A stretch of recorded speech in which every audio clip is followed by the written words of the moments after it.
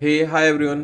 Good morning and welcome to our live show. Sarji, Badsha, Bridget, Cube Gift, Mercedes, welcome. Good to see you all. Thank you so much for joining.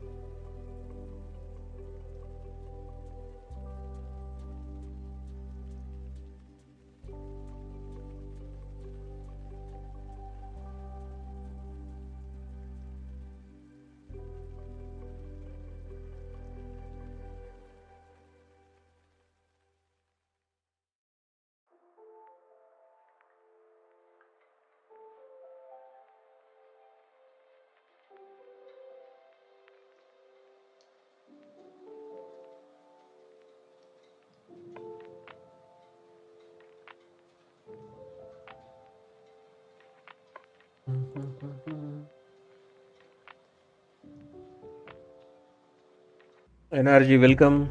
Blaze, Faith, good to see you all. Thanks for joining. Just getting my screens ready, guys.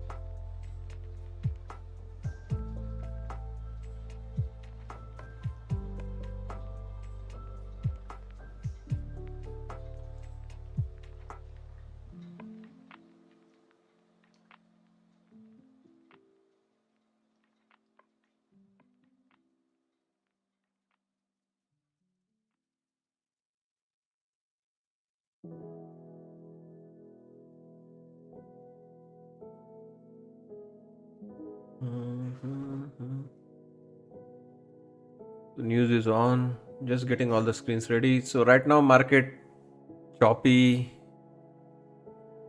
still sideways, right? Bear flag after that drop. But we have FOMC today, guys. So things can change after the FOMC quickly.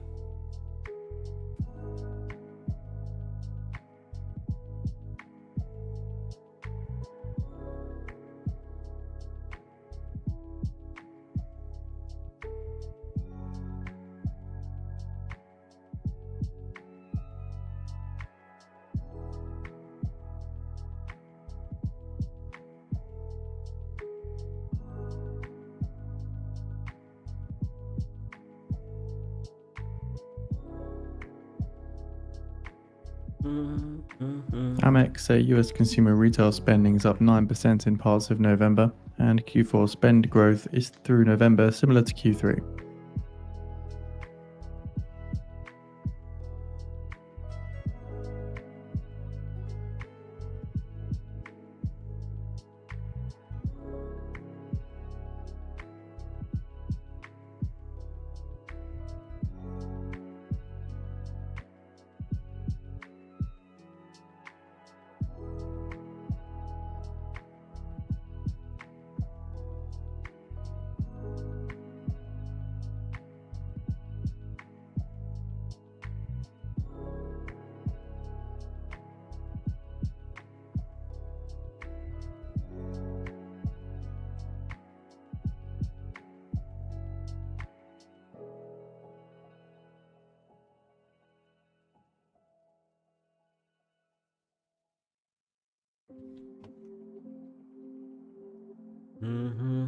Yeah, bearish pressure as of now.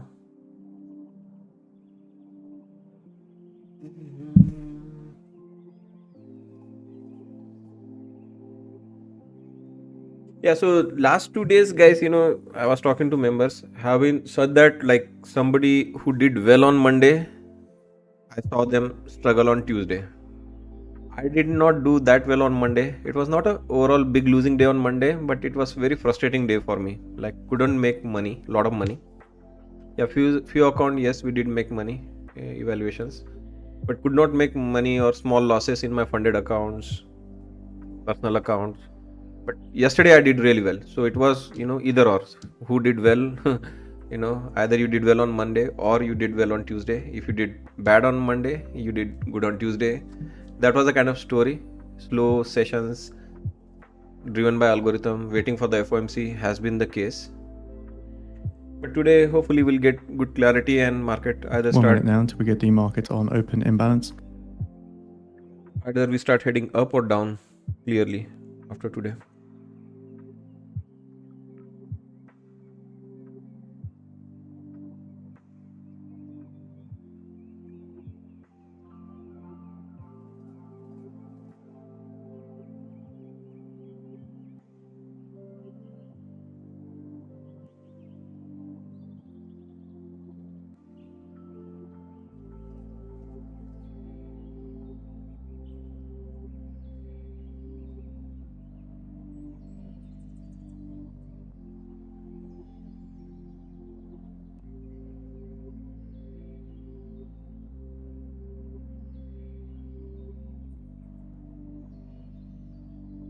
Ten seconds.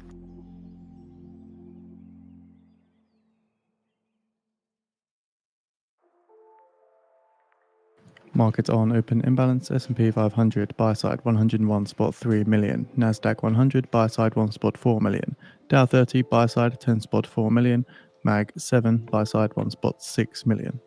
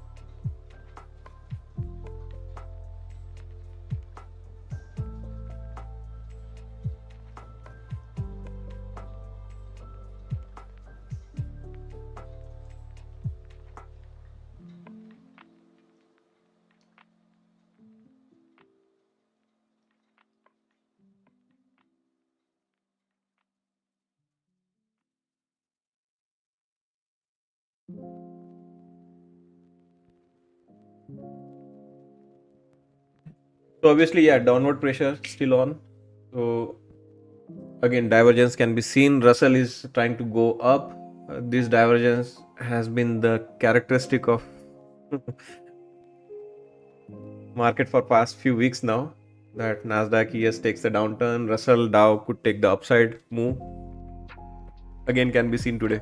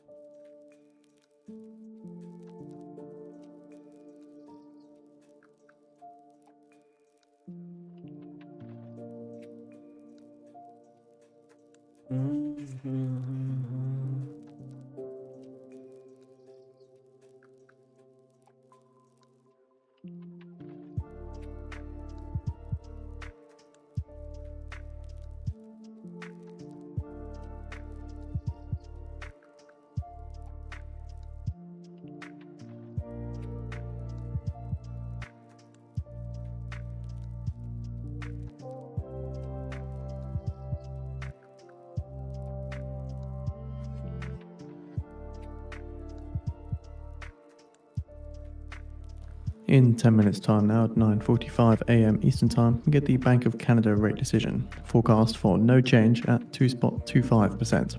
We also get the Bank of Canada rate statement.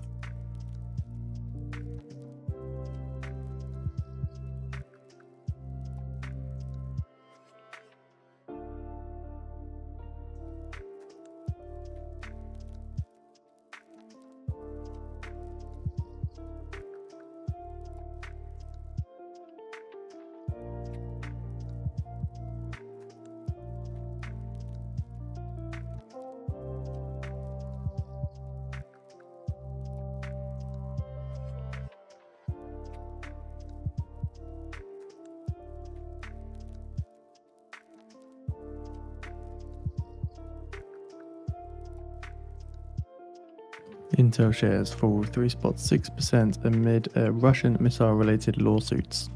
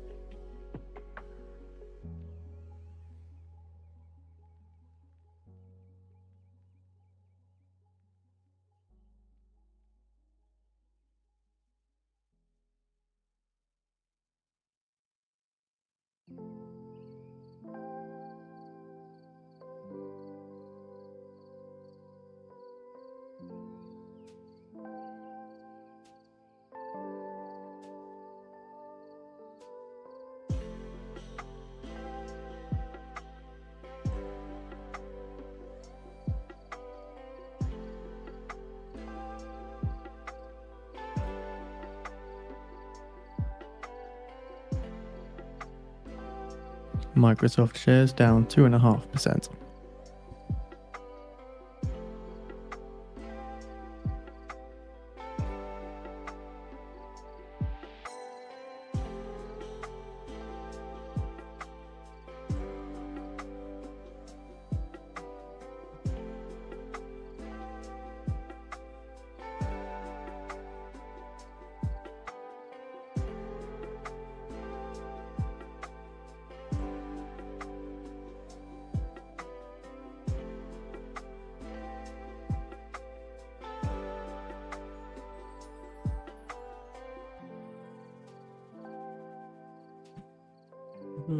So yeah, we got the reaction. So far, kind of a double bottom here with this lows or triple bottom. But yeah, that was just the reactionary bounce. I'm not sure yet that we are ready to go back up, at least crack above the VWAP. I'm not sure. We just heard, right, Microsoft taking a hit. So in 5 minutes time now at 9:45 a.m. Eastern Time, we get the Bank of Canada rate decision. The forecast is for no change from the prior 2.25%, and with this we get the Bank of Canada rate statement.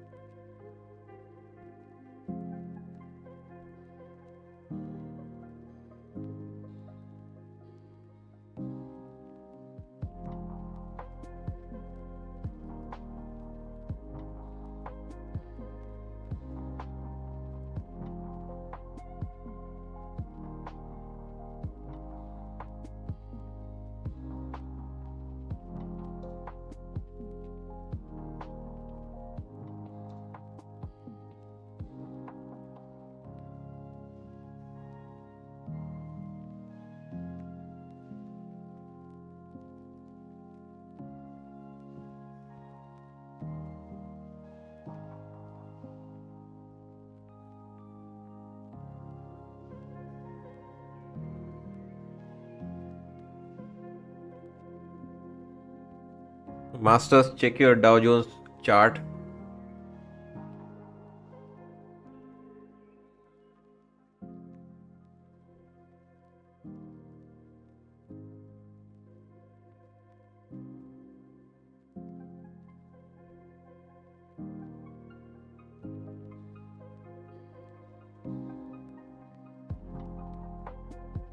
China are to accelerate approval of overseas drugs that are urgently needed.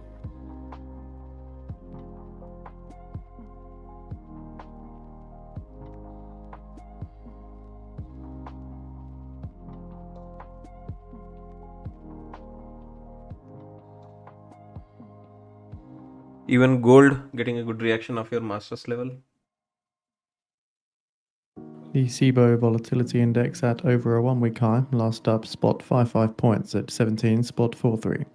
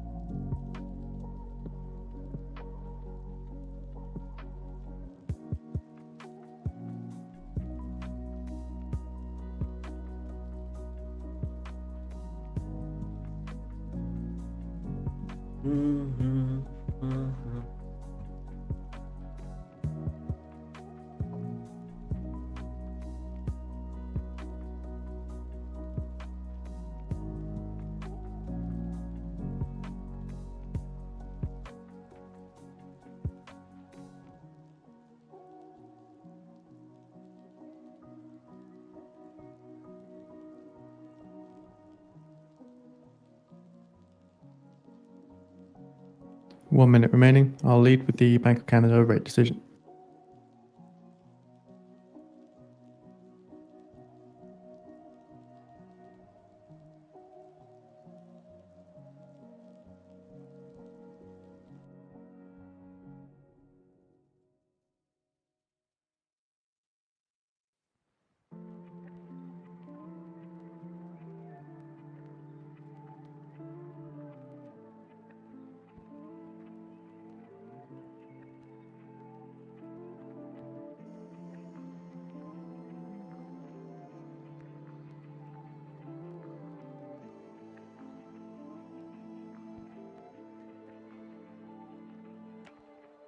Ten seconds.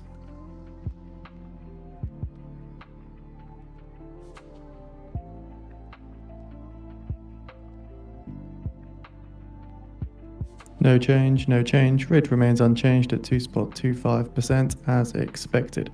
So seeing comments from Bank of Canada here. They say Q4 GDP growth likely to be weak. Final domestic demand will grow in Q4, but will be offset by a decline in net exports. Canadian labour market showing some signs of improvement.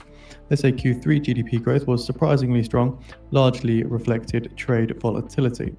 Canadian economy is proving resilient overall despite US tariffs, according to Bank of Canada's Governor Macklem.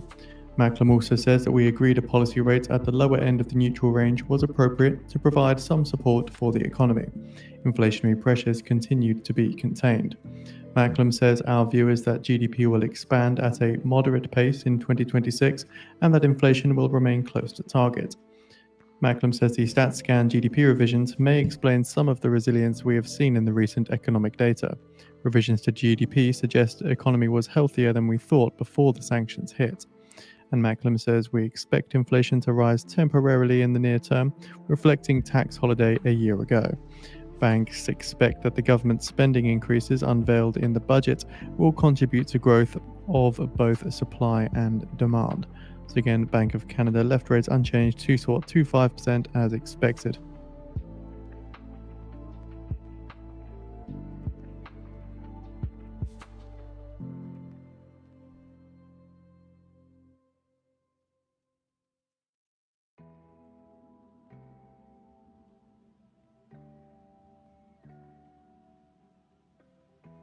We have posted the Bank of Canada rate statement on the feed for those interested.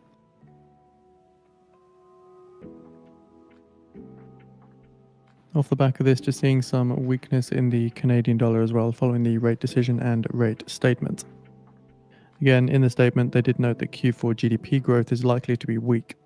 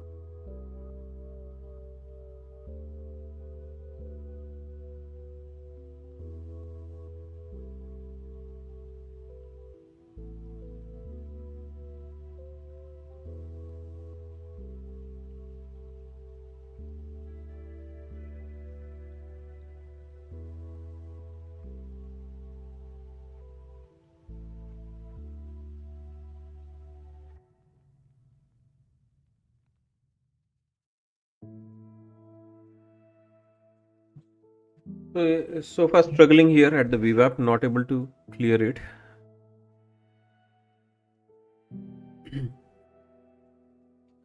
But it is also not rejecting it. So this is actually a sign of strength that we are starting to consolidate at the VWAP.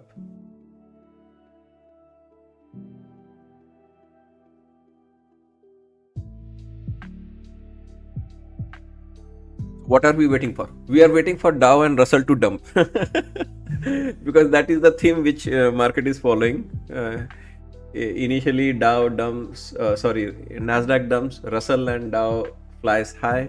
At some point, Russell and Dow dumps, and that point Nasdaq flies high. So yeah, right now consolidation at VWAP.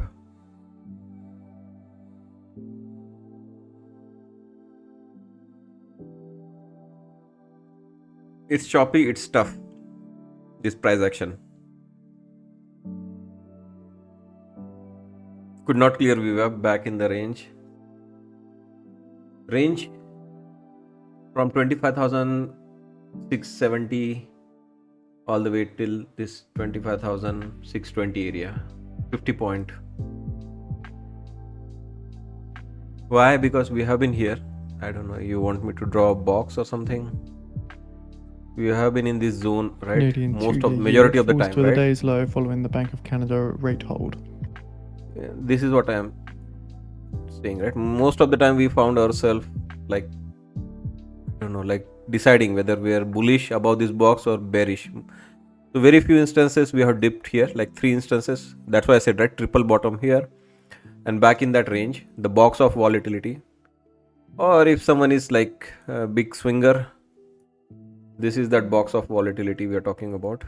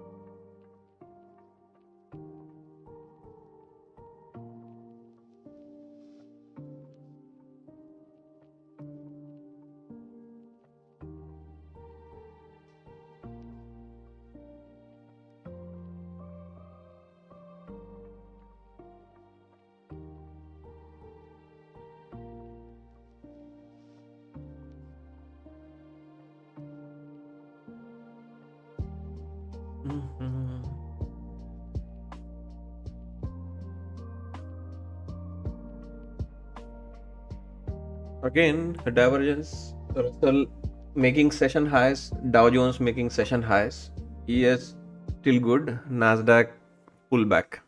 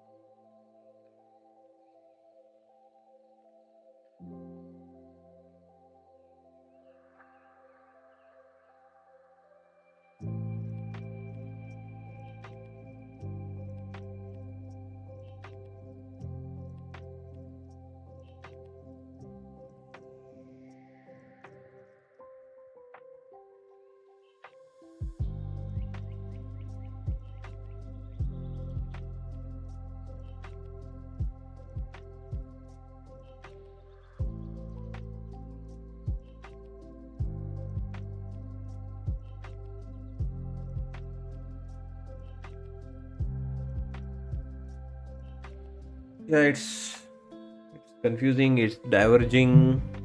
It's Nasdaq no doubt has bearish pressure. But yeah, completely opposite picture when I look at ES, Russell, Dow Jones looking really good actually. So either all those three are going to catch up with Nasdaq on the downside, or Nasdaq will catch up with them on the upside.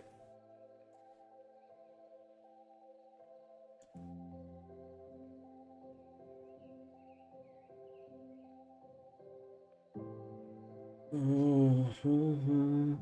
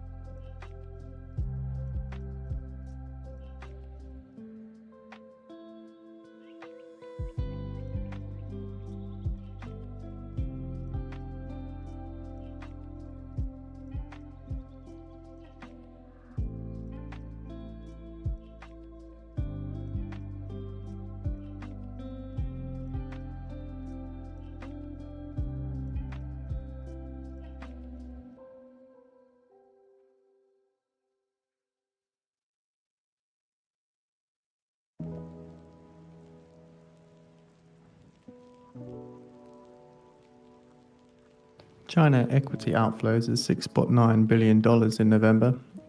Emerging market ex-China at $12.1 billion outflow. That was the largest since April.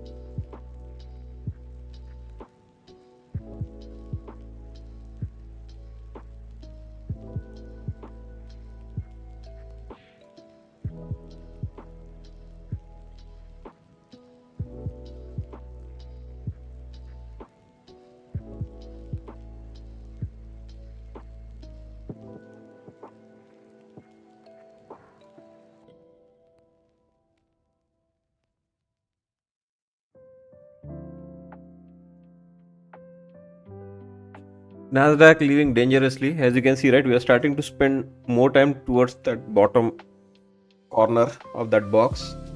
Most likely we are going to break below it. We got to clear this area, right, that bottom right hand corner. We got to be at the top hand right corner of that box more.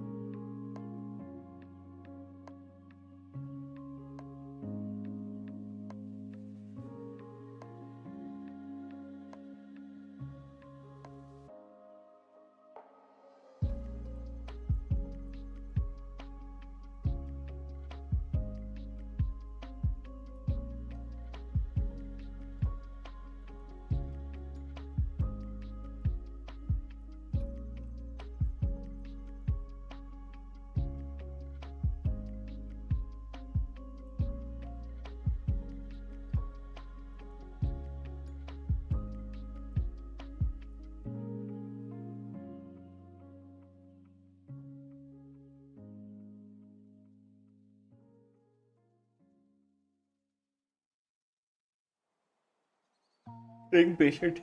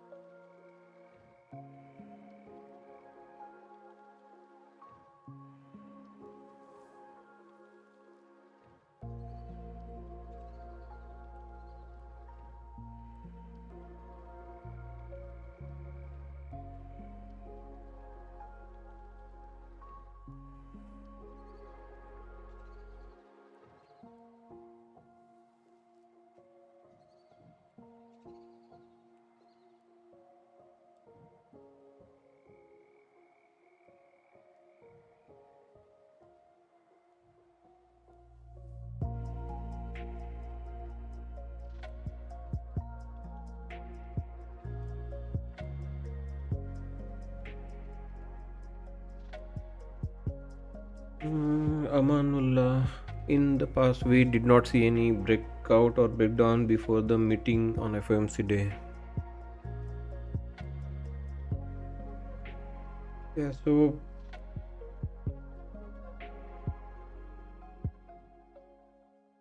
yeah, good. But we are here in a very sensitive area, as I mentioned, right? More you knock at certain zone, eventually you break past it. Just being careful here. I mean, ideally, if markets are not going to break out, they would go back to the top end of that box at least. I think that is what I see also happening, using this box range until FOMC or the press conference happens, and then eventually break out of this box. You need to see some strength in the tech.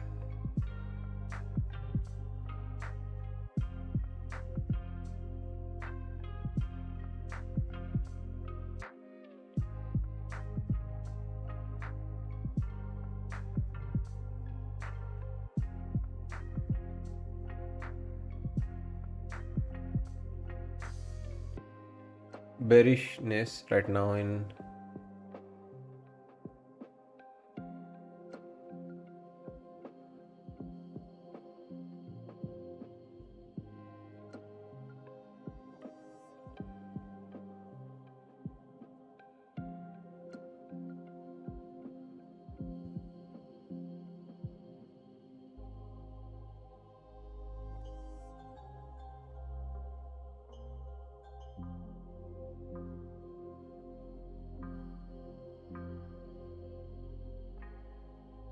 yeah, so little bearishness right now in the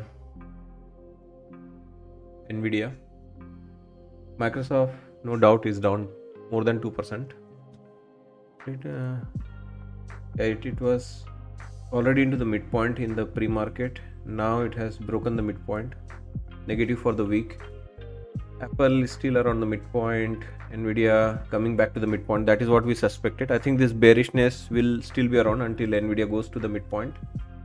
Right now Nvidia is at 184. We are talking about 182.41 target for Nvidia, $2.40 below. Google is good today. Amazon is green. Meta has just now hit our lower edge of the expected move. It is sitting right at our lower edge of the expected move, down 0.9%. Tesla is flat today. Tesla still could have more upside, 455 target. Right now it is at 445. And Broadcom is positive. It has earnings tomorrow, Broadcom, after the market close, and Broadcom reports earning. It is right now down 1%. Overall positive for the week. So you can see, right, mixed bag in the tech. That is the reason why Nasdaq is struggling. You don't have all the tech agreeing it is up, all the tech agreeing it is down. Some strong, some weak, some flat. Hence the result index is at least not moved, right? For past few sessions you can see, right, we find ourselves mostly in this area, which is like in middle of this box.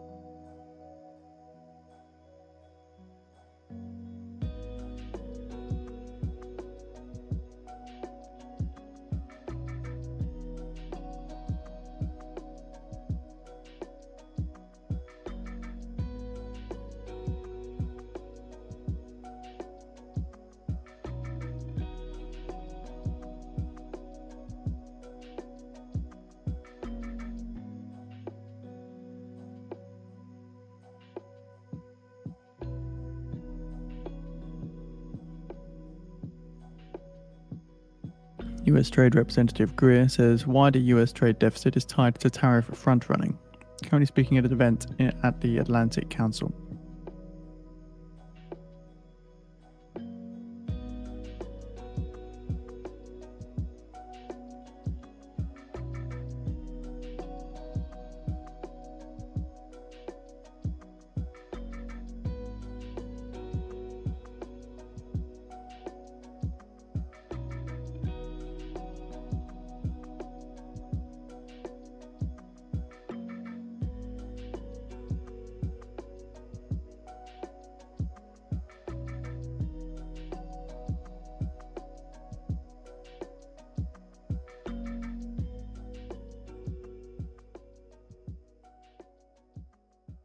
AFP citing Elysee says France's President Macron, UK's PM Starmer, and Germany Chancellor Merz spoke with Trump.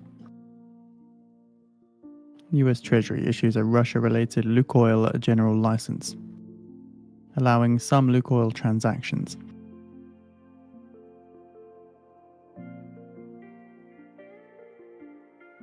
We have got a live video for Greer on the feed for those interested, where USTR's Greer says economic data tied to trade are moving in the right direction.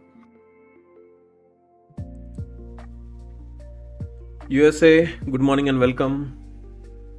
Coach, are you trading FOMC? Yeah, we'll be live for FOMC.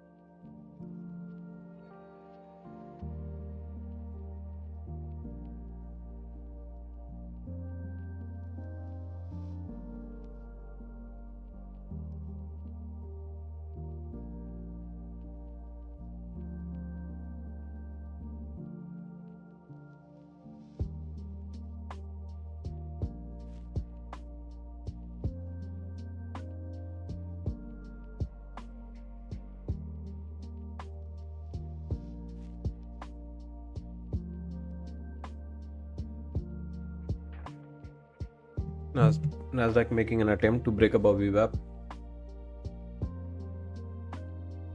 In 10 minutes' time now, at the bottom of the hour, we get the Bank of Canada press conference with Governor Macklem.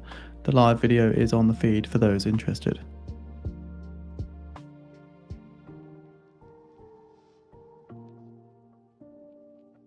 US Trade Representative Greer says we need to look at non-autos rules of the origin in the USMCA.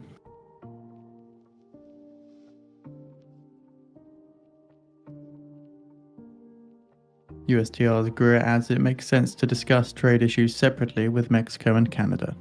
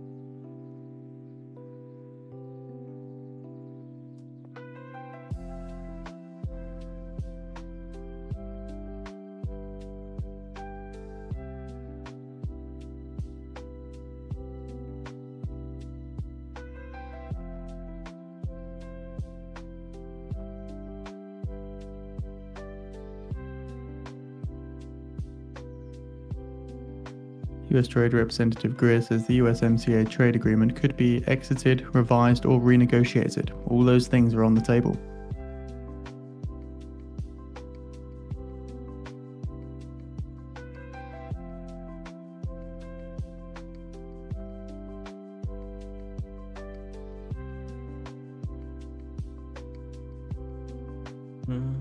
Dow Jones making new session highs.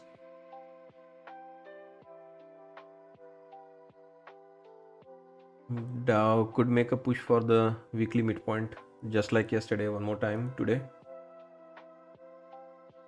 Russell is above midpoint. ES trying to make... ES never went back to the midpoint after Sunday night drop or Monday morning drop. Nasdaq can get back to the midpoint. 30, 100 points or 80 points at least from current levels, which is basically top end of this box. So also keep in mind at the bottom of the hour, get the weekly EIA inventories numbers. Crude oil inventories forecast is a draw of 1.3 million on the prior build of 0.574 million. The range sees a build of 4.928 million to a draw of 2 million. Gasoline inventories forecast a build of 2.043 million on the prior build of 4.518 million.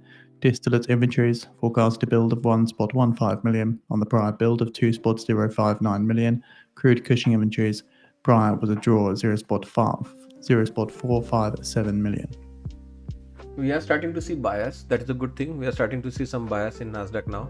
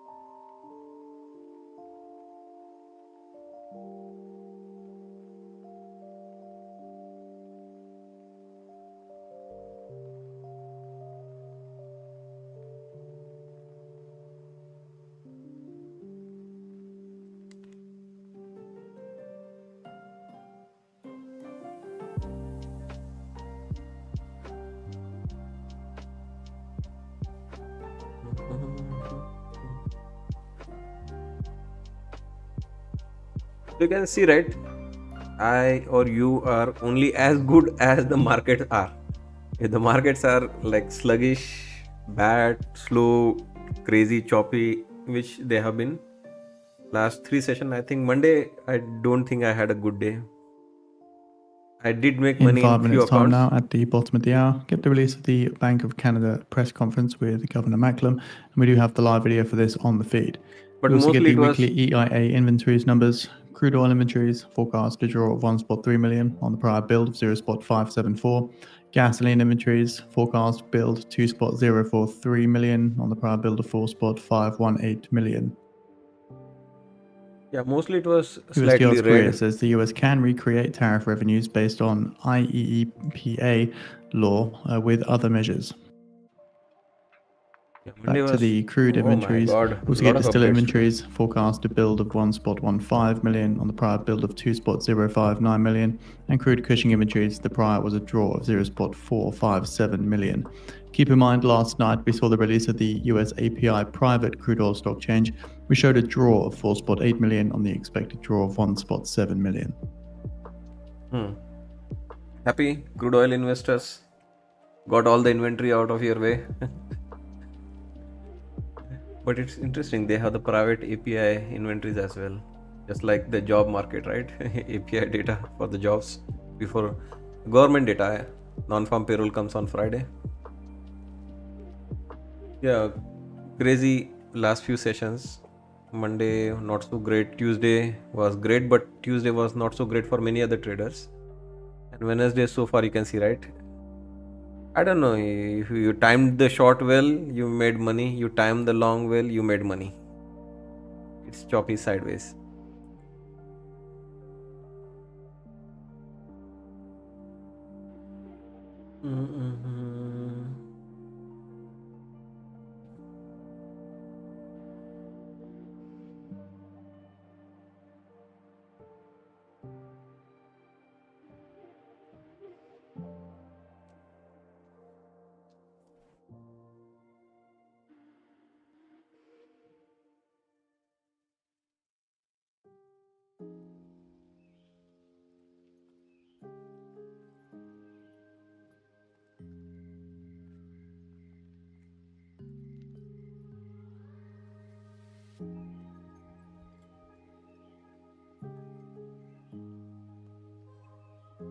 So Nvidia coming into the opening low.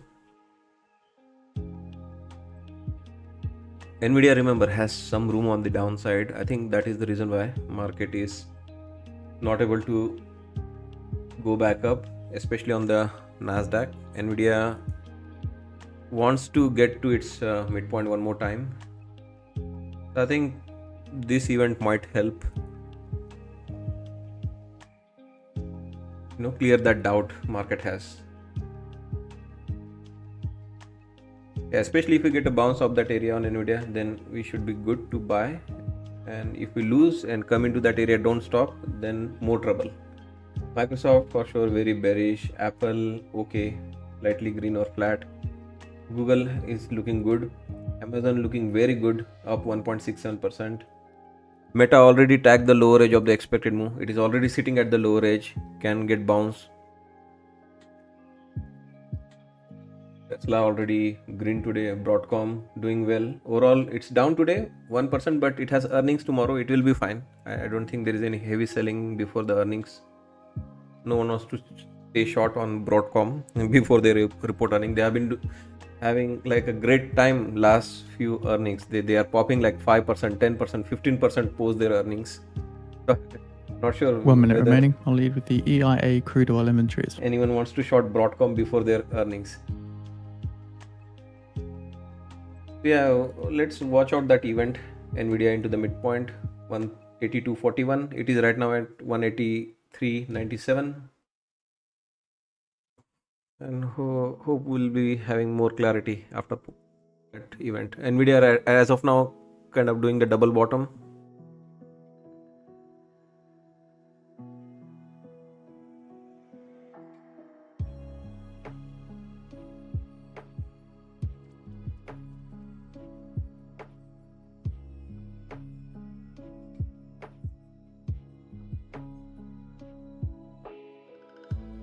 Ten seconds.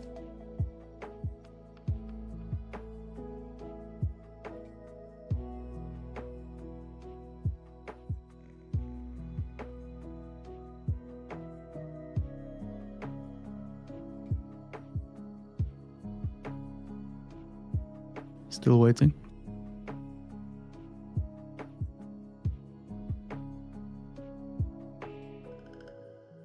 Keep in mind the Bank of Canada press conference has started as well. Again, the live video is on the feed.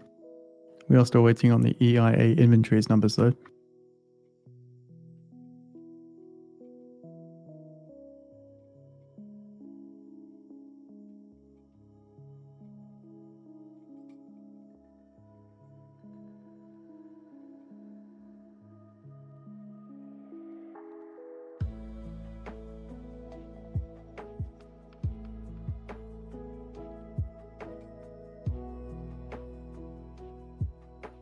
The US EIA does not publish the weekly petroleum status report on time for the second week in a row here, again as we are still awaiting the numbers.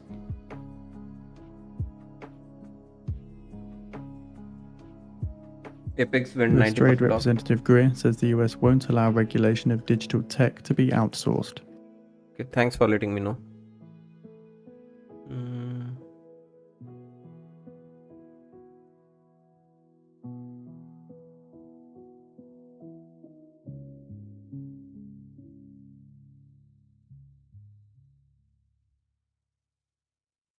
Okay, Christmas came early at Apex. Okay. 90% off first month, 50% off recurring month, lifetime PA fees, Crude oil Christmas inventory is a special. draw of 1.812 million. That's a draw of 1.812 million, which is deeper than the expected draw of 1.3 million. Gasoline inventory is a build of 6.397 million. That's a build of 6.397 million, higher than the expected build of 2.043 million. Distillate inventory is a build of 2.502 million. That's a build of 2.502 million, higher than the expected build of 1.15 million. And crude Cushing inventory saw a build of 0.308 million. That's a build of 0.308 million.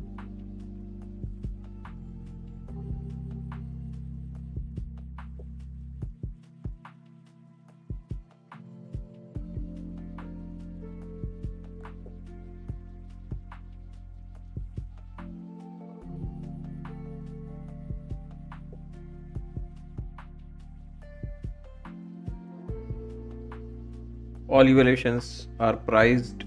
We have posted the weekly EIA petroleum status 96. report on the feed for those interested. So all the evaluations are now priced at $196, and 90% off means only $19, guys. No matter what account you purchase, it is going to be 19 bucks. This is crazy. And the lifetime PA activation fees for 25k, 50k and 100k is $65. So all in $84 for the smaller account up to 100k, 25k, 50k, 100k, all in up till the time you get funded, you pay only 84 bucks. For the evaluation, you are only paying 19 bucks. And 150k, 250k and 300k account, you pay activation fee of $125. USTR's Greer says future legislation on tariffs would make sense. So all in price of smaller account is 84 bucks, 25, 50k and 100k account, and bigger account 150k, 200k and 300k are priced at $144 all in. But good part is evaluation, you are just paying $19. Resets at $60, 1 day to pass, no consistency rule in evaluation, up to 20 PA account per household.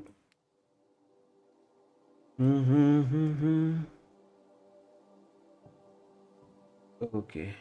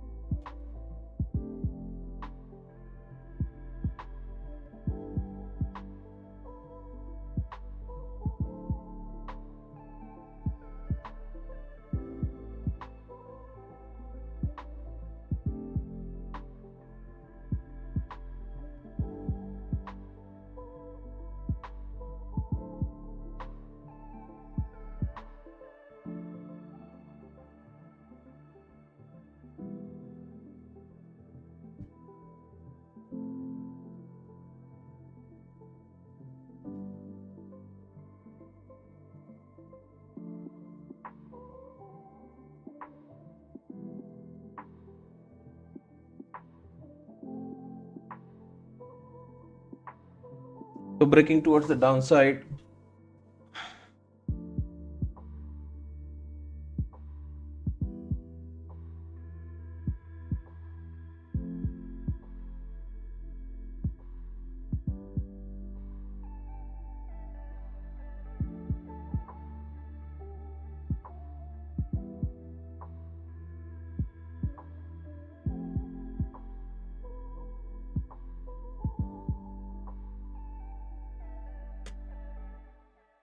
Here's the deal in the chat, guys. I'll pin it.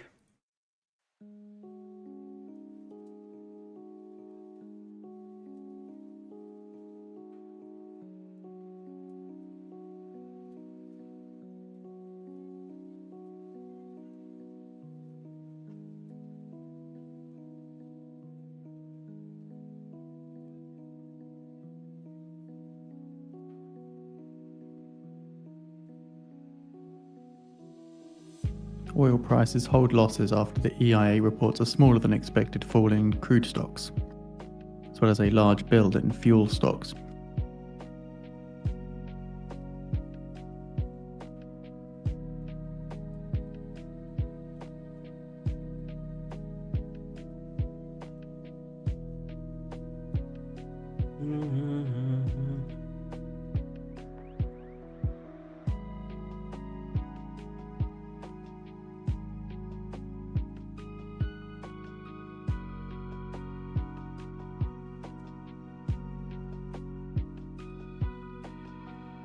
I told you, right? Nvidia trying to come into that area. It will clear the mind.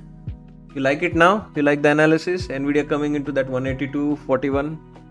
Told you, right? It will not be like, my mind will not be clear until Nvidia does this. And if it holds, then yes, it is done deal that bottom could be in. But if we don't hold that Nvidia midpoint, then oh my god, that's where the real selling will begin. This is was expected, that box of volatility, spending more time here in the right hand bottom corner, more likelihood that we break that box towards the downside. We have the catalyst of Nvidia there.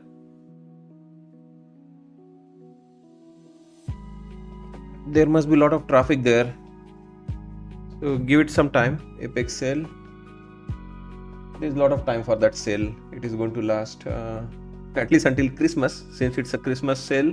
Yeah, oh my god, ends December 16th. Not so nice, right? You want the Christmas sale to last until Christmas.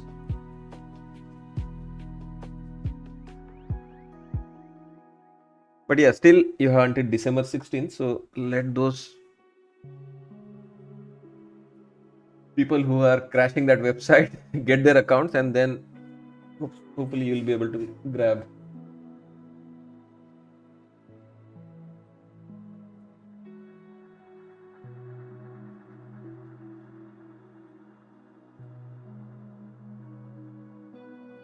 USTR's Greer says the US goal with China is more balanced and managed trade.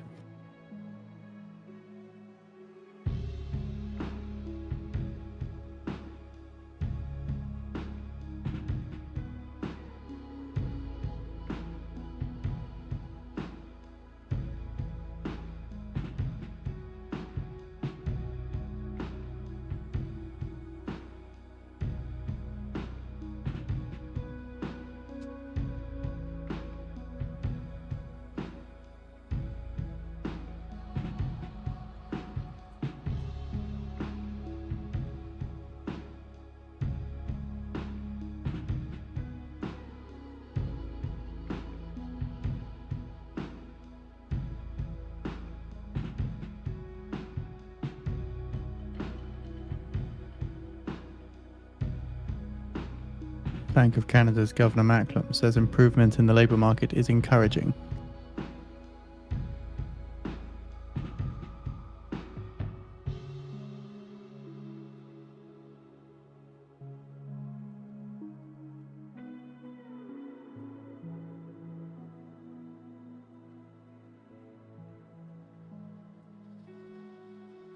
USGR's Greer says Trump is focused on constructive ties with China.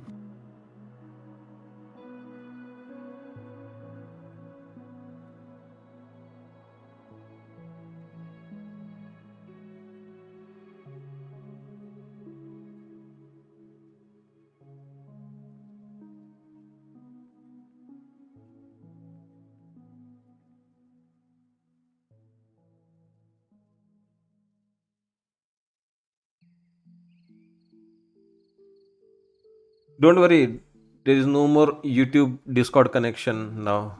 Discord is open for everyone. There is no YouTube sync needed. All the members Bank of only Canada's update. Governor Macklem says businesses are cautious about hiring and investment plans. All the members only update are shared via YouTube post tab only.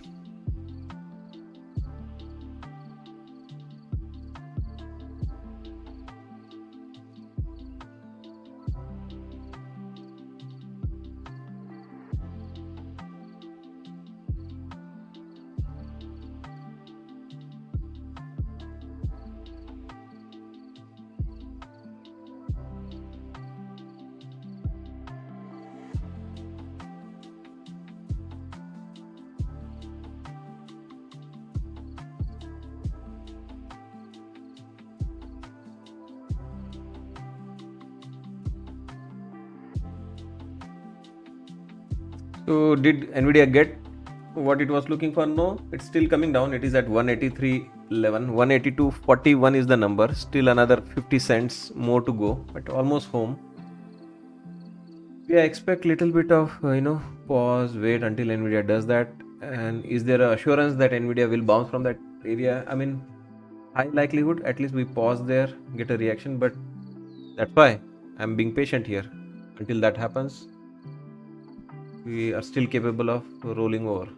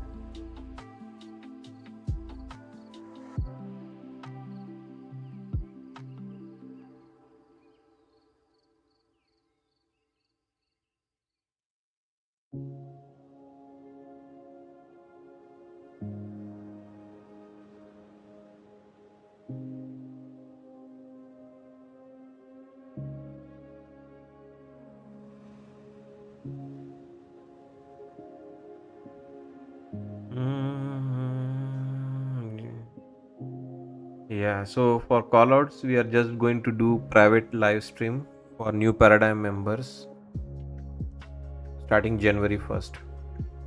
Right now in December, you are not going to get a lot of market movement. Today could be the last day of volatility for the FOMC. After that, markets are going to be completely dead. So that's what we are planning to do. January 1st, we'll have only one pre-market show starting at 8:30 until 9:30, 1 hour, only with the new paradigm members. Swing trades, options trade, they are already posted, started to get posted via YouTube post tab. And 1 hour of market Bank of open Canada's with Governor new Macklem paradigm. says recent jobs data hasn't changed the Bank of Canada's economic outlook. So 8:30 to 9:30 pre-market show, 9:30 to 10:30 market open with new paradigm, and 10:30 onwards we'll keep it open for everyone. That is the plan.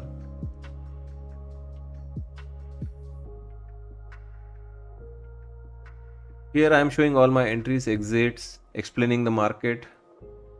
So should not be a problem to know what I'm planning to do with this market. Right now, since the open, it's 1.5 hours. I have been talking about. I drew this box. I told you, right? I'm not happy. I am seeing box being utilized more towards the downside, and that's why we have been very careful not getting overly hyped by some of these green candles to go long. Patiently waited for Nvidia to come into the midpoint. Nvidia still, as we speak, about to go tag the weekly midpoint. Once it tags, we'll see what is the reaction, and might try to get a long after that.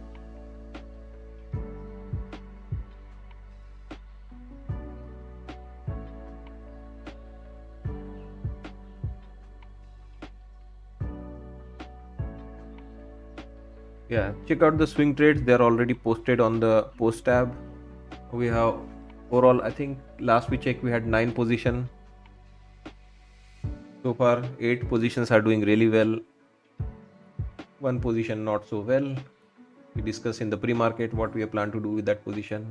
But yeah, overall going well. More to come in that group. I try to clear my schedule for you guys. New paradigm only. We this year Bank of completed Canada's members. Governor Macklem says the impact of the federal budget will depend on the speed and effectiveness of the execution. First of all, we perfected our members, experts, and masters levels, and those discussions, those strategies. They are documented. There are educational videos created for members, experts, and masters. And now onwards, it's only going to be new paradigm for the pre-market discussion, all the strategies, all the educational videos.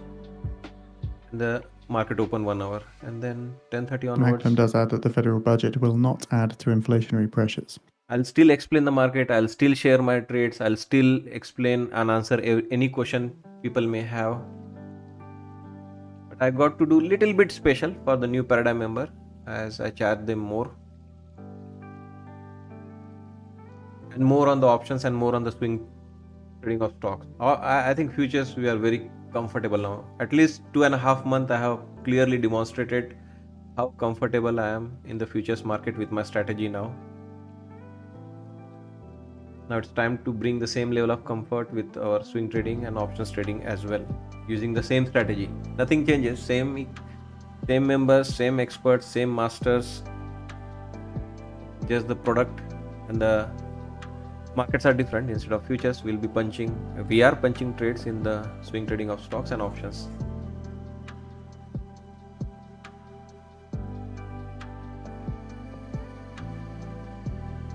Bank of Canada's Governor Macklem says the markets can count on us taking decisions one at a time.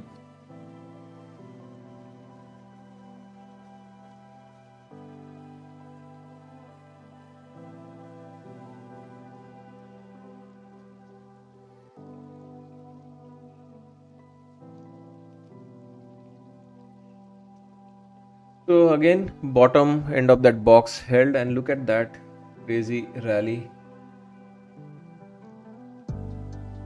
New paradigm members should be very proud so far. Every chart they have. Bank of Oh my Canada's goodness. Governor Macklem declines to comment on the markets pricing in full 2026 rate hikes.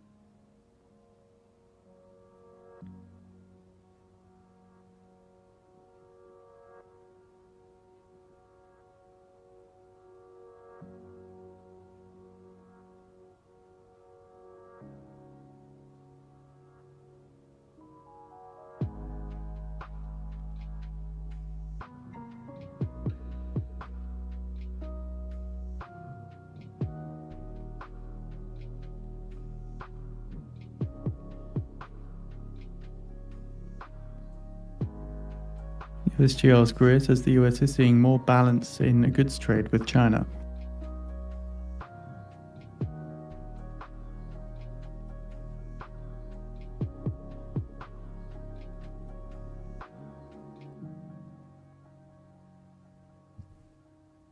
Look at those candles. Those are like 20-30 pointers. Mm-hmm.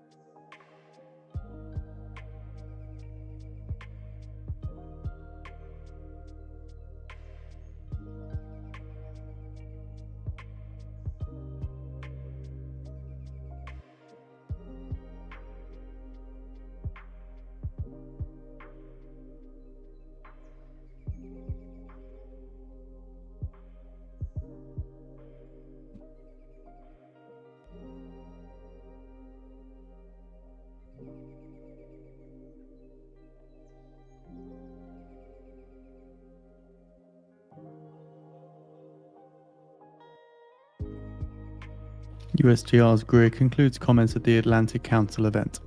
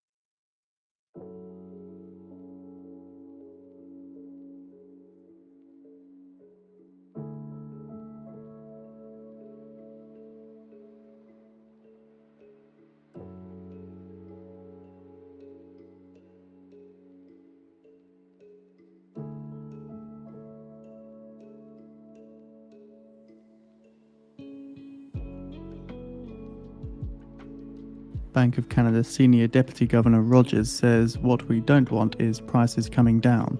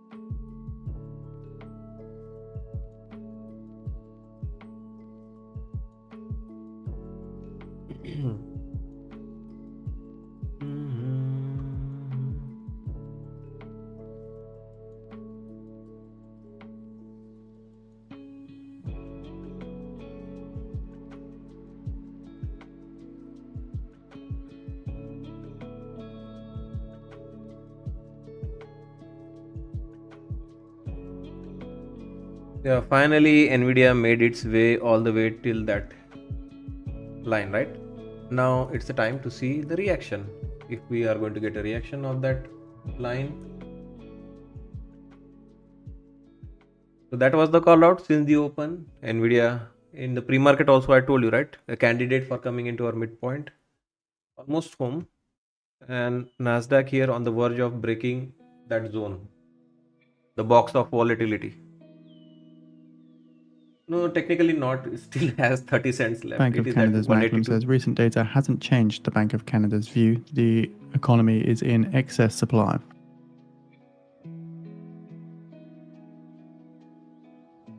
little bit of FOMO here now for me.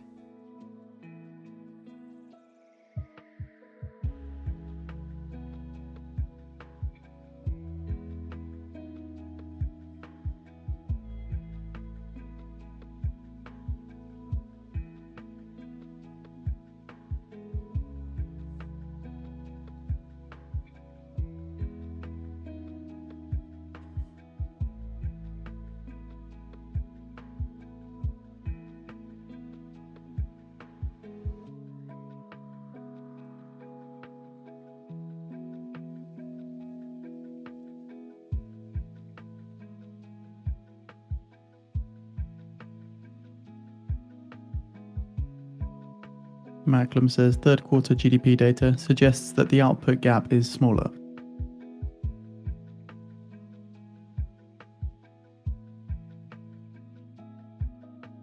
The Nasdaq extends decline, last down 0.4%.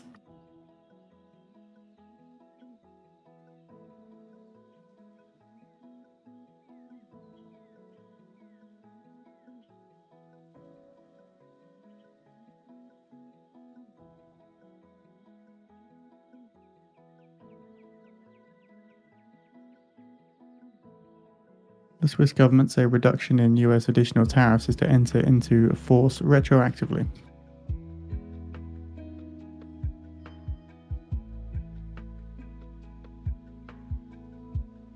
The Swiss government said the US is applying a tariff ceiling of 15% on imports from Switzerland.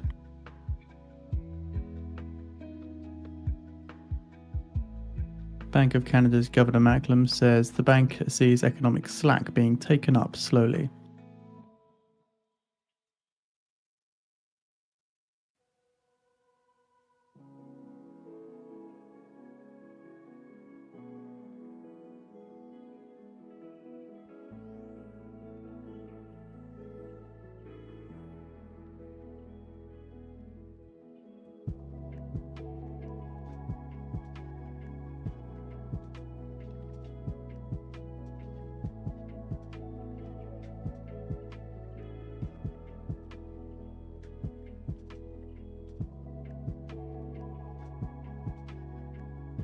Swiss government says that with the US tariff ceiling of 15%, trade-weighted US tariffs on Swiss products will fall by around 10% on average. And existing exemptions on additional tariffs for pharma, some chemicals, gold, and coffee remain in place.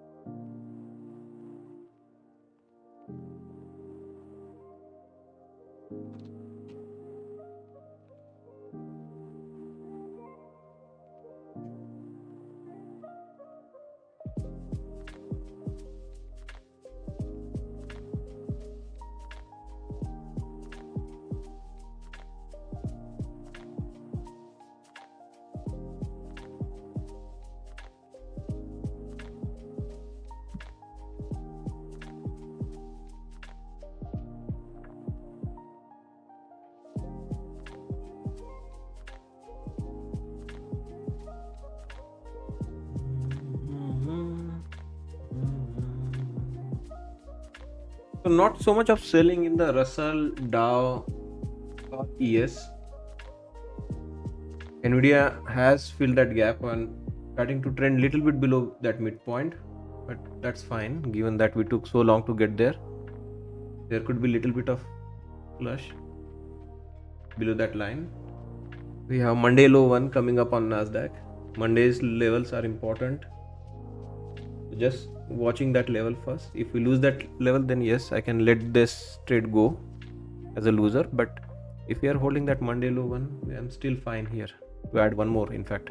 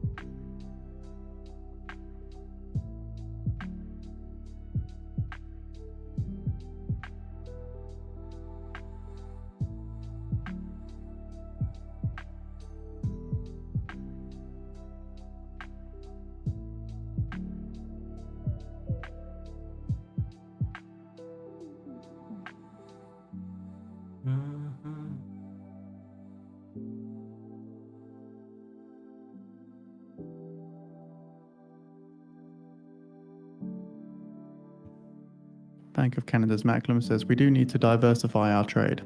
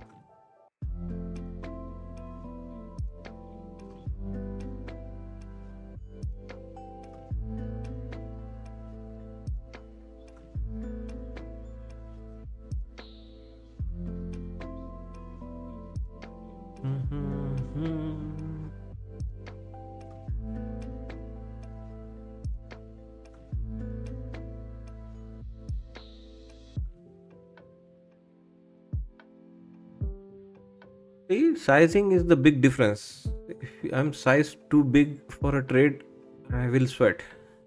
I know the volatility is going to be high, especially when you come towards the lower end of that box or break that box. If I'm sized correctly, then you can navigate volatility without any issues. 20, 30, 40 points easy drawdown possible in this kind of volatility. So far that looks like the case. Nvidia coming into that weekly midpoint. It is right now still hugging that line. It's not above that area. It's still sitting around that area. Rejection this could be very disastrous. I'm just going to monitor it, see if Nvidia wants to, start going back up from this point.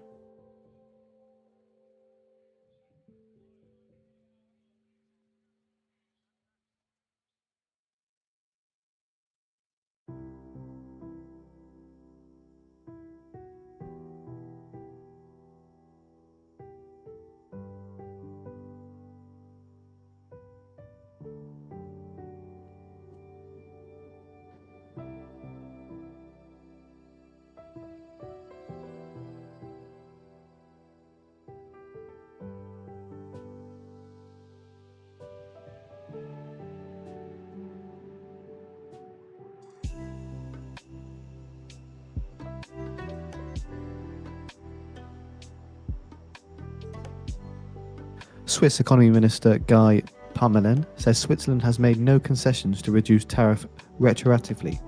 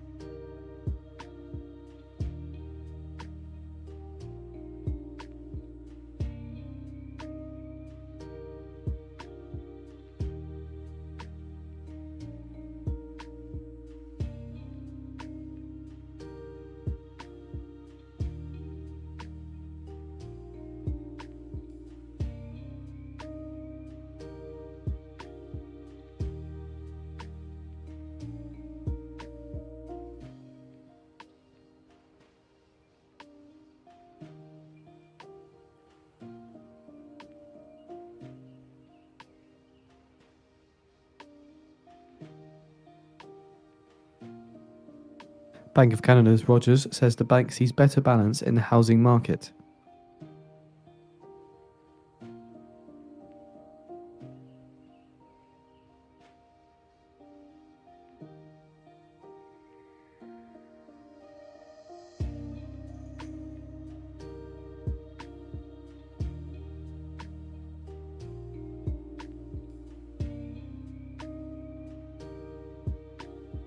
Bank of Canada's Rogers says we don't expect another surge in house prices.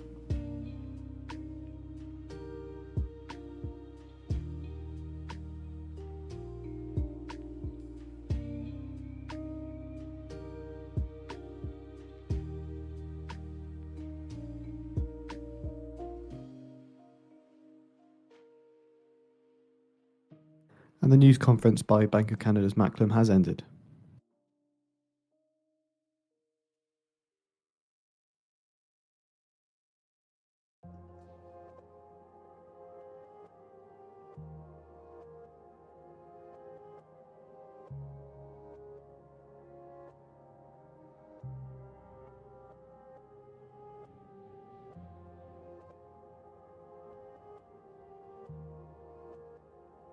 Bank of Canada Rogers says I expect continued correction in higher priced markets.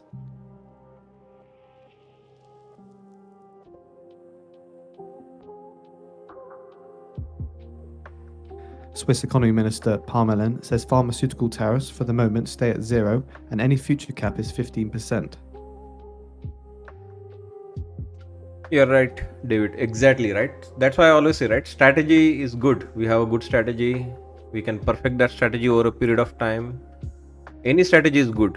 And if you keep using the same strategy, you will discover all the nuances around that strategy, around different market cycles. That is secondary. First thing is the risk management. If you are trading the right size for your account, which is capable of, at least if you are trading Nasdaq, capable of taking 40-50 point fluctuation, then you are sized correctly. Yeah, if the trade is going beyond 50 points, then definitely you got it wrong. But in the volatility, 10-40 points is easy, right? Should be able to stomach that kind of volatility, and then it's now just about trailing, maximizing your profit.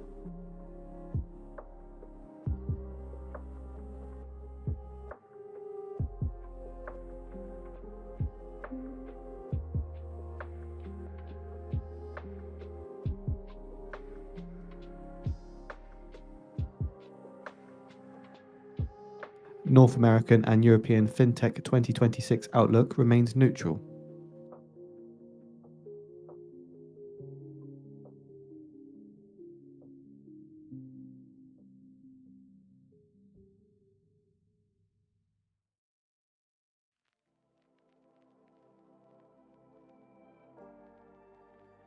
So just to reiterate, according to Fitch Ratings, North American and European FinTech 2026 outlook remains neutral.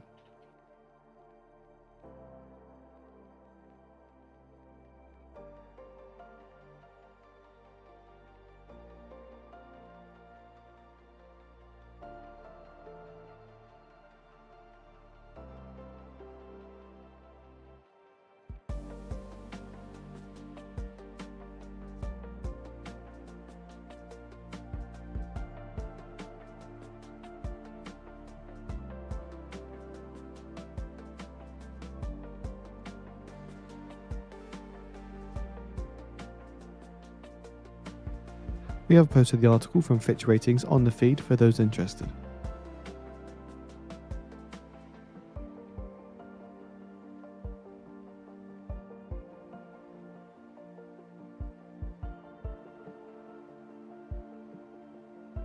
According to Fitch Ratings, global autos outlook deteriorating on weak macro and trade risks.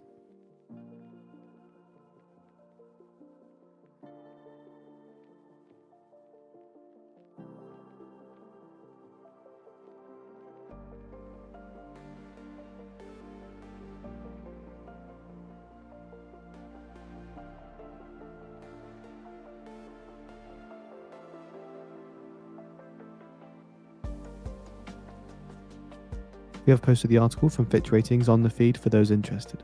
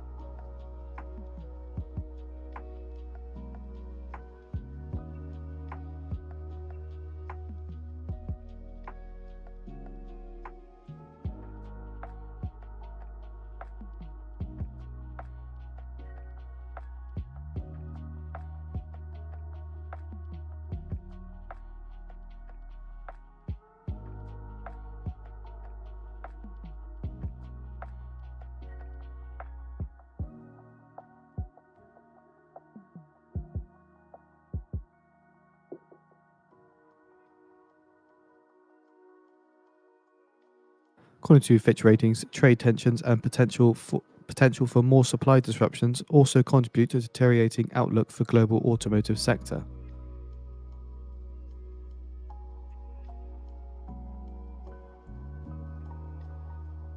According to a Swiss official, saying we will talk to the US about medicinal products, robotics, and other items to prevent tariffs.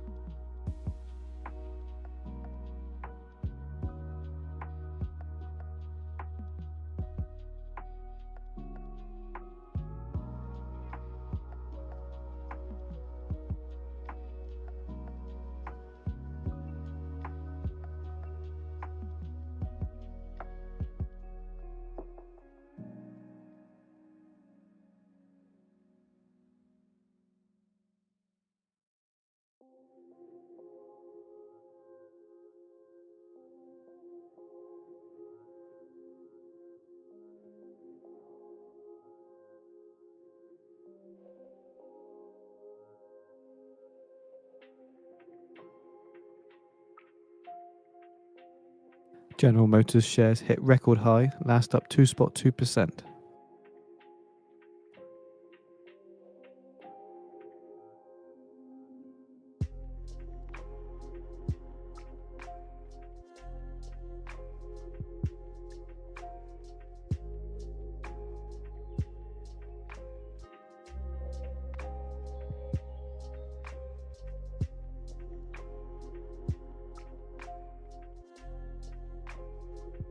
Dow Jones is perfection today, guys. Masters, you should be very proud of Dow Jones chart today.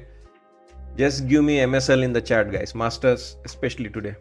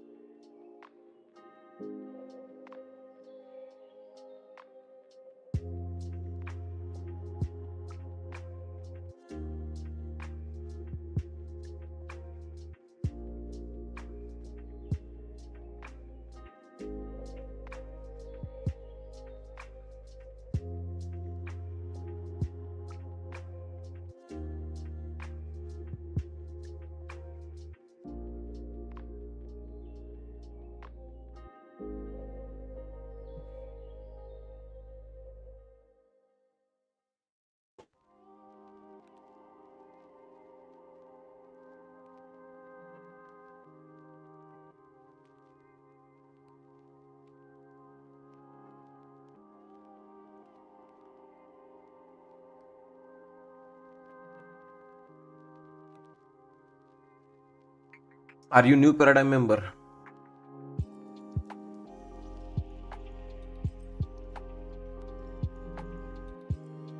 Trade C22.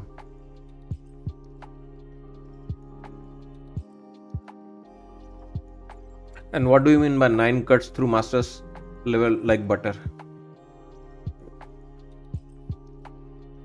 So remember, guys, if you are challenging, you better come up with some good, reasoning. Else just keep quiet. 25, 6, 10 level. Yeah, but right, how long we have been using that level.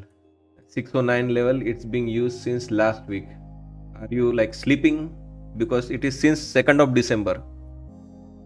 So you are saying that market should be stagnant, like, stuck in like, like in a cement or something. It is going to move around. So 609, if you remember, that is the level. One person became a real big fan of me. He's not a member. 609 has been there and has been utilized since 2nd of December. Today is 10th of December.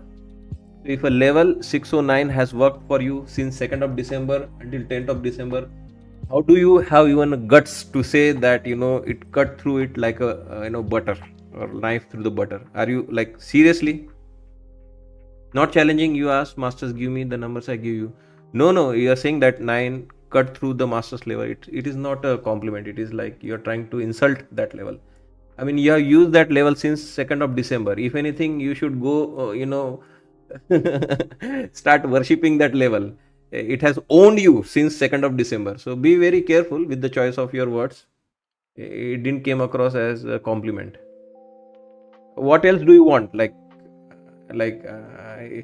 Nasdaq, which is a $26,000 product, and a level has served you for last since 2nd of December. Now it is like 10th of December.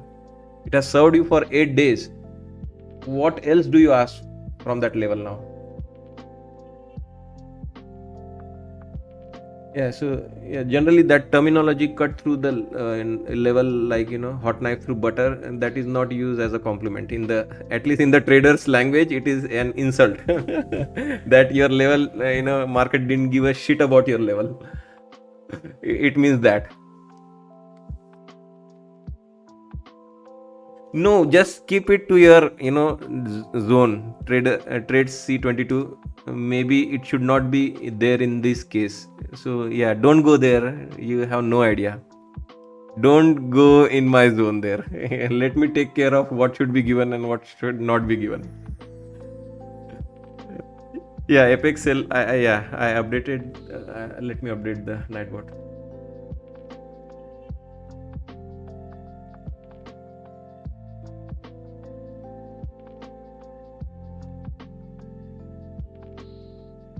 Anyway, guys, the choice is yours, right? If you have any issues, don't use it.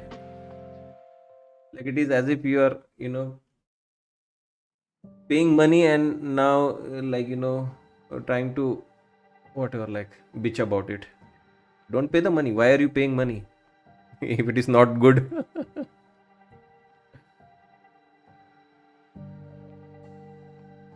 Anyway.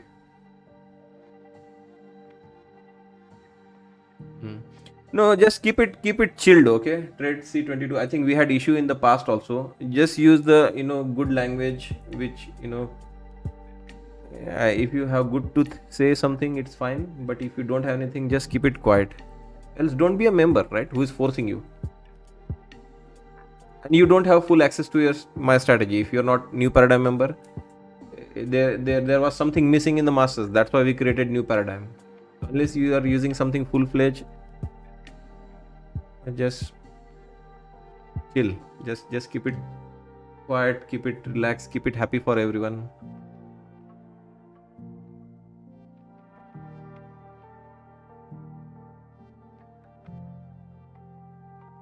Come on, man. I mean, as if like you have bought me by paying money. I don't give a fuck about anyone.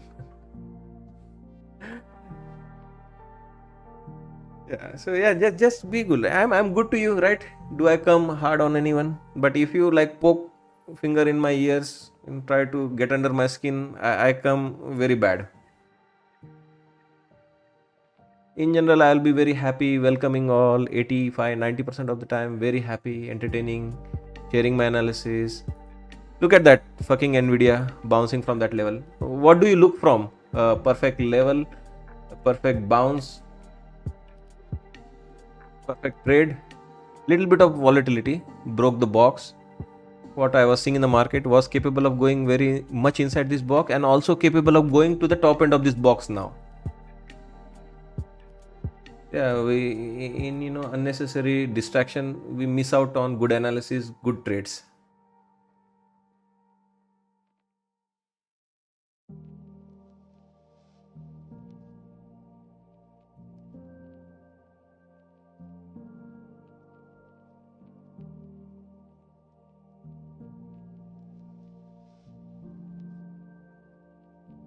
And understand, I give the level like days in advance, right?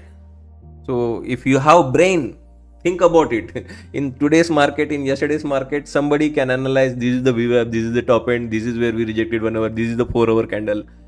Hey, 10 days ago, I give the number and they work like this kind of perfection. Did you check out the Dow? Look at the Dow. Where is the bottom today on the Dow?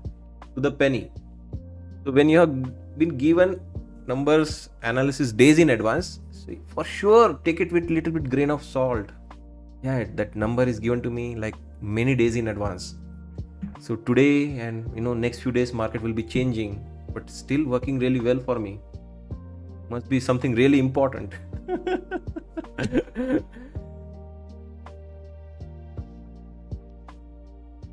Yeah, so it is, nothing is perfect. Trade 22, nothing is perfect. Okay, always there will be some element of. I also left element of doubt here, right? I took a small drawdown here. I was down like 25 points, but for that 25 points drawdown, I made more than 50 points in one trade, right? So in the volatility, you have to give a wiggle room, and if you are going against a solid downtrend, I mean, you should be using the same level to short. I mean, I have explained you on many occasions. Like in a strong downtrend or uptrend, the same level which you are trying to use as a reversal point, you should use it as a continuation point to go down, or continuation point now that the trend is trying to reverse. You should use the same level as a continuation point for up. I mean, that is the basic, week one trader thing. Follow the trend.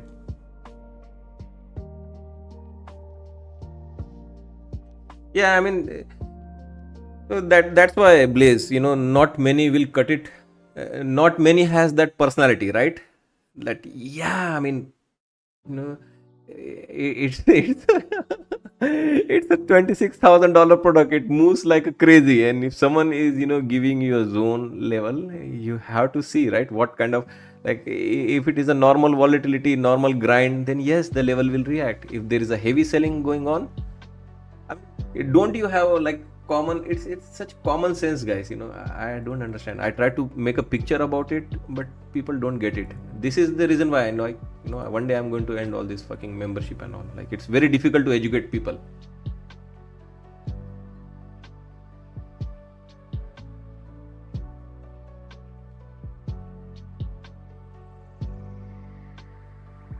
So people, the problem with masters, they work on normal volatility really well.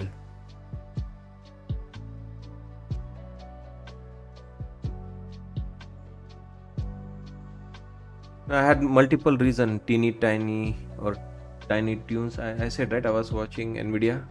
It also held at the same time and was reversing at the same time. And yeah, there were many other market, like I showed the Dow Jones, right? It was also reversing. It already started to reverse. So there were many other confluences we were watching for the reversal. Masters, people think like that's the holy grail, right? They will draw master. Some people are so disrespectful. They just say that expert level, I don't care. I will not mark it. I'll just mark masters level. What they don't understand is masters level. It is supposed to give you range bound trading, right? Range bound trading.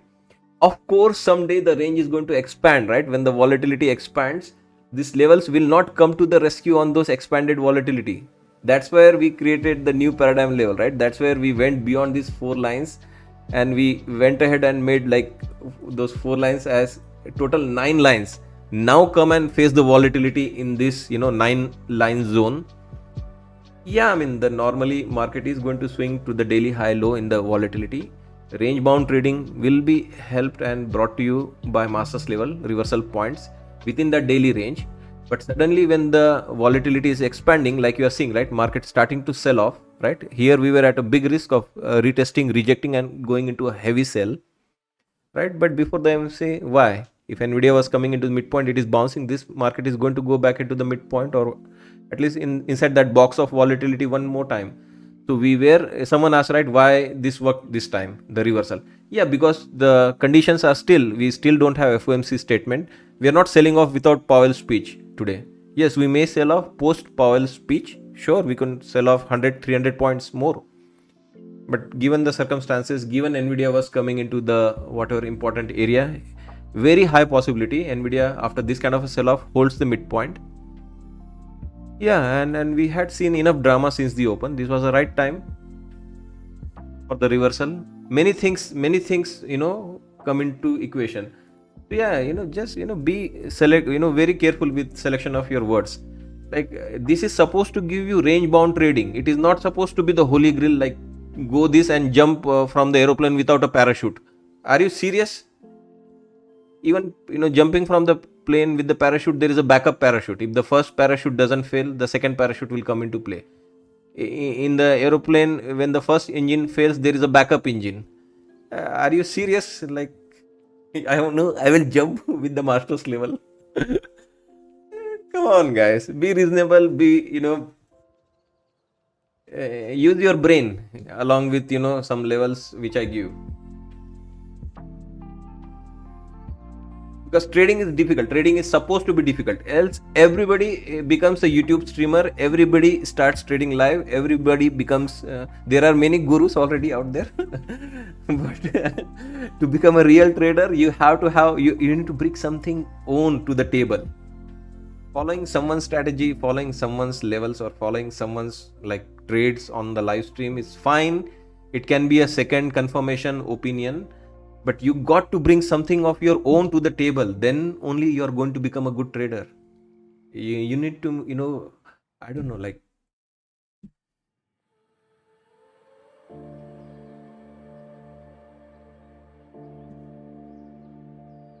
yeah, most of the time you'll be fine. That's why I said, right, we were fine with the master's level for, I mean, to be honest, if I delete new paradigm group, you'll be fine with the master's level. It's just that we have noticed, right, the losses I was taking on few occasions where only when we are suddenly breaking out of that range, right, that yes, market has priced in like for week we are supposed to move this much, right? To move this much, we'll use our daily range, right? For week to go to here, it will use your daily range 1 or 2, daily range 1 or 2 to climb down into that area.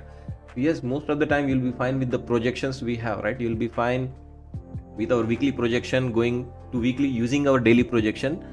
But what are the points, right? Are you every day swinging? Are you every day scoring, home runs? No, these are for the home runs. But how about the base hits? That's where, that's why my blood really boils, guys. This weekly level, daily levels are your home runs, right? You're swinging for the fences. Like the trade you saw here is for the weekly. This is the swing. This is the home run shot into the Nvidia, right? The swing we saw in the Google today is the home run. This is the Google, right? Google went into, or what, Meta, right? Look at that. Meta went into the lower edge of the expected move. This is a short and a full swing for the fences. But most of the time, you're not going to get this huge volatility in the names, right? Whether it's the index or individual name. So you're not going to swing for the fences every day. Every day you're not going to go for weekly and daily. Most of the time you'll be confined within that daily range, and that is where masters you are supposed to use. Like today we don't have a lot of volatility in the Dow is not a part of the sell off, and look at that, it is doing perfect range to range bound trading. Use the masters level, right? It is using those levels really well. And what you are not realizing is this product has been coiling for last so many days. This is a snowball ready to burst. Look here, like we are coiling that 609 level or 610 level you're talking about. This is 2nd of December I was talking about. You realize that this snowball is getting bigger and bigger and bigger. So many calls and puts being bought and sold, bought and sold, bought and sold at the same price here. Do you even have realization how crazy this break is going to be?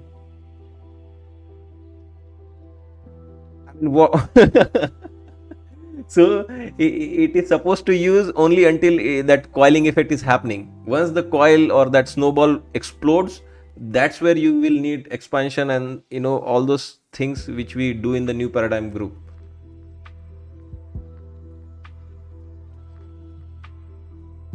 And coming back to your point, right? Now he's talking about ICT. no ICT here.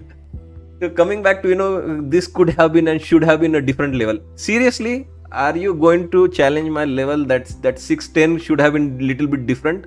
With what mind and what analysis and with what justification I should change that 610? This is a coil getting bigger and bigger and bigger, right? And ready to explode. What difference it makes? I make it 602 versus I make it 618 to please someone. No, I'm not changing that 610. It is staying 609.50 like that until this ball explodes.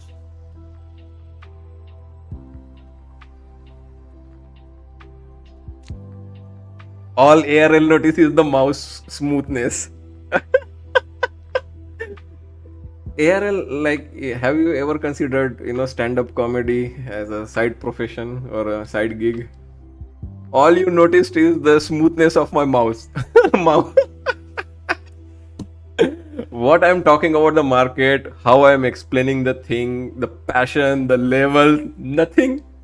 Boy, his mouse works really well. Oh my goodness. You guys are killing me today.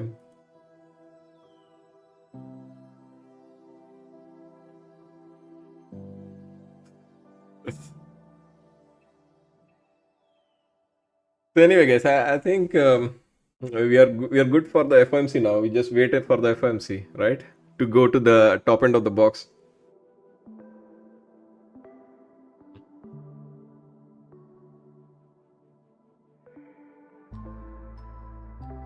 So, guys, remember, right? I can understand the frustration sometimes that you were like, I don't know, like with less experience, it could be tough. I mean, it's frustrating for me also, guys. Fucking sitting here for 6-8 hours for last 3 years. I mean, I should be already like at the top of whatever who are is rating all those good traders. But it takes time, guys. I am patient myself, in spite of having this much of knowledge, this much of execution skills, this much of good analysis. Still got to wait for like everything, right? You have to still see it yourself, all the aspects of the market, up, down, sideways, craziness, volatility, sell off, and there will be losses along the way. So there is no perfection. I am still not looking for perfection myself. So don't look for perfection in me. If I am not searching for perfection in myself, you should not look for perfection at least in me. And good luck searching for perfection in yourself. You're never going to get it. There is no perfection, guys, in trading. There is no ideal trading. It's always going to be mess. It is always going to be relative relative to what market was doing, I did well. Relative to what others struggle, I was okay. Relatively what how I was trading last year, this year is much better. It is always going to be delta improvement. There is no black and white, that yesterday I was bad, today I am good. There's nothing like that.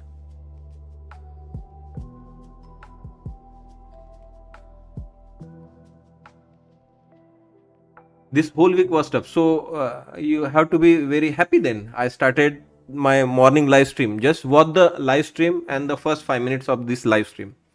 All I start, or in fact in our pre-market discussion also, saying that this week has been crazy. Somebody who did well on Monday, they struggled on Tuesday. Somebody who did not do so well on Monday, like me, I didn't do that well on Monday. On the live stream I blew one account, $6,000 loss, and couple of other accounts were also okay, they were evaluation. But in my funded account I took some drawdowns, finished red on that day. Tuesday I really did well, made up all my losses from Monday. And Tuesday, many others who did well on Monday, they struggled on Tuesday. So this week has been like crazy. And again goes back to, should I again show that coil one more time? We are coiling in that big box of volatility for days now. At least since 2nd of December we are range bound. So so whenever in doubt, guys, zoom out, right? Whenever before you start questioning any strategy, like my fair value gap is not working, or his masters levels are not working, I mean, did you even bother going into daily? Look at this market. What do you see? That coil I was creating. Seriously, you are going to judge someone in this zone, like whether someone's level strategy is good or bad, whether someone is a good trader or bad, or whether who traded nice or not nice. In this past few days, you are going to judge someone. Seriously. In this tiny coiling, range, which is choppy, you judge someone on this kind of volatility, on this kind of moves, right? At least the box here you can see, right, it's little bit bigger. Seriously, here there's nothing going on in the market. There is no good trader or bad trader. You must be seriously a bad trader to really lose money here. Like, first of all, you should not be going. Even if you are going, have a knowledge what the market is doing here. And it's fine in a small losing day, small frustrating day, sluggish day. I mean, that is what the terminology we have been using for past few sessions. Yeah, once it has a direction up or down, then the market and your trades will start flowing.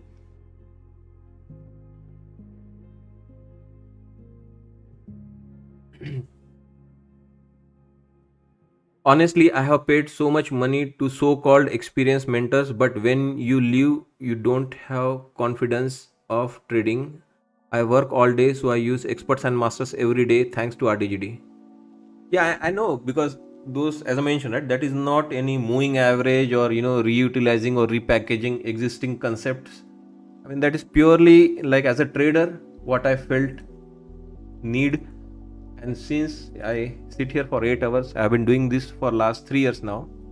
I have seen every single drama which gets played out in the market, and not only from a single dimension that I only trade Nasdaq, so I'm going to just look at Nasdaq. No, even if I'm trading Nasdaq, I'm constantly checking what is going on in ES, Dow, Russell, what big techs, what sectors are doing, what is the background news, what is the catalyst which is causing that move, on which cycle market. I mean, clearly Harpal is here. He was new here and he asked me, what is your analysis on the market, right, or Tesla? So I clearly said that we went down on Nvidia earnings. I don't know about Tesla. Yes, it can go up, but overall markets are not going to stop until they put a V-shaped recovery in at least one of the market. That was my analysis. And I said, right, Russell was in the race even before Nasdaq, even before ES. Russell will be the one who will make the new all-time high because it had the strong recovery going on. Look at that Russell, still today intact. Why should I short the market? Russell is still facing north, and it is still in right mindset to go tag the all-time highs and complete the V-shaped recovery of this move. In fact, it has already done it. This is futures market, but if we check Russell on the cash market, IWM yesterday already hit all-time high. That is an all-time high on IWM cash market. Futures, again, it's a counterpart for cash used for hedging purposes, but for sure this continues to stay up. Even in the futures market, we should be able to see an all-time high. That Nvidia related drop will now be completed until this happen. Along the way, pick up anything. Tesla is your charm, Nvidia is your charm, Microsoft is your charm, Meta is your charm, whatever is work for you, Amazon works for you, pick it up. They're all going to, rising tide is going to lift all boats. But yeah, guys, everything must come together. The knowledge of the overall market, knowledge of the intraday price action, good control over overall knowledge of the market, right? All the indices.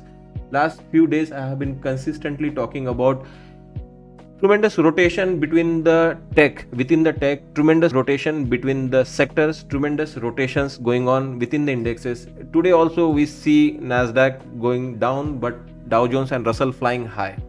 So those divergences are seen within the indexes, divergences are seen between the sectors.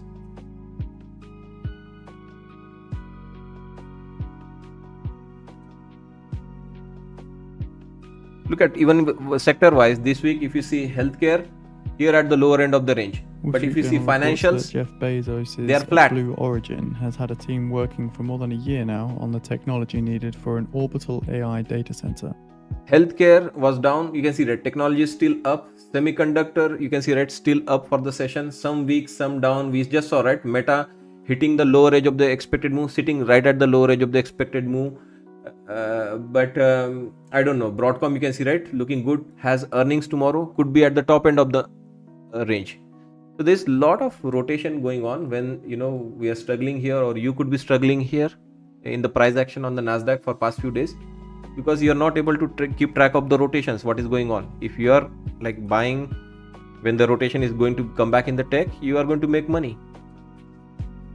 Yeah, this kind of market tests very different skill sets, right? As I mentioned, right, who is able to spot the rotations, who is able to play the range really well. We have posted the Wall Street Journal article on the feed for those interested.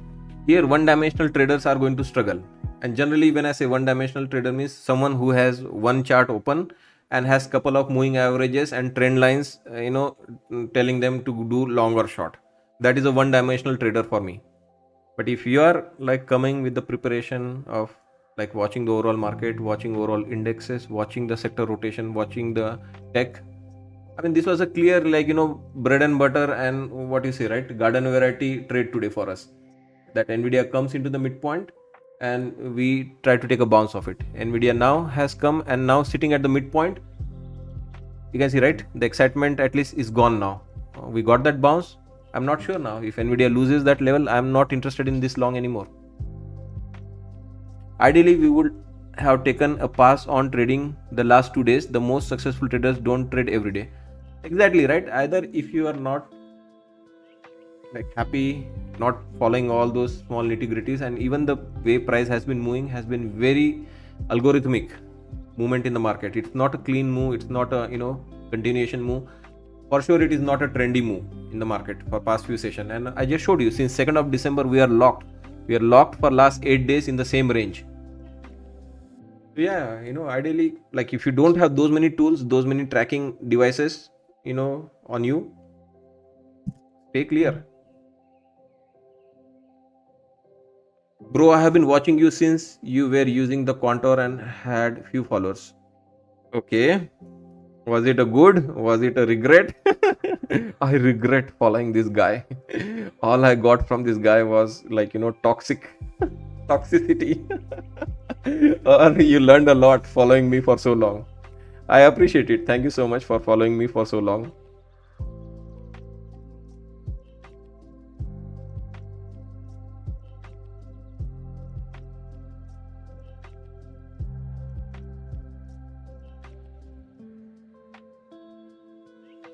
My biggest issue earlier was when I used to trade. Issue was earlier was with the exiting of the trade, but with your level, my success rate has improved. Yeah, I mean, so market moves with some kind of intention, right? Market moves because of the algorithm. Algorithms don't have emotions, they don't have brain, they are just algorithm, they are machine programs, right? And program works based on the numbers, and I try to bring those numbers to you. When you have perfect knowledge of what we are going to do on the week, day, hour with Master's new paradigm, you can go and attach some headlines after the fact. Market dropped today because of this. Seriously, as if we didn't know that Nvidia was coming down. That was the reason market dropped. And then you can go and attach a news, right? White House putting sanctions on Nvidia exports of chip to China, or the chips must first come from Taiwan to US, get screened here, and then from US must go to China. You can go and attach some news, but why on that news that perfection is only this much? China exporting, US administration allowing chips to China. Next day, the regulation requires though that chip first come from Taiwan where it is manufactured to the US shores. There it must get screened and then must go to China. So we are back to the midpoint. Sure, those news, the good news and the bad news, yeah, worth just this level. Attach whatever news you want. Someday, on a bad news also it would rally. And on a good news also, people are taking profit. Because people took profit, that's why we sold off. Seriously. You can go and attach the headlines just to justify that price action later.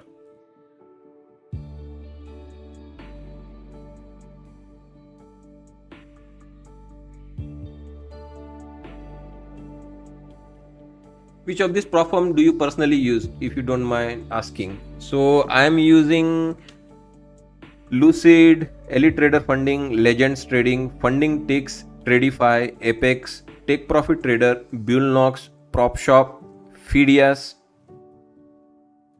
Top Step, Day Traders. The only two prop firm which I have on my list and I still haven't added account is My Funded Futures and You Profit Trader. I would like to take money from them also. So yeah, rest all I am trading right now. We even did a poll. I think I'm well about 10 prop firms at this moment. If I'm trading at my best, I want to maximize my gains. Yes, I am trading all of them. I have 8 screens and multiple trade copiers. The PNL you see are still very small as compared to what I have already actually right now.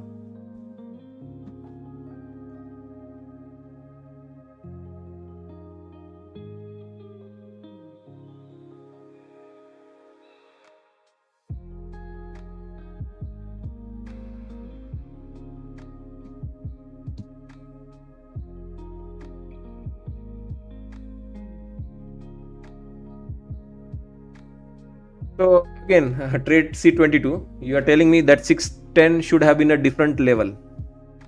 Seriously, you still feel that 610 should have been a different number today? Even in today's volatility, you still feel that 609 should have been a different number? How about this one? While we are talking and now you are asking someone whether 664 will hold or not. Do you think like there was, tell me guys, was there a need to change this number today after seeing this one now? This is as we speak live. This is like 11:46 a.m. You are getting 609 to 650, 50 pointer to the penny from 610. Guys, don't worry, okay? Let me take care of that part. I'm already doing it well.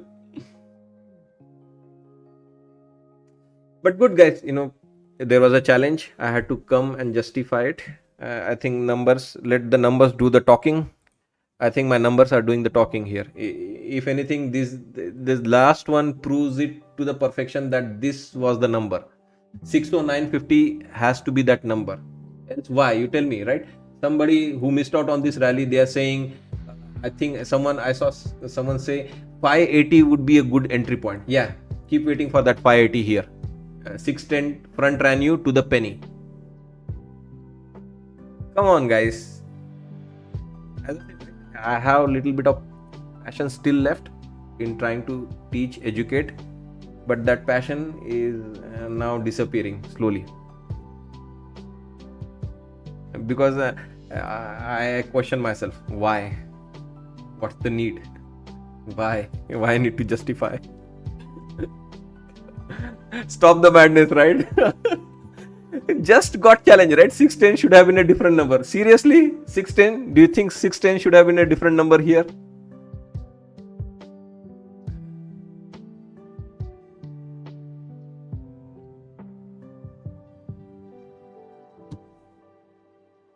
Look at that. Look at that low here. 25,610 here. 610, red number.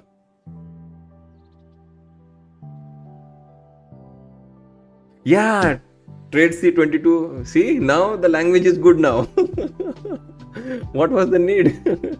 Your level was cut 6 times like a knife through the butter, right? Now you're, I think, using the right language.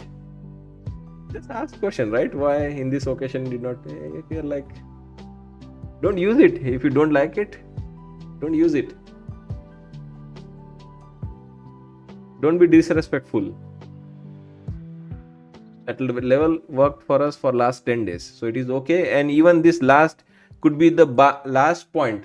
This trolling, counter trolling will not end. If after the FOMC market explodes into an all-time high, I will be here taking a photo flash, boom. 610 was the number which was last ADU goodbye point before market went into all-time highs, and we will recircle. Was 610 the right number?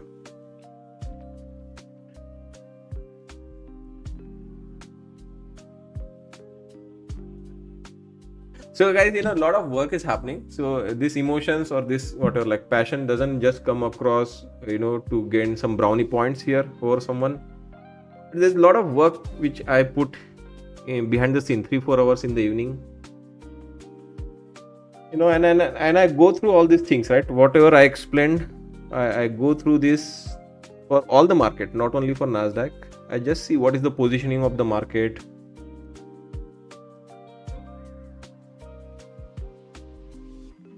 There you go. Tabiba explains trades 22. You need to get a better feeling for the market. If there is a momentum, the levels are not as a resistance at this point, but they are as a support for the momentum. Hopefully you can understand.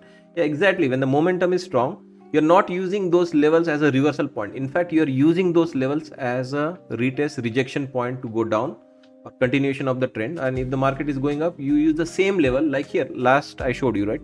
Now you don't use this level as a like a resist or like retest and a rejection point. Now the trend has shifted. You start using this level as a bounce point to go up. When the trend is down, use the same level as a rejection point to go short. So it depends on the momentum. When the momentum, again, those are for range bound trading. When you are back in the range, the levels are going to be working magical. When you are expanding, the volatility is expanding, then the same levels are used to be as a continuation pattern.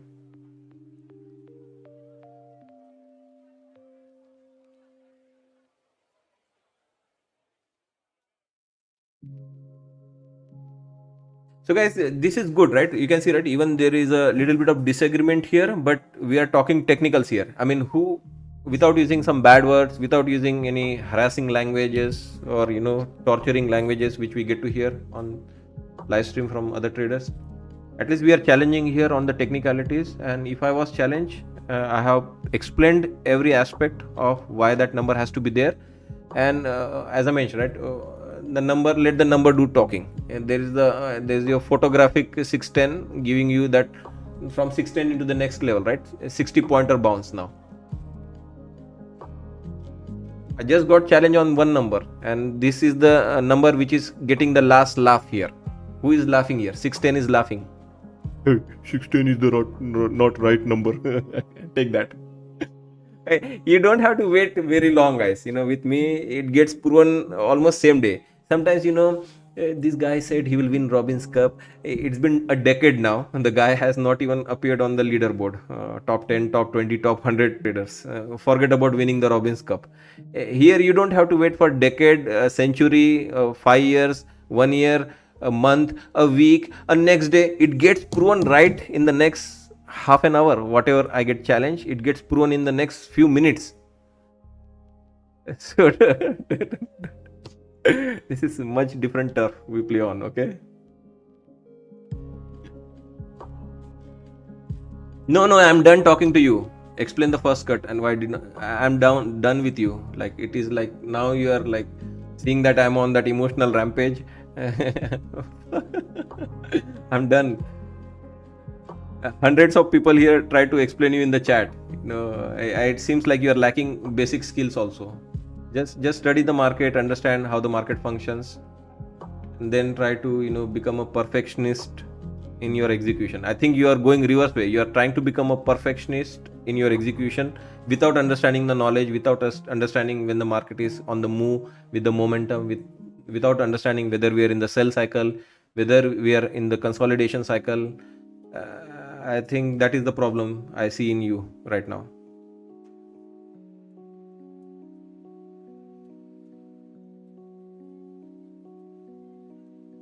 I have almost non-stop spoken for 1 hour, and you are again asking me why it cut through that number. I don't know, guys. In our Hindi there is a saying, Ram Sita ki Ram kaun thi. After the end of the story, what was the queen? How was the queen related to king? Is the question.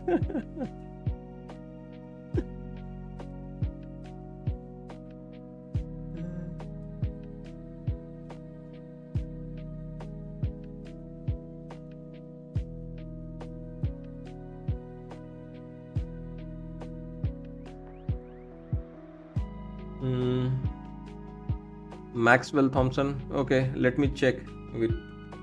Yeah, don't think even I am trading with them. I'll have it removed. Thanks for confirming. We had doubts. We had started to talk about it, I think, last month also. There are some silly rules, right? Ukraine You says use that more than drones 5 hit a contracts. That's Russian why shadow fleet you will not get a tanker in the Black payout, something Sea. like that. Which one gives static drawdown? Static drawdown, PDS Profirm has static, day traders has static, Apex has a static account, 100k static account.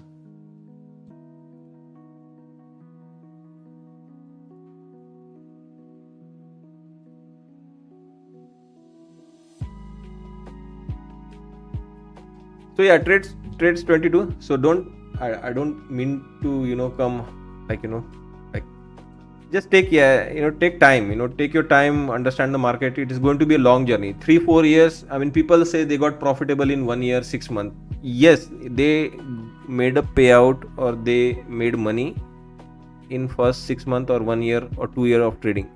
It does not mean they are a well-rounded, well-educated, a seasoned trader in first year. It takes really long, at least 4 year minimum, to have seen through all the different market cycles, have perfected and made money in all the conditions. Somebody just made money while the market were going down, they kept buying puts or they kept buying short in Nasdaq. It worked perfectly. They never made money when the market was going up. in a all-time high cycle. Like we had some traders who really made money well when the gold was going just one directional, and I have seen those traders struggle so bad now. Now that gold is not making those all-time highs, right? Here I see only weeks after weeks they are showing profits and profits and profit.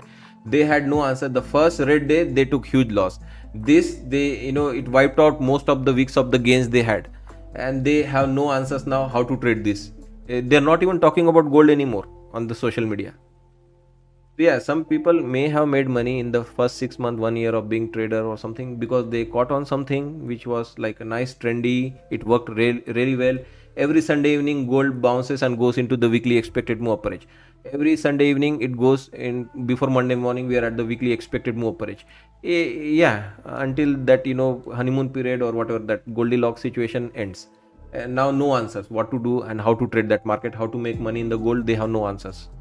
So it takes good 3-4 years to understand one product, have seen all the different market cycles, and have perfected that trading executions, especially. So be patient, learn alongside, don't stop, and that's what I push myself by creating all these groups and all. You're pushing yourself to learn new things in the market, because if you are going to get stuck with one 15-minute opening range, only fair value gaps, only this moving averages cross this moving average from below, then I go long, then So 20 the crosses previously 200 from mentioned top, Shadow Fleet I go tanker short. attacked by Ukrainian Navy drones is disabled as a result of the attack, according to SBU sources. Yeah, try waiting for 20 EMA to cross 200 from below here. It only crossed once, and after that there is no setup RDGD. I made $2,000 profit, but I am still waiting for 20 to cross 200 from below. It never happened again for next 3 months. So that's what I'm saying, right? Every strategy will have some flaws, and then I have carefully designed something which is going to work no matter what cycle we are in.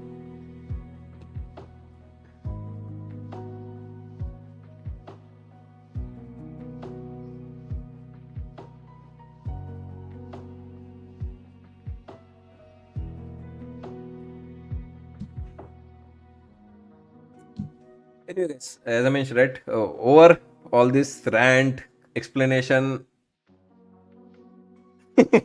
like it or don't like it, express your liking or disliking in the like button section. Hit that like or hit the dislike if you did not enjoy it. It left you a bad taste, whatever. Hit the dislike. I don't care.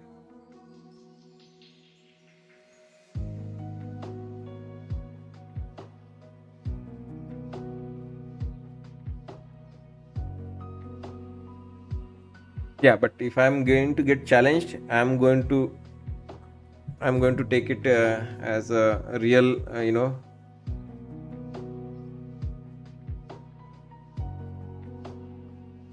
moving averages are like, they are always going to be lagging. They are just going to catch up and show that this market bounced from that moving average. No, it did not, because when the price was here at that time, because of this sell off, this moving average was still down, and since the price went up, it started going back up, and later it went and touched that whatever from below, from above, showing and giving an impression that market reversed because of that moving average.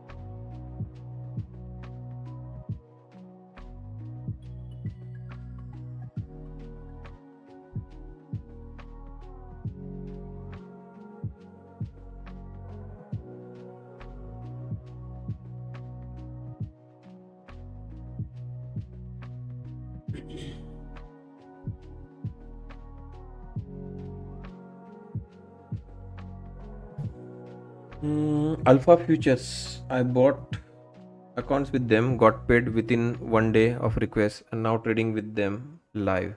Okay. Alpha Futures. I think I saw someone else also, and NRG also. I think was trading. Somebody shared, or was it you only? Yeah, NRG also got paid. He just shared his payout from Alpha Futures.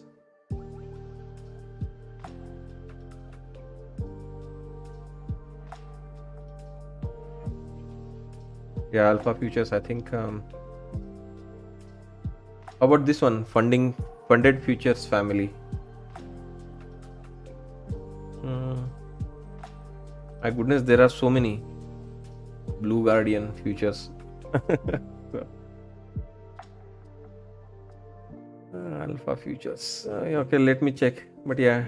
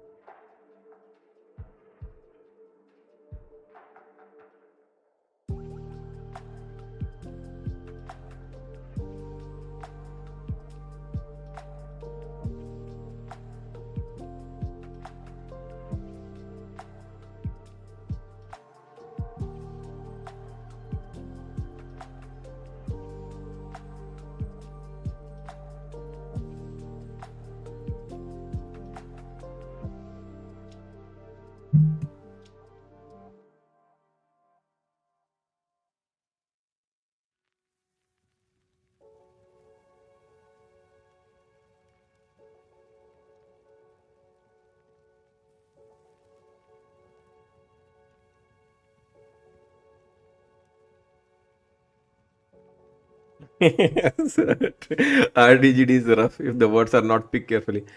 Guys, see, sometimes people may not mean, that's why I hate text based communications. I hate people when they DM me. I hate text messages. And unfortunately for you guys, there is only one way to communicate through text. I mean, I don't know with what intention you wrote something, but generally, as I mentioned, right, using hot knife through butter is the term you use to say that whatever you're thinking of didn't work. Market didn't care about your zone or level or whatever. And I have to justify, right? I have my whole strategy relies on all these levels and masters, right?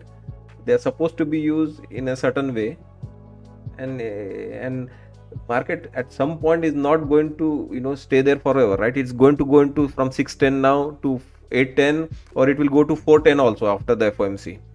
Yeah, at some point you are going to lose that level, right? Some point it is going to not work.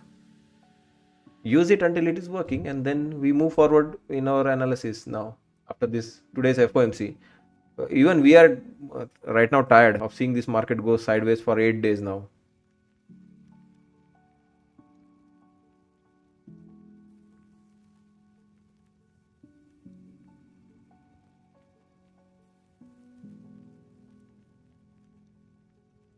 And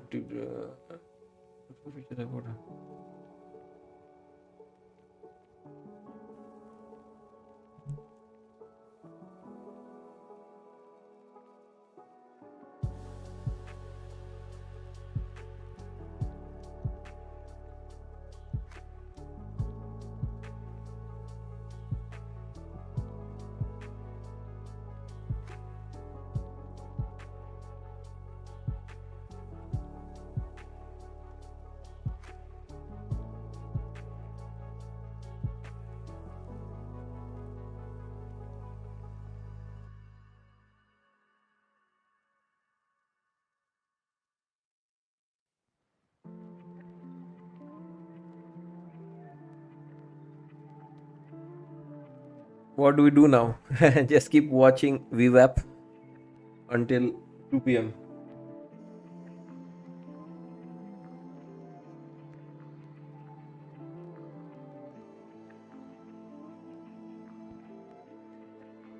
I mean, Russell Dow and ES are looking good, still looking good.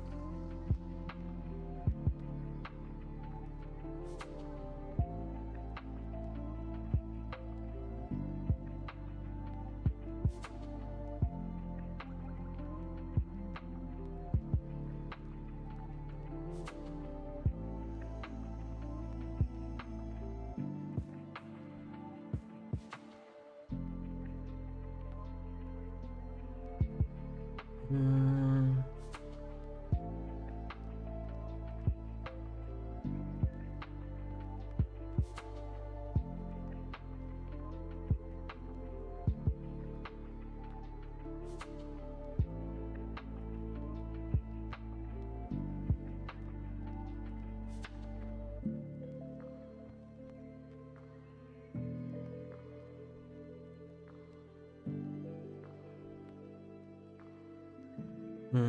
Six not work for me at that moment. Then I targeted 560 and made 4 to usually takes a turn. Okay. So yeah, consider maybe this is a moment for you, trades 22, to reconsider your decision, reconsider your mistake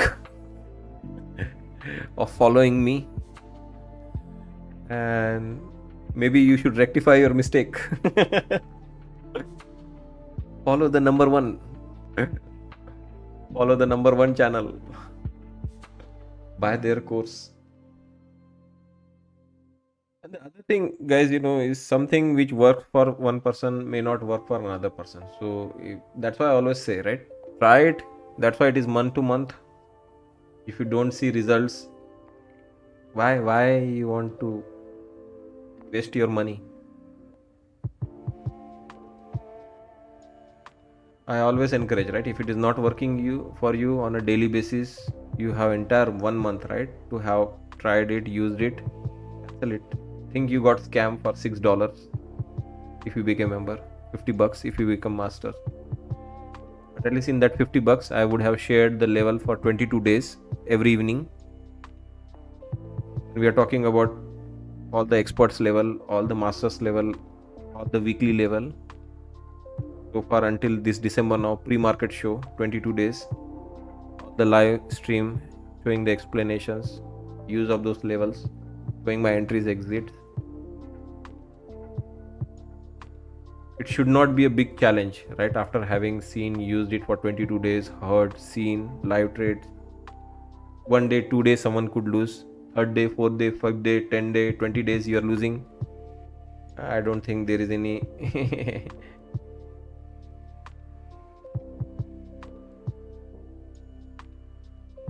Take Profit Trader Pro account, no. You cannot trade the FOMC 2 p.m.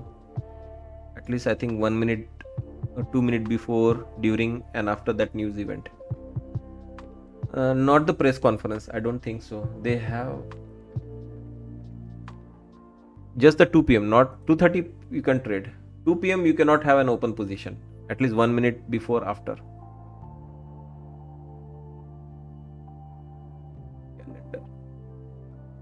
They have a calendar section, and you can see, right, do they mention the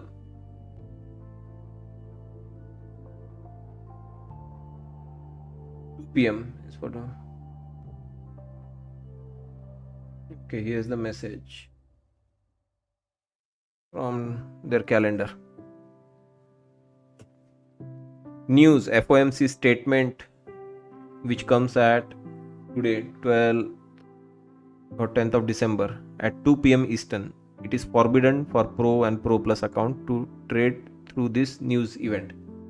And how long it is, I think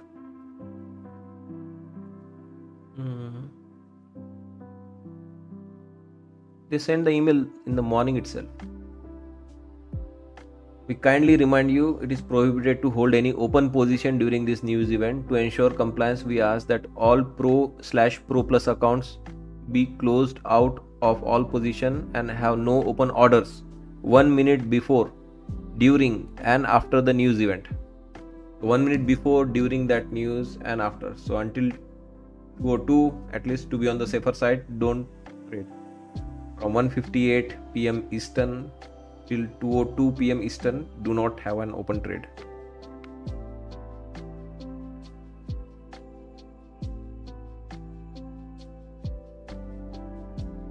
$30? No, this is just 1 minute.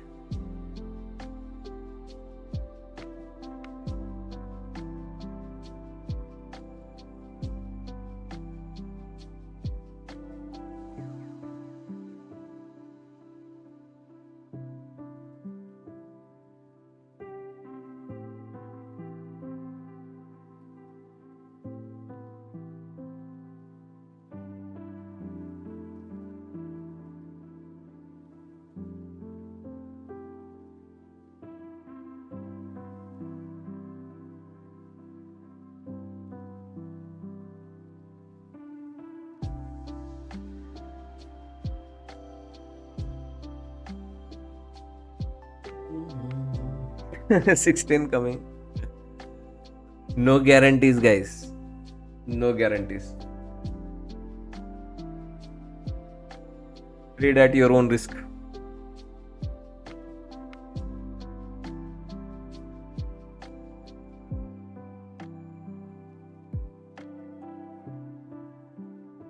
The last thing I want to be is unhappy because the level did not work for someone. First, I was unhappy because I did not have a strategy, right? Which I can rely no matter what the market was doing. After that, I was unhappy because, yeah, strategy is coming along well, but it is taking time to perfect it. It almost has taken me 3 years now. So yeah, unhappiness because the strategy is good, but how to make money consistently over a long period of time, right? Then you already started making money now, and very consistent, very profitable over a long period of time, not just one day. Anecdotally, you had win every day consistently, no matter what the market gives you, you make money. The third and the last thing you want to be unhappy was because I tried to help someone and it did not work for them. That last part is very unnecessary for me.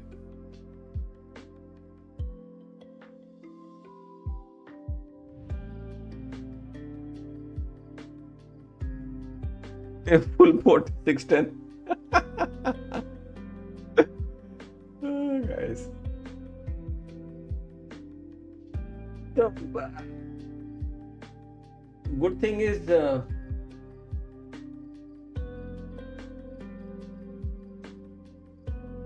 good thing is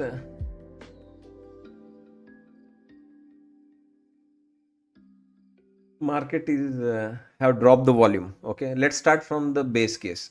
The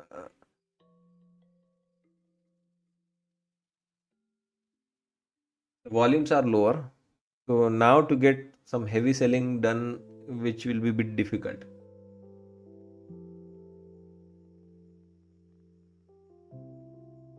So if you are considering buying this or you're already long, you should be fine. So the volumes are light. Nvidia is still holding that midpoint, right? We are talking about this is the case, right? This is the drama today. This is the only drama which we wanted to see. It is still sitting at the midpoint. You should be good to hear scalp few points up and down. And not looking for a heavy sell off into the lows one more time as of now. I wouldn't short this market. If I wouldn't short this into this low end of this box, no.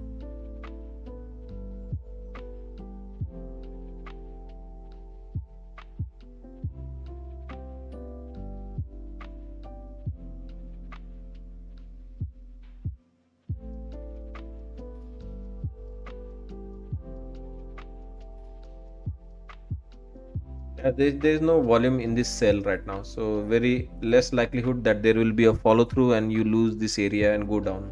Less likelihood as of now.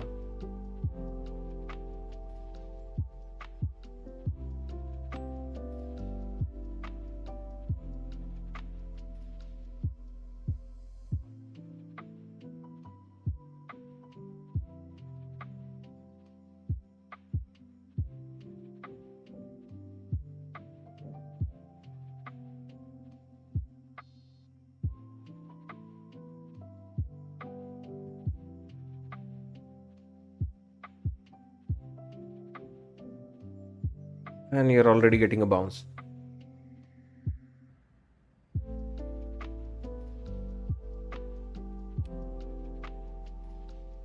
For the FOMC, can we visit bottom end of this box? Probably we can.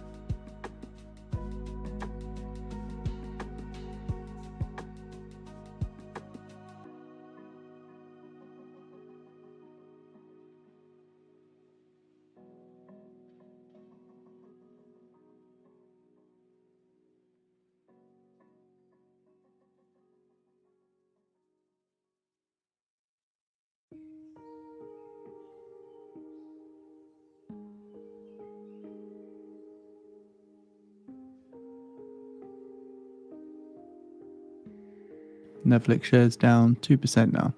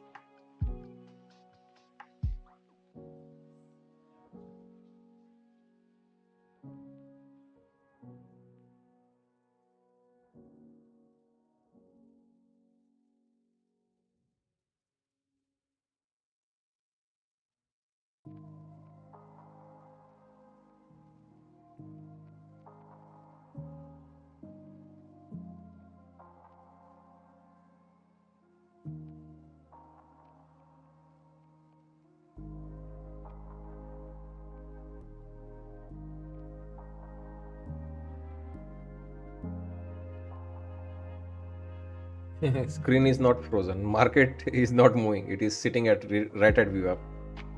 I'm just finishing up my lunch.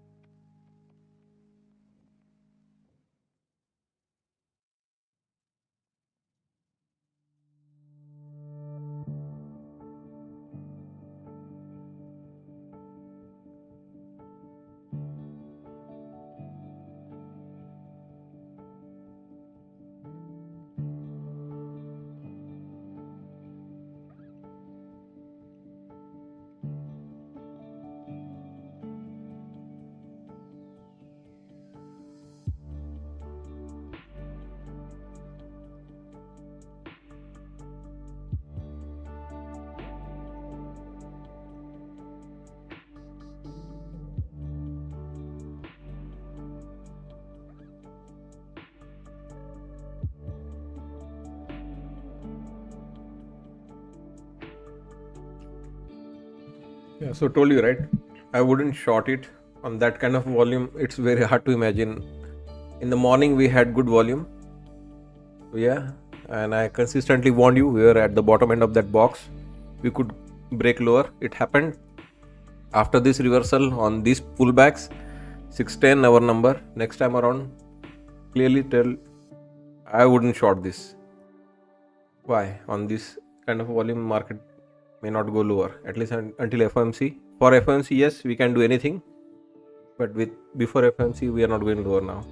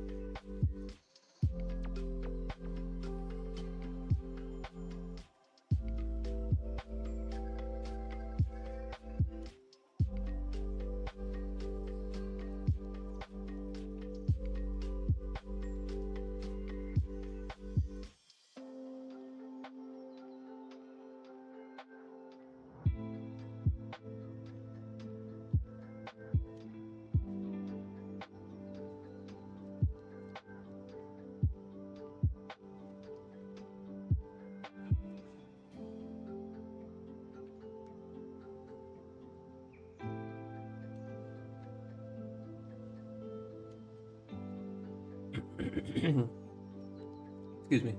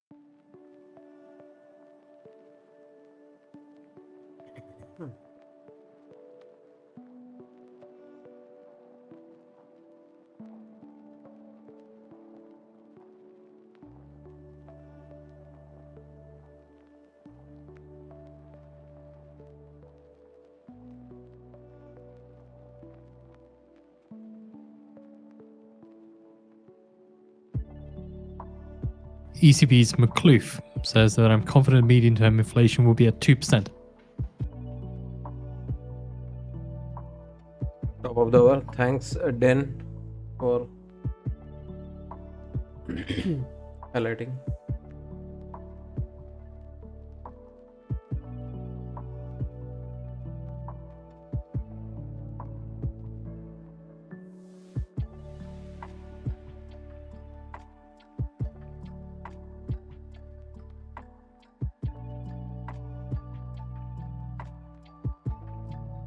ECB's McCloof speaking in Dublin.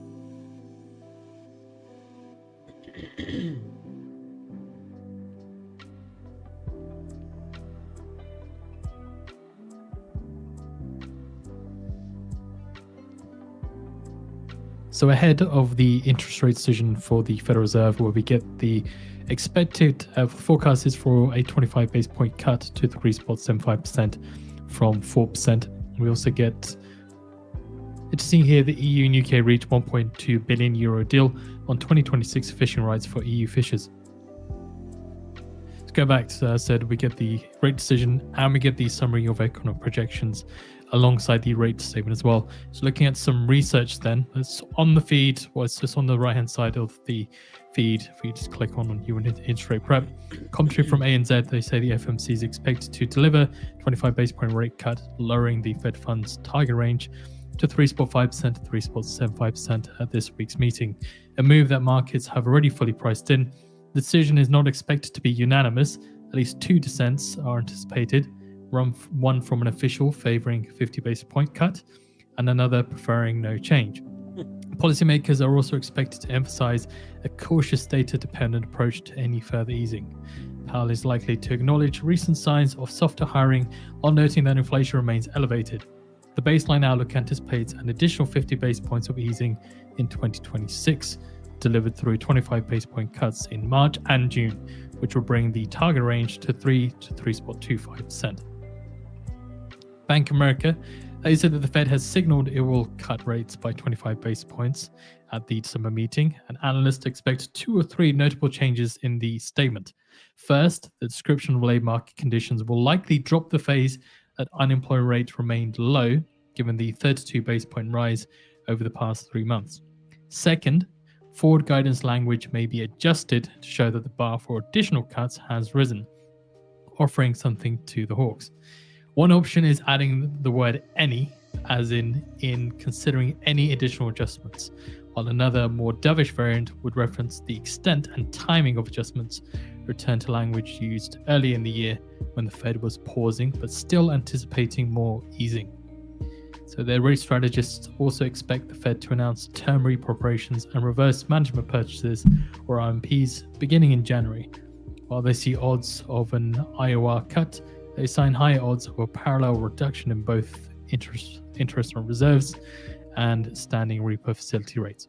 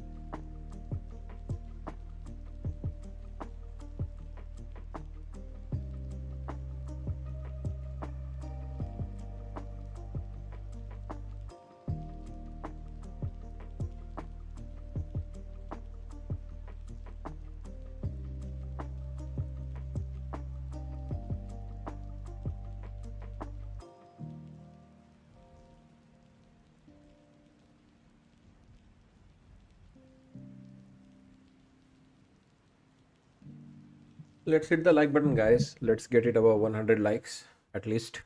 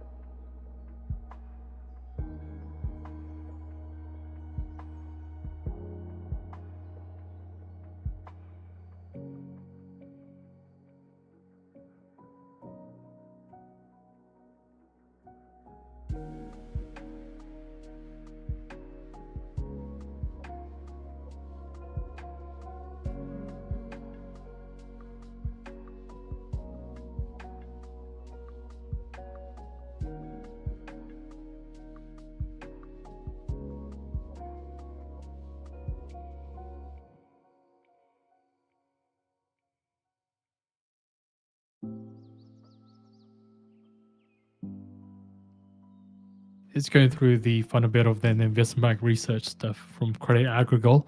They say the official call is still that the Fed will remain on hold at the December FOMC, although the authors admit they are likely to be wrong, with a good chance the Fed delivers another 25 base point cut.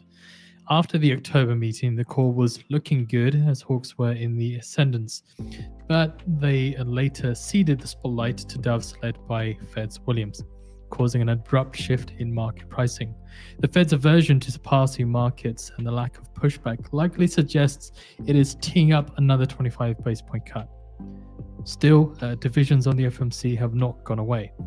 There is a substantial group that would support a hold, possibly even a majority, though the permanent voters skew more dovish than the rotating regional presidents. If a cut happens, it will likely be presented as a hawkish one, with Powell stressing that nothing is guaranteed and possibly hinting at a slowdown in the pace of easing.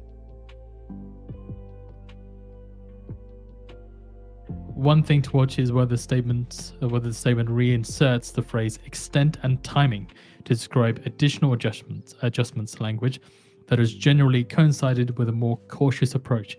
The dot plot medians may come in unchanged, implying one cut in 2026, one in 2027, and none in 2028. Although there is a risk that they shift to 2 in 2026 and none in 2027 to 2028, which will be the same total amount of easing. For the S&P, limited change is expected given limited data since the last meeting, and inflation projections could come marginally down for 2025, but should still be around 3%. Just seeing here now, 17 counterparties take $5.045 billion at Fed reverse repo operation.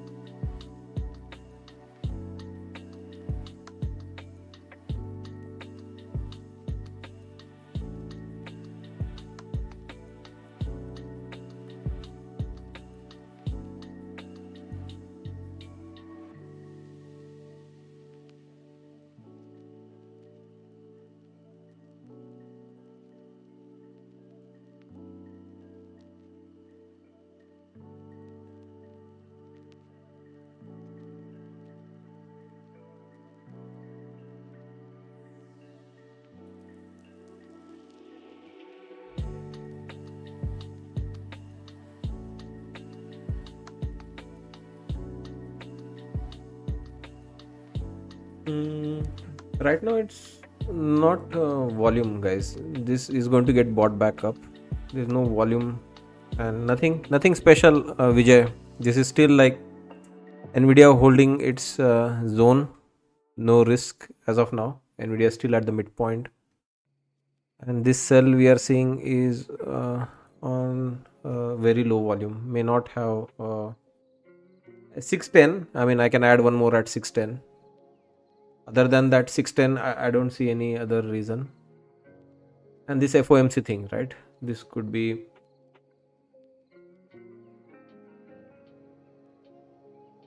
yeah, I can add one more.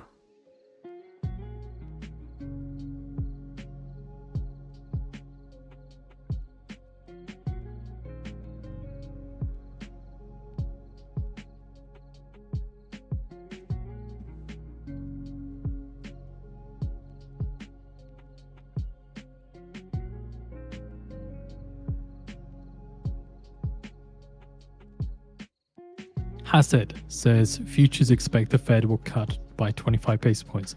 So White House economic advisor Hassett currently speaking on Fox News.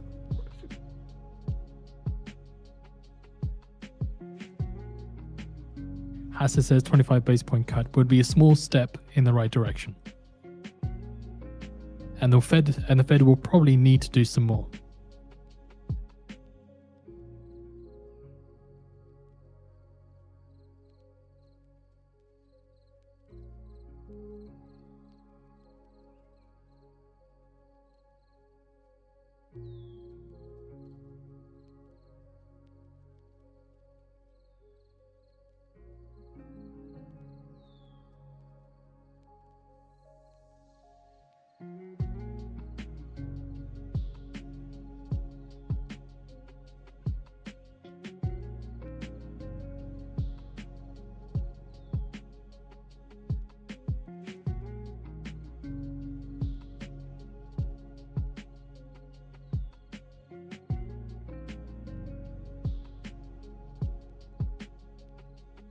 Hassett as a Powell has a lot of negotiations to get to 25%.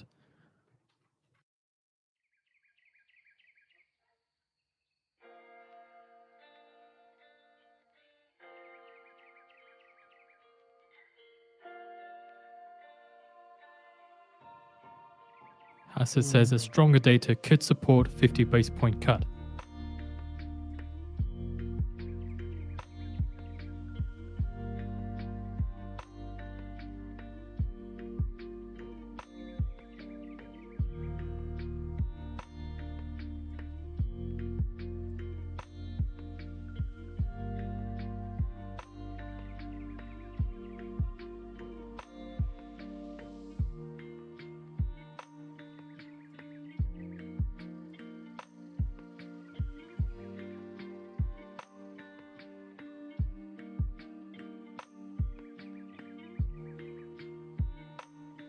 Hassett says you could definitely get to 50 or even more.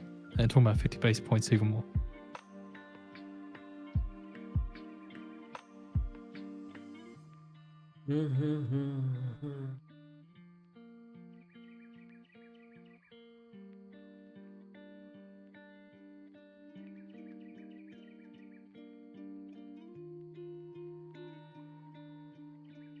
So again, to reiterate, Hassett said with a strong showcase of data, we could secure 50 basis point cut.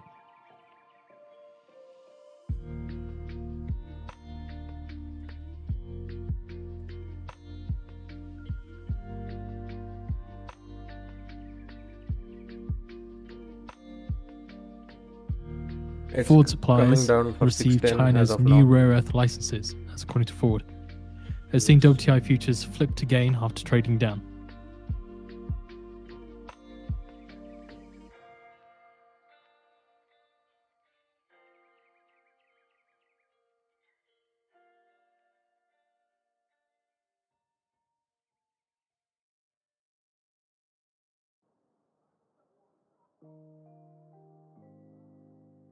So it's coming down for 610 for sure.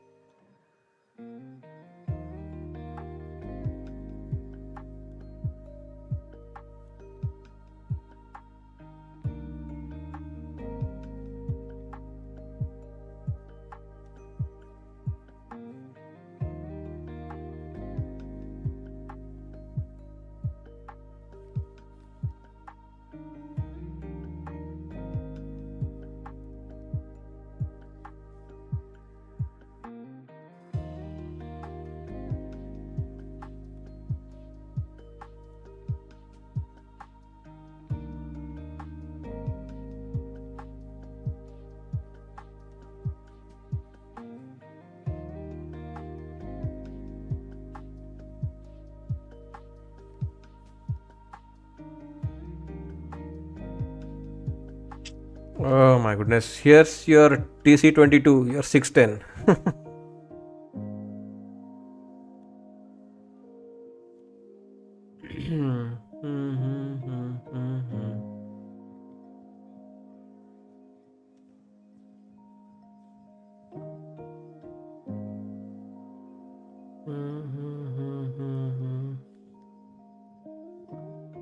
Let's take a stop. Or I don't know. There is no volume. That's why I'm not like fearing this sell. There is no volume here in this sell. Hassa says Trump is to make final Fed chair choice next week, in the next week or two.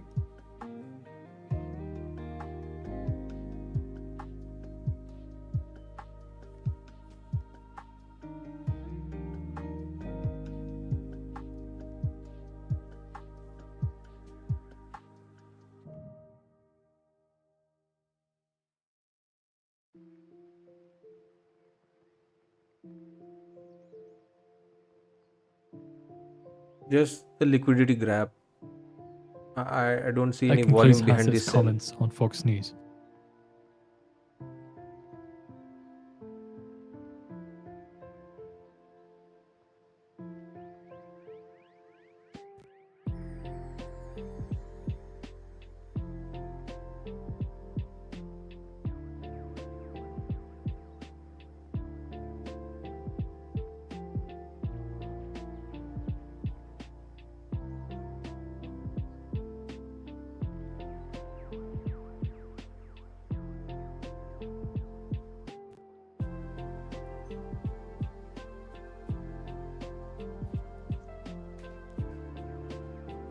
Watch ES and its masters level also coming up next.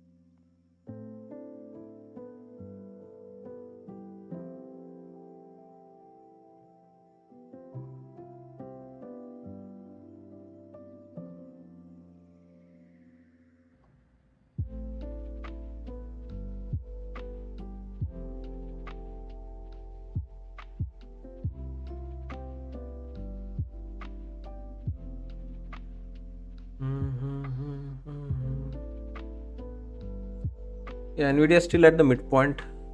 It is not Nvidia. It is actually Microsoft. Microsoft is having some heavy selling going on. Microsoft took a big hit right now. But still no volume, guys. There's no volume in this sell. I am not worried on this one actually. This is going to rotate back up.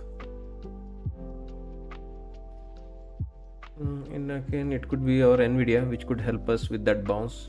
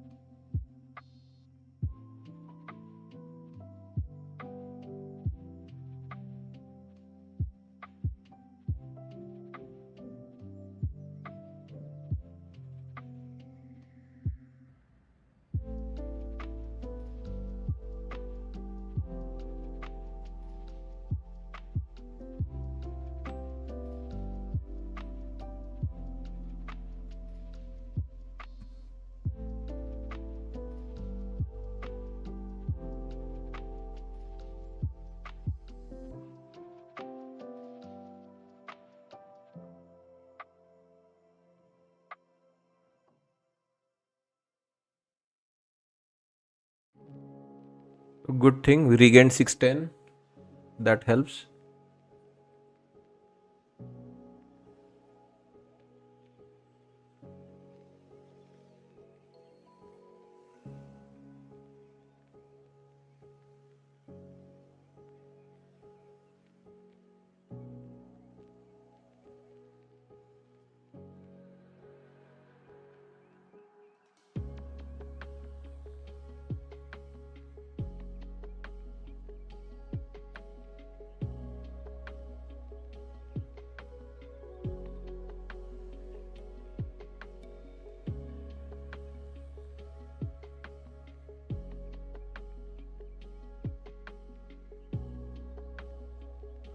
Yeah, I could not see huge volume in the index for that sell. Very high probability that this was going to get bought back up. But I was not watching Microsoft. It took a very big hit actually. But as far as Nvidia is concerned, I told you, right? Nvidia could give us that bounce. Although we are not out of the woods yet, this could again roll over. But at least we got a good reaction of that Nvidia midpoint. Again, one more time.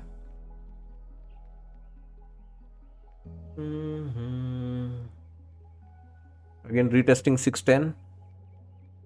If 610 holds, this again can launch back up. There's the launch. One more time from 610.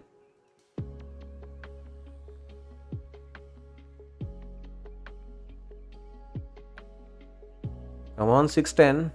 Do not disappoint.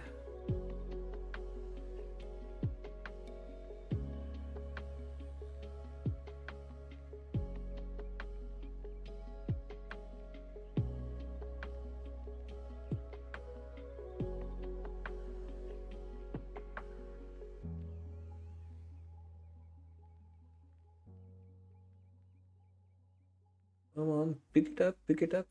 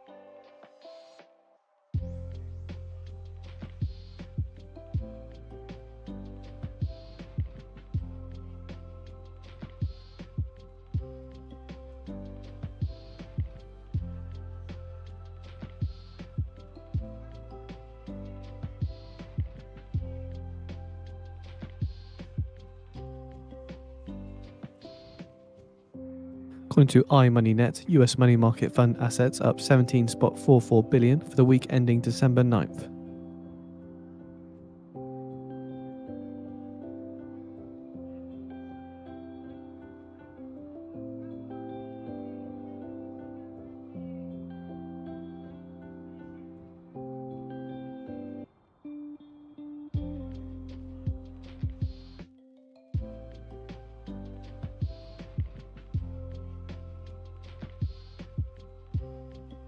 JP Morgan's Michelle says everyone is expecting a 25 basis point cut.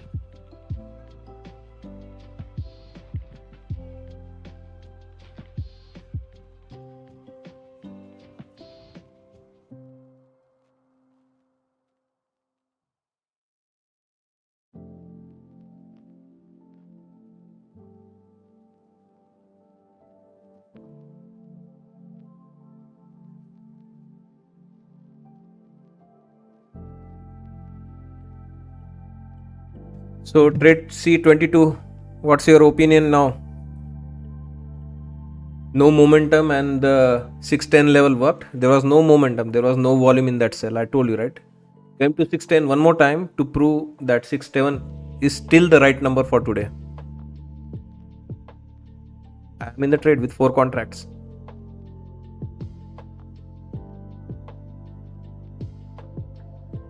I told you, right? You don't have to wait very long. With me, it just gets proven same day. You don't have to wait very long. Yeah, many things need to come, as I mentioned, right? If you are going to be a good trader, a pro trader, you will, you know, when you lose, you will know the reason, right? Oh my God, okay, I miss watching this If Morgan aspect, Michelle says a knowing lot this of aspect dissent is a of seismic the shift. market. There are so many nuances. Level strategy could fail for hundreds of reasons, right? But as you gain more experience, you know, okay, this is the mistake I did on this occasion. This was the mistake I did at the open. This time of the day with this kind of volume, I didn't see market going down. Yeah, it was a nice flush to grab the liquidity because many people must have gone long here, right? Like us, we were long in that move. And here, many, again, the open interest, right? Think of that coiling effect, and flush to eat all the stop losses, and now going back right up, at least into our next level we have. If you are new paradigm, there is a level in between. Before your master comes, there is a level in between.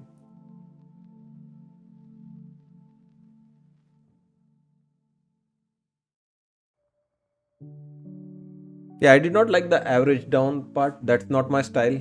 But here again, we didn't know, right? How like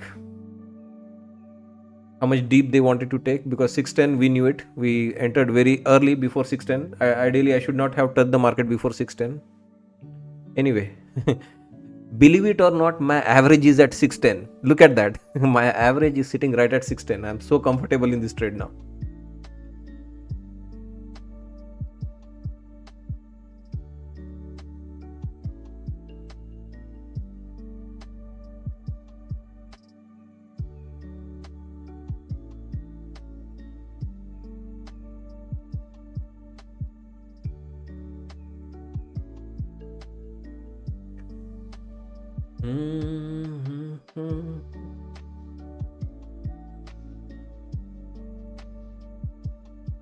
Yeah, there was no volume in that sell.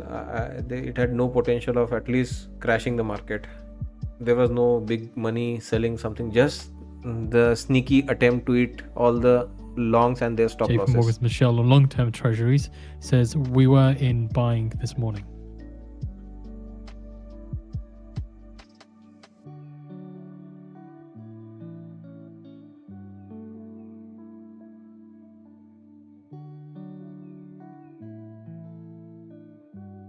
Michelle adds that we like yields at these levels.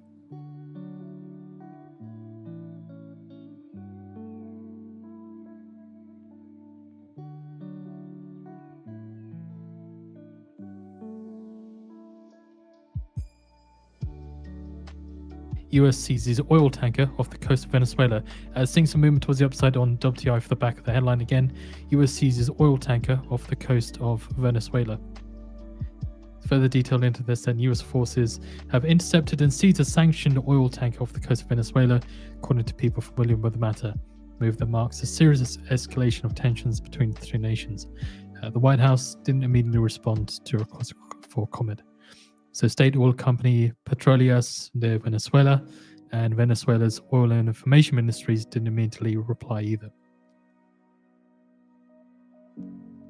Michelle says, I'm not a believer it's a 100% deal with Hassett.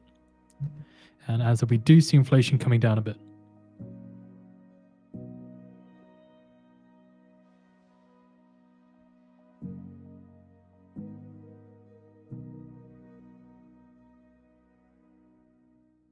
One more time, 610 getting tested with this Venezuela news, war news.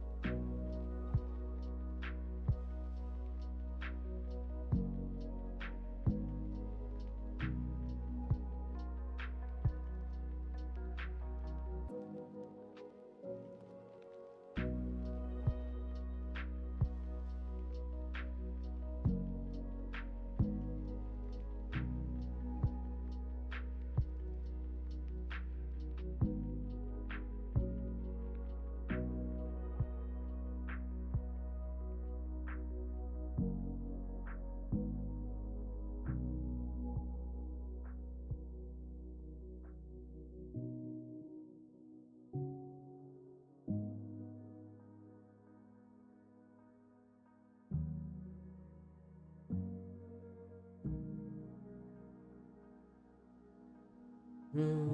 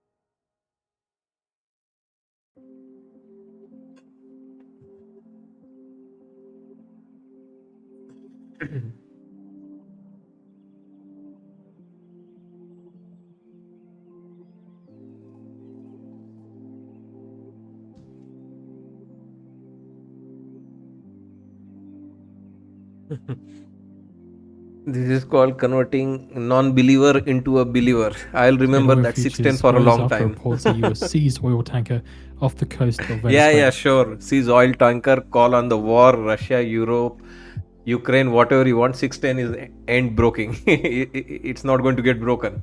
Once again, holding and giving you the reaction. I am not taking profit. It's okay. But as far as the level is concerned, solid level.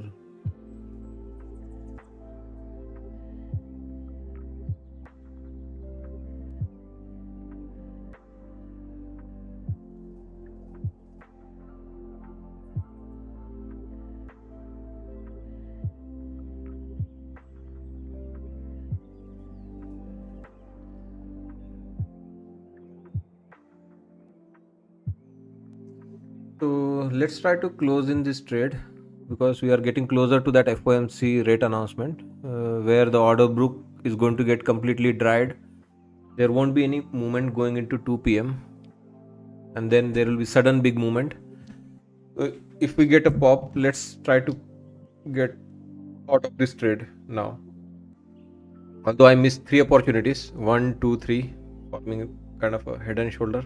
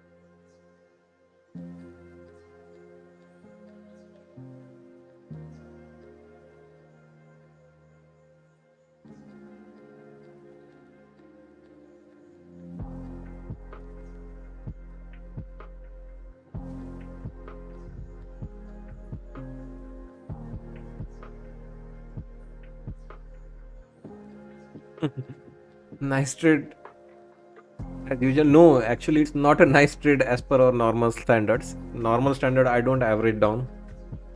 Normal standard, I stay really very patient. I was not patient in that entry actually. It's not one of our good demonstrations of trading. But I don't know. Like I'm more concerned about 2 p.m. If you don't close this trade before 2 p.m., then you may not get chance. Ideally, I would like to hold this at least into the area next new paradigm number we have, but we'll see. Let's try to take profit at Viva for now.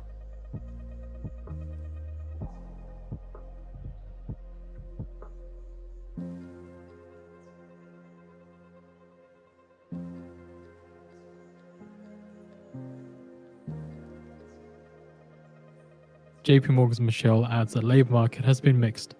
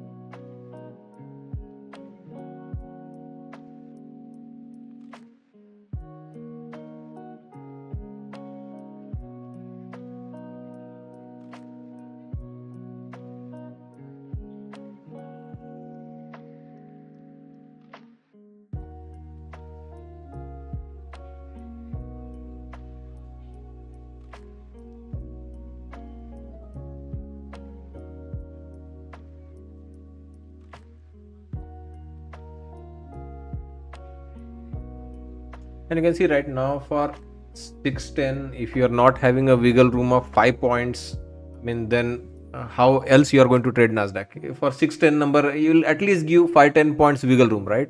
At least risk to reward wise. And look at that launch one more time. JP Morgan's Michelle says public credit markets look solid.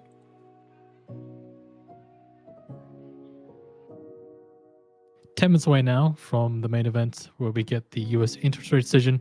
Forecast is for a 25 base point cut to 3.75% from 4%. We get the FOMC summary of economic projections and the rate statement. Fed median rate forecast for the next 3 years forecast 3.125%, unchanged from the prior. Fed median rate forecast for current is 3.625%, unchanged from the prior. Fed median rate forecast for next year unchanged at 3.375%. Fed median rate cast for the next 2 years also unchanged at 3.125%. And the Fed median rate forecast for long run is 3.125%, prior 3%.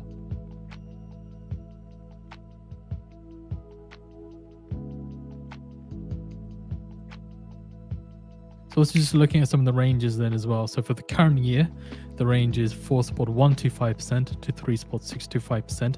For the next year, the range goes to 3.875% to 2.375%. For 2 years, 3.875% high range and low end of 2.125%.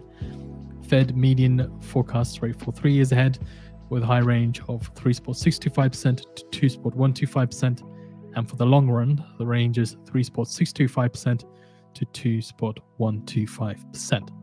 At the same time, we get the Fed budget balance, and also Trump is due to host a round table.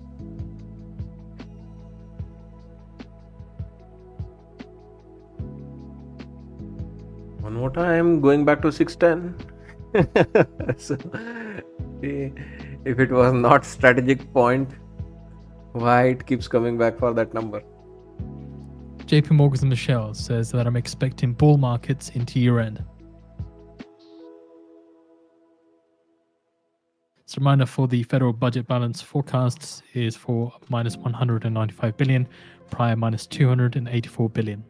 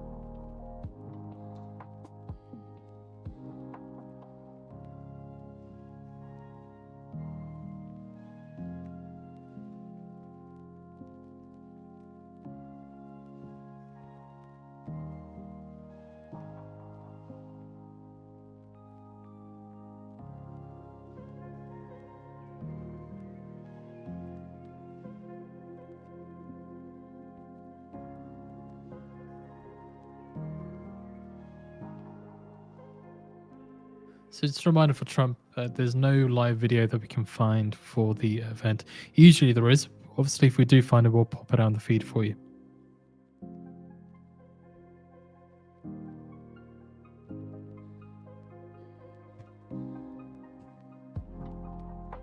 Societe Generale's US rate strategy head Rajappa says that Powell is setting the stage for next year.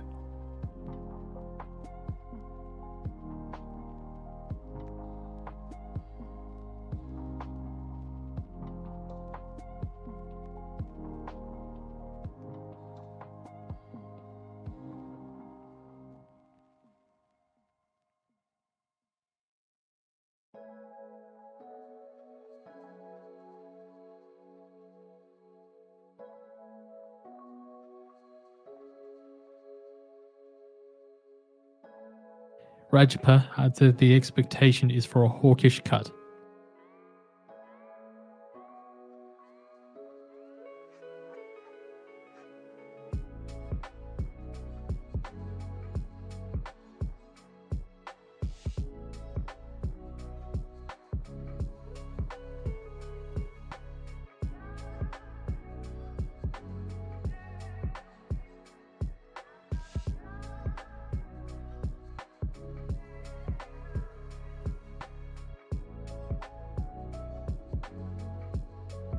They are currently speaking on Bloomberg TV. We'll pop out the link for you.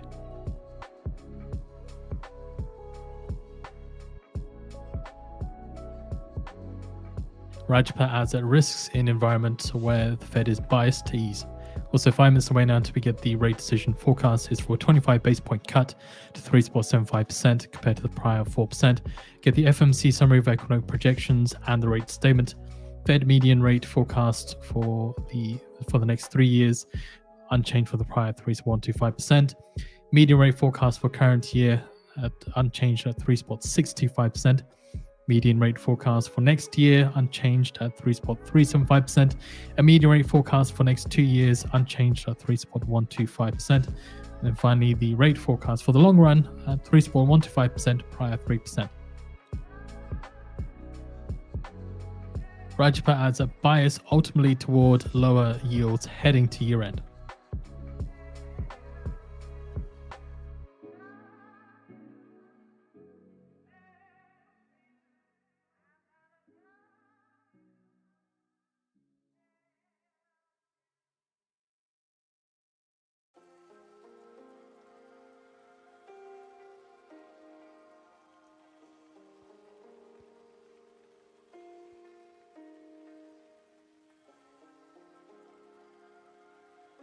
US Commerce Department says it will release an updated estimate of US Q3 GDP on January 22nd.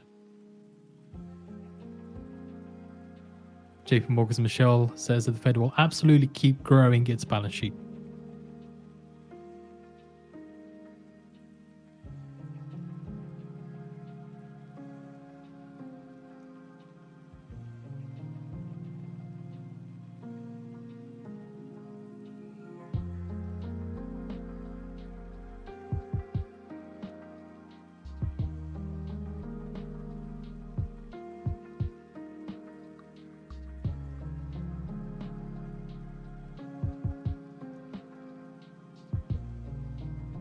Societe Generale's Rajapal says inflation may be more harder in the first half.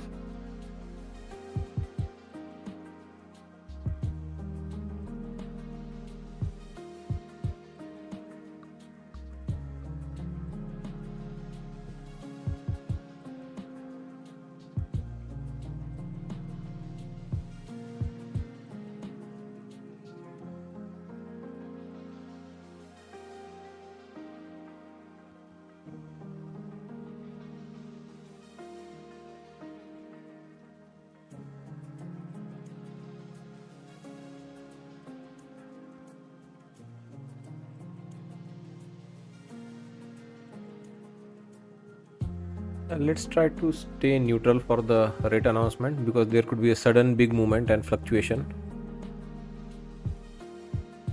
It is using 610 level, no doubt, back and forth action, and you can see that every time it comes here there is some activity, some volume activity, some good reactions of this level. This trade again would have worked out great for me, but since we are approaching 2 p.m, let's stay neutral. Again, remember, if markets are going to launch higher or lower, it will be from 610 now. Societe Generale's Rajapal says the economy has been extraordinarily strong. It will be the last point of C-off, either up or down from 610. It was the very important US number. Commerce Department says advance release on cannot be Q4 changed. GDP originally set for January 29th will be rescheduled. 2 minutes to go. Yeah, let's just wait for the. Looks like it's 1 going to minute be Ghana hawkish. will lead with the US interest rate decision. Remember, At least- expectation is for a 25 base point cut to 3.75% from 4%. Markets are expecting a little bit of hawkish tone from Powell today. And this is the last of the rate cut. No more rate cut next year. Go F yourself. Because there will be a new Fed, right? So I don't know what Powell says, how much it matters, because the new Fed chairman will come and cut anyways. That will be the only reason they will be made Fed chair to cut the interest rate. So market also knows that even if Oil speaks hawkish. Yeah, reactionary low or something like 10 that. seconds.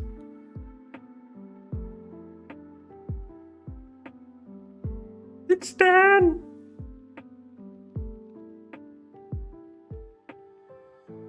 Cut, 25 base point cut, 25 base point cut to 3.75% as expected. Fed says it will begin Treasury bill purchasing on December 12th, and Fed medium projection maintains 25 base points of rate cuts in 2026. Fed says Schmidt Goolsbee dissent in favor of no rate change. Fed will consider extent and timing of additional adjustments. Fed says it will buy $40 billion of Treasury bills in the next 30 days. I'd seen some movement towards the downside on the Dixie. TC22, Treasuries holding TC22. gains after the expected Fed Please. rate cut with dissent. Come We're and seeing here acknowledge then, 610. Fed's projections apply 25 basis points of rate cuts in 2026 and another 25 basis points in 2027. Projections show wide divergence of views for appropriate path of rates in 2026 and beyond. Fed policymakers see 4.4% unemployment rate at the end of next year versus 4.4% in September projections.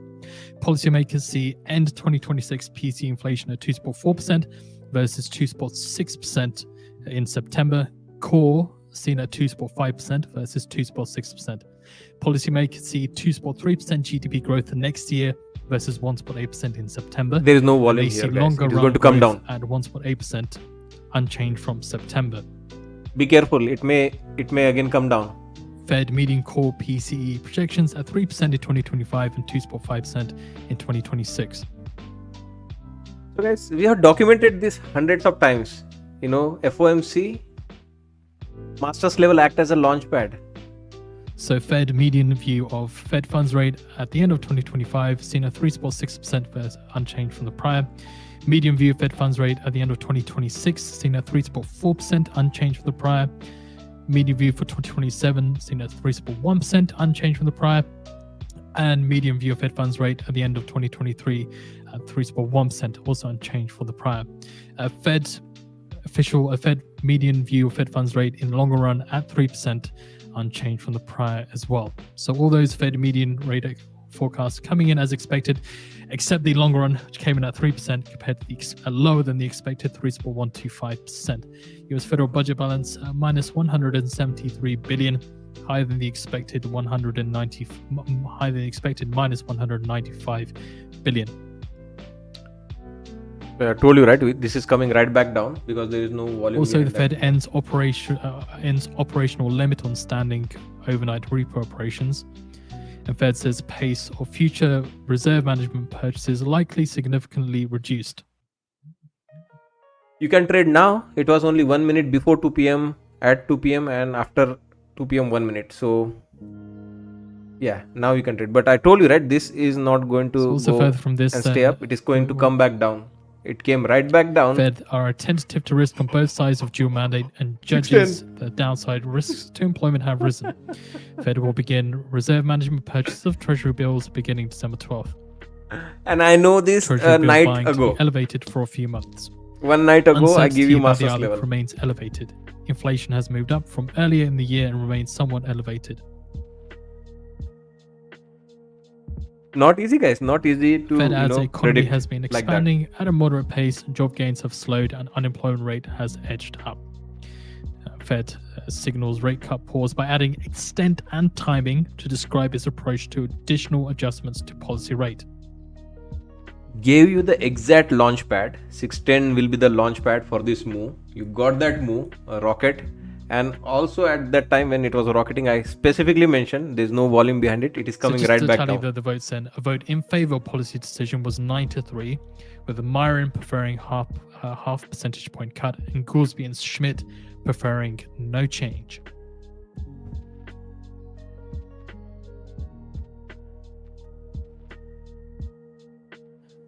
Also seeing the S&P 500 did see a move towards the upside here, continuing to climb off of the back of the rate decision and the SEP.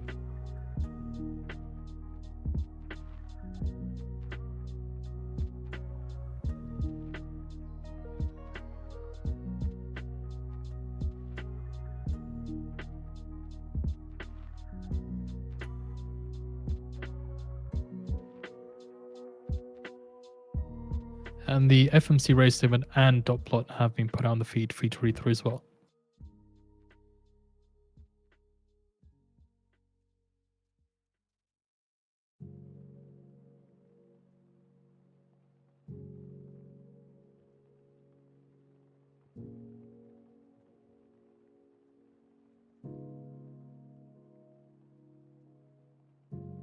So JP Morgan's Michelle giving a live review says Fed forecasts for economy seem to have a hawkish tilt.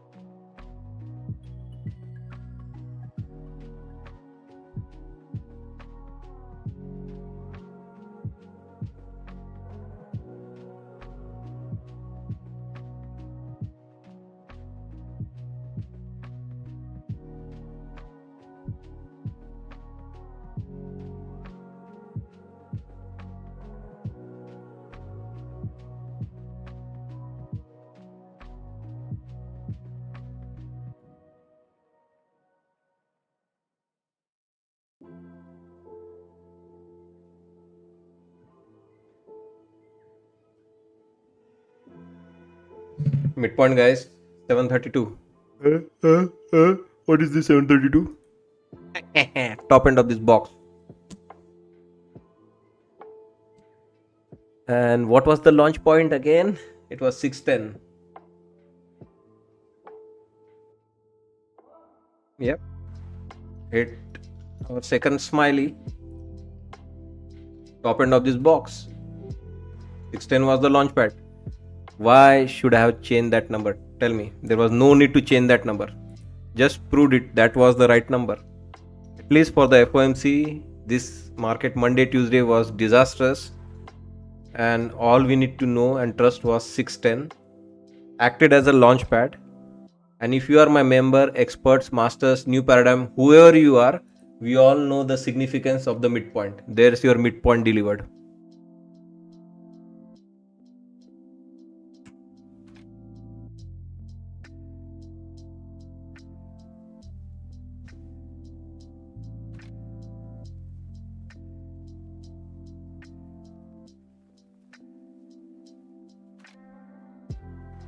I generally don't draw boxes, but you can see, right? That was the right time to box the market. We have achieved every ounce of the movement in that box.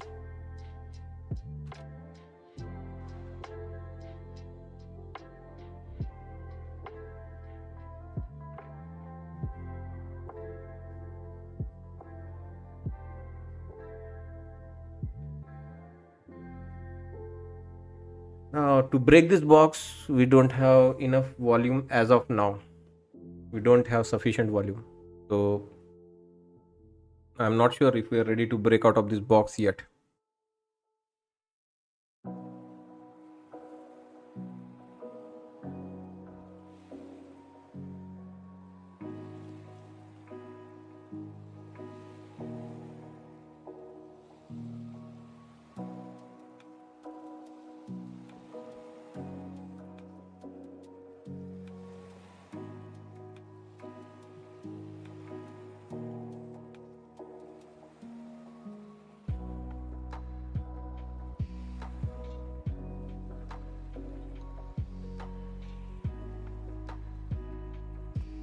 So volume is coming in, no doubt. The volume so far was not there, but it can come now as it tries to break out of this important area. Be careful, don't assume that it will go into reject, because this is, as I mentioned, right, very important zone. So to break this zone, the volume can come and really significantly push the market higher. So I wouldn't short this, at least to start with, and not shorting it, because this is the point. Because you make a new low from the previous low, you make a new high from the previous high. If these are the previous high, that is the very best spot to make a new higher high.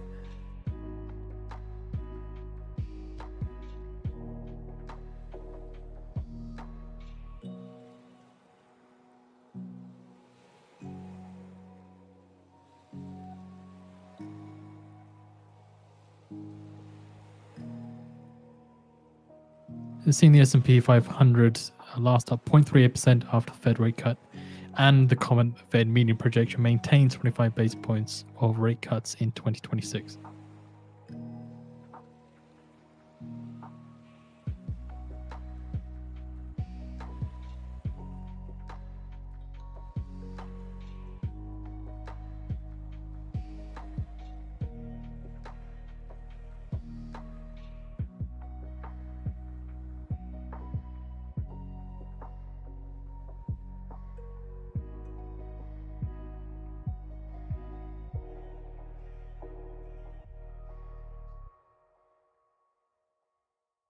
Seeing the Nasdaq turning positive now, last up 0.06% after the Fed rate cut.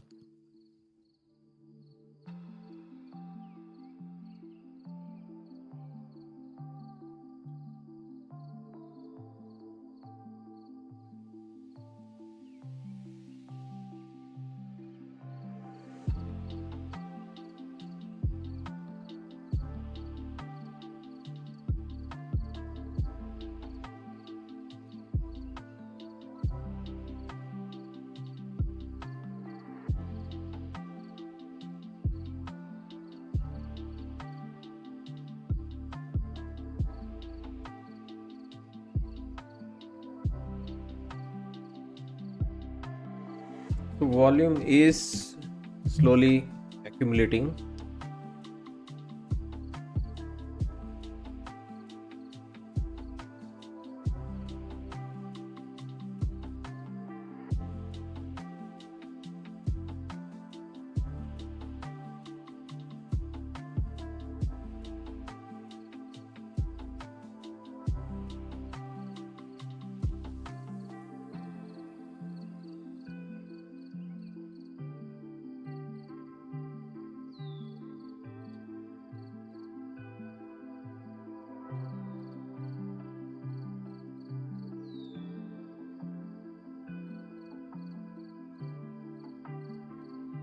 And according to an official, they say US took law enforcement action on ship near Venezuela.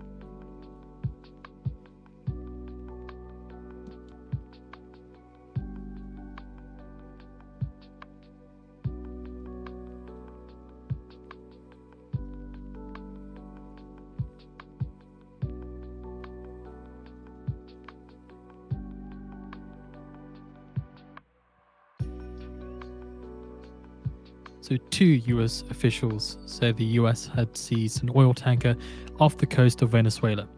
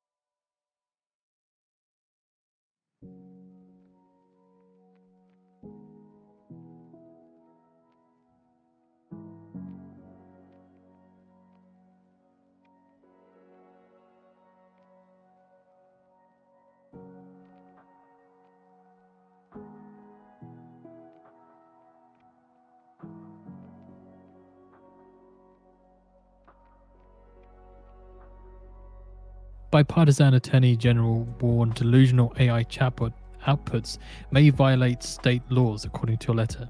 So Meta, Apple, Microsoft, and Google and OpenAI among 13 companies that received warning letter.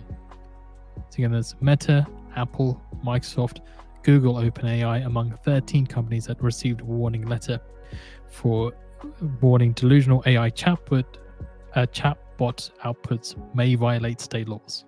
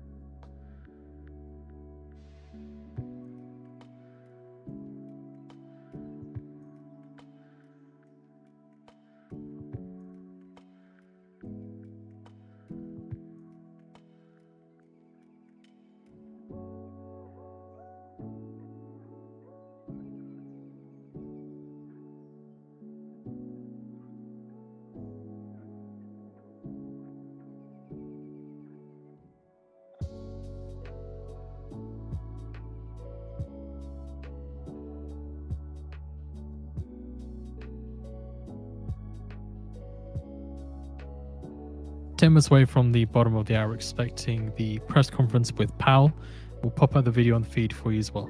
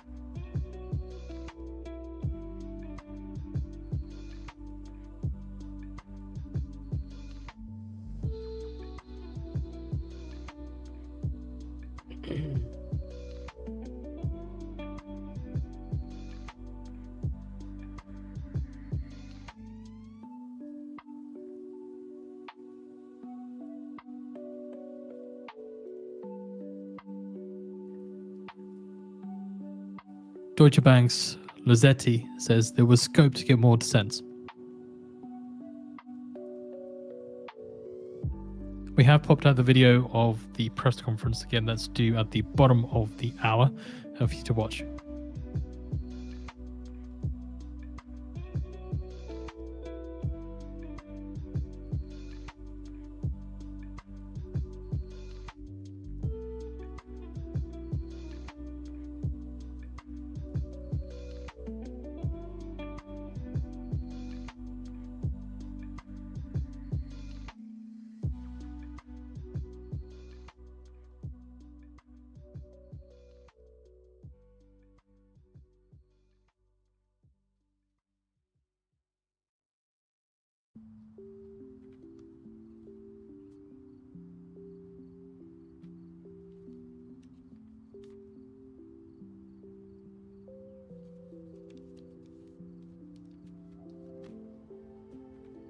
So back inside, right? Never left that box.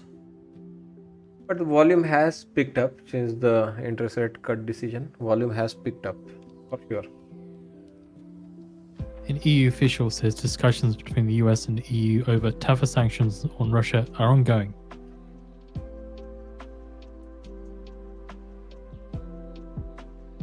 We are in the happy place in terms of our level. Look at that. Both the happy place, downside and the upside, have been tagged, which is basically that box.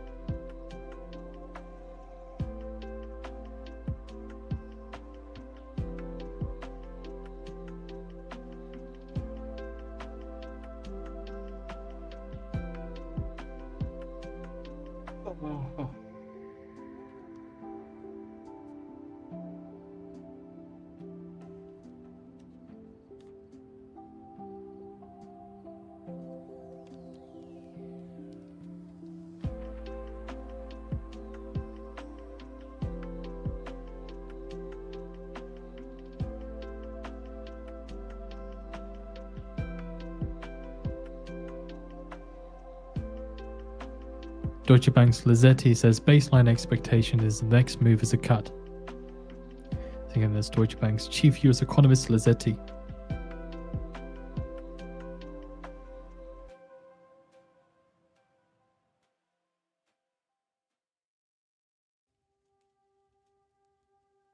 Five minutes to go now to be at the press conference with Powell. Video is on feed.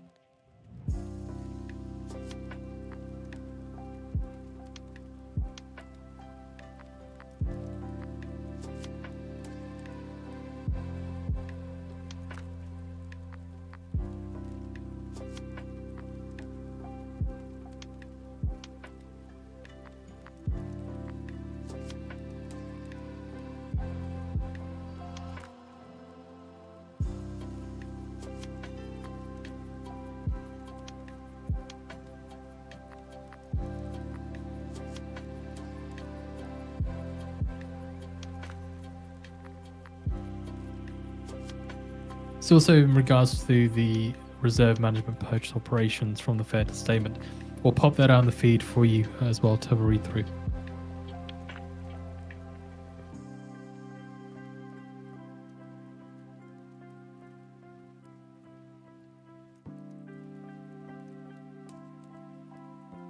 So reminder, he did have the Fed that said they will buy $40 billion of treasury bills over the next 30 days. In that piece we just put out, it explains in a bit more detail what that looks like. That's from the New York Fed.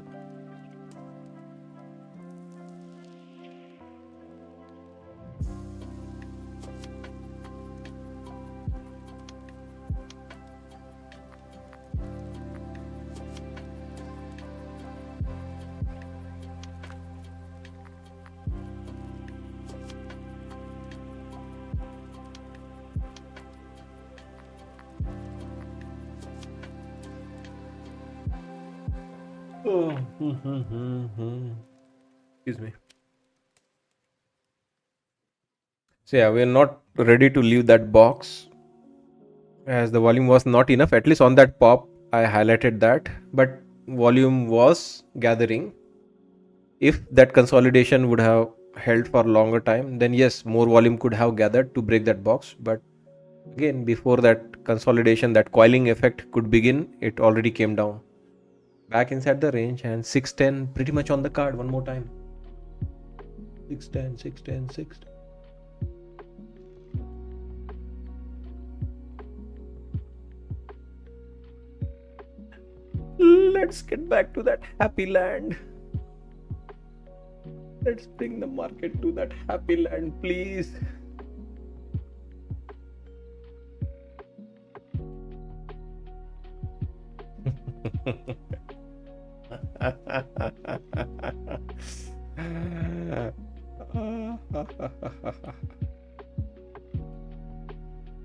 It's crazy, guys. FOMC days are volatile. Be careful out there. You can see, right? In spite of all this knowledge, all this information, best tracking, best skill sets, still not punching left and right any trades, right? Still being very careful. JP Morgan's Michelle says this is another risk management adjustment policy.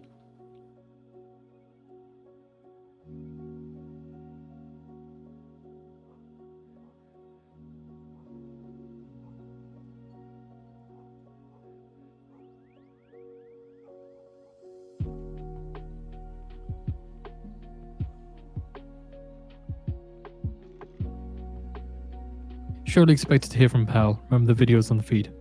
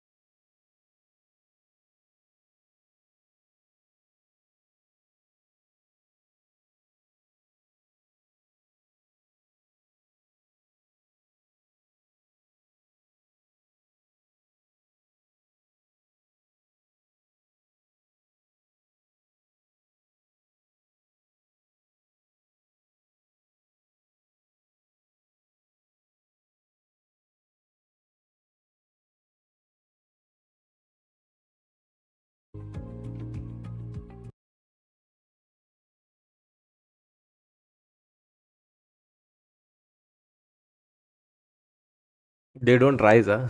When Paul comes, they keep seated.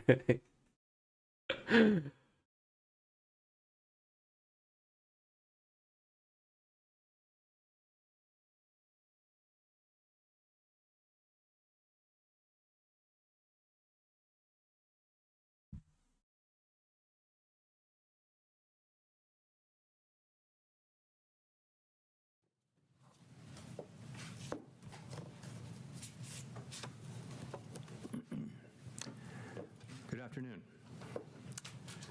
My colleagues and I remain squarely focused on achieving our dual mandate goals of maximum employment and stable prices for the benefit of the American people.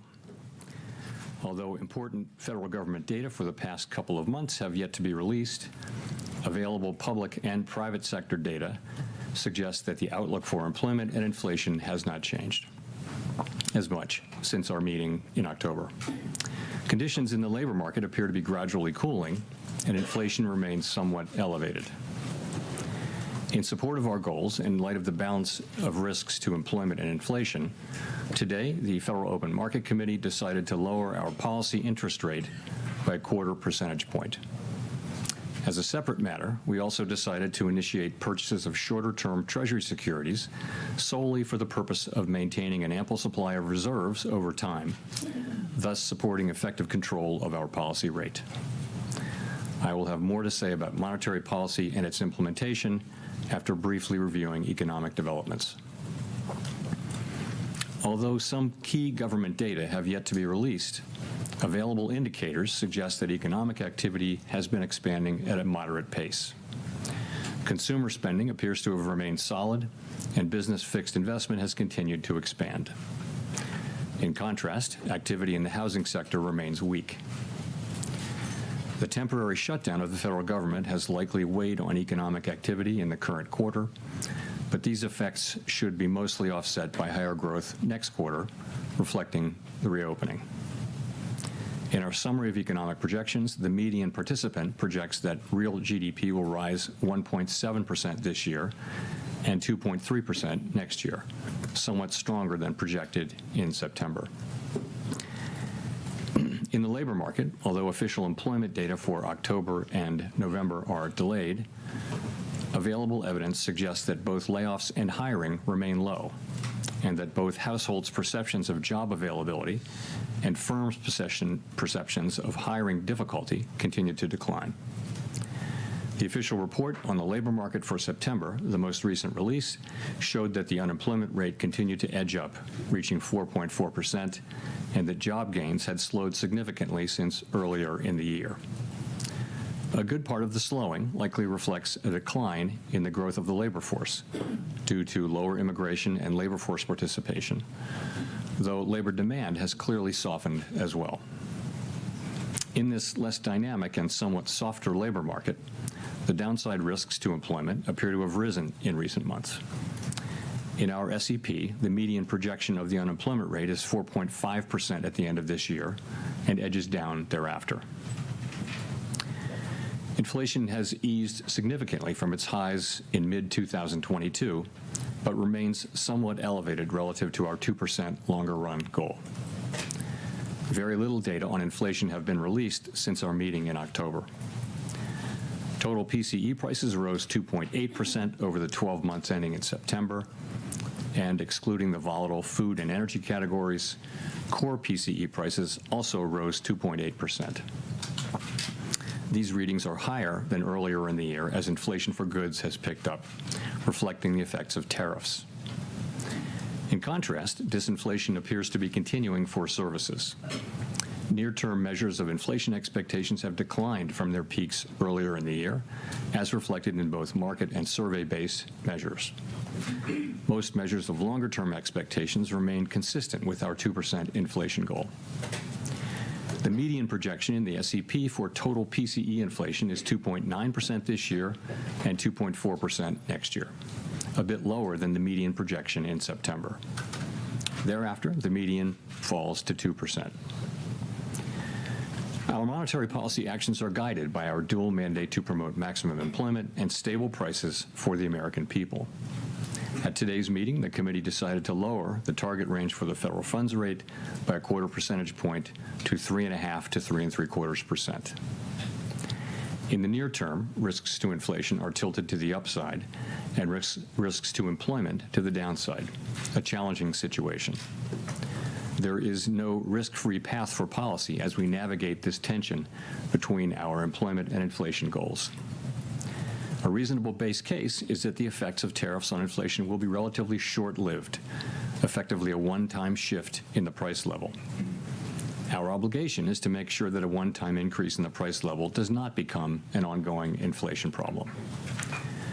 But with downside risks to employment having risen in recent months, the balance of risks has shifted. Our framework calls for us to take a balanced approach in promoting both sides of our dual mandate. Accordingly, we judged it appropriate at this meeting to lower our policy rate by a 1/4 percentage point. With today's decision, we have lowered our policy rate 3/4 of a percentage point over our last 3 meetings. This further normalization of our policy stance should help stabilize the labor market while allowing inflation to resume its downward trend toward 2% once the effects of tariffs have passed through. The adjustments to our policy stance since September bring it within a range of plausible estimates of neutral and leave us well positioned to determine the extent and timing of additional adjustments to our policy rate based on the incoming data, the evolving outlook, and the balance of risks. In our summary of economic projections, FOMC participants wrote down their individual assessments of an appropriate path of the federal funds rate under what each participant judges to be the most likely scenario for the economy. The median participant projects that the appropriate level of the federal funds rate will be 3.4% at the end of 2026 and 3.1% at the end of 2027, unchanged from September. As is always the case, these individual forecasts are subject to uncertainty, and they're not a committee plan or decision. Monetary policy is not on a preset course, and we will make our decisions on a meeting-by-meeting basis. Let me turn now to issues related to the implementation of monetary policy, with the reminder that these issues are separate from and have no implications for the stance of monetary policy. In light of the continued tightening in money market interest rates relative to our administered rates and other indicators of reserve market conditions, the committee judged that reserve balances have declined to ample levels. Accordingly, at today's meeting, the committee decided to initiate purchases of shorter-term Treasury securities, mainly Treasury bills, for the sole purpose of maintaining an ample supply of reserves over time. Such increases in our securities holdings ensure that the federal funds rate remains within its target range and are necessary because the growth of the economy leads to rising demand over time for our liabilities, including currency and reserves.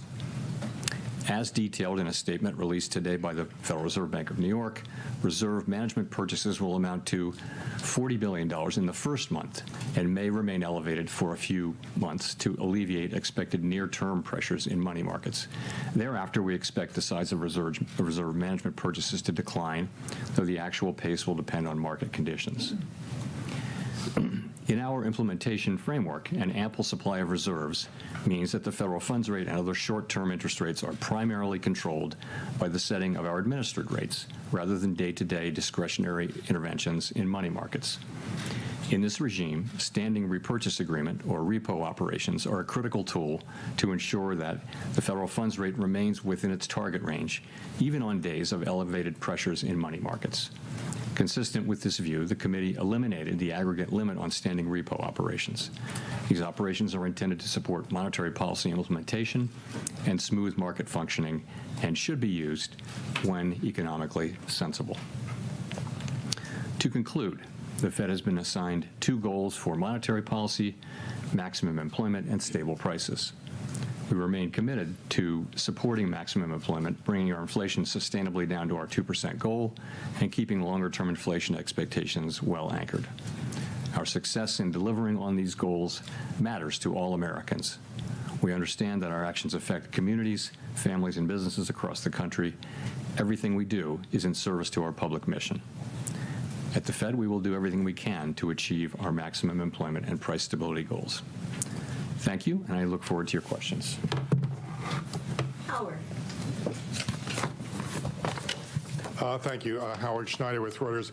Just first turning to the statement, just to be clear, we're on the same page here.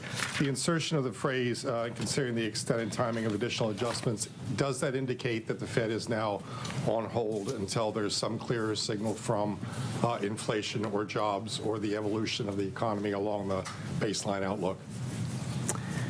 So, yes, the adjustments since September bring our policy within a broad range of estimates of neutral. And as we noted in our statement today, we are well positioned to determine the extent and timing of additional adjustments based on the incoming data, the evolving outlook, and the balance of risks. That new language points out that we'll carefully evaluate that incoming data And also, I would note that having reduced our policy rate by 75 basis points since September and 175 basis points since last September, the Fed funds rate is now within a broad range of estimates of its neutral value, and we are well positioned to wait to see how the economy evolves. And if I could follow up on the outlook there, it seems like with the additional GDP growth coupled with easing inflation and a fairly steady unemployment rate, this seems like a pretty optimistic outlook for next year. What's given rise to that? Is this an early bet on AI? Is there some sense of improving productivity out there? What's driving that?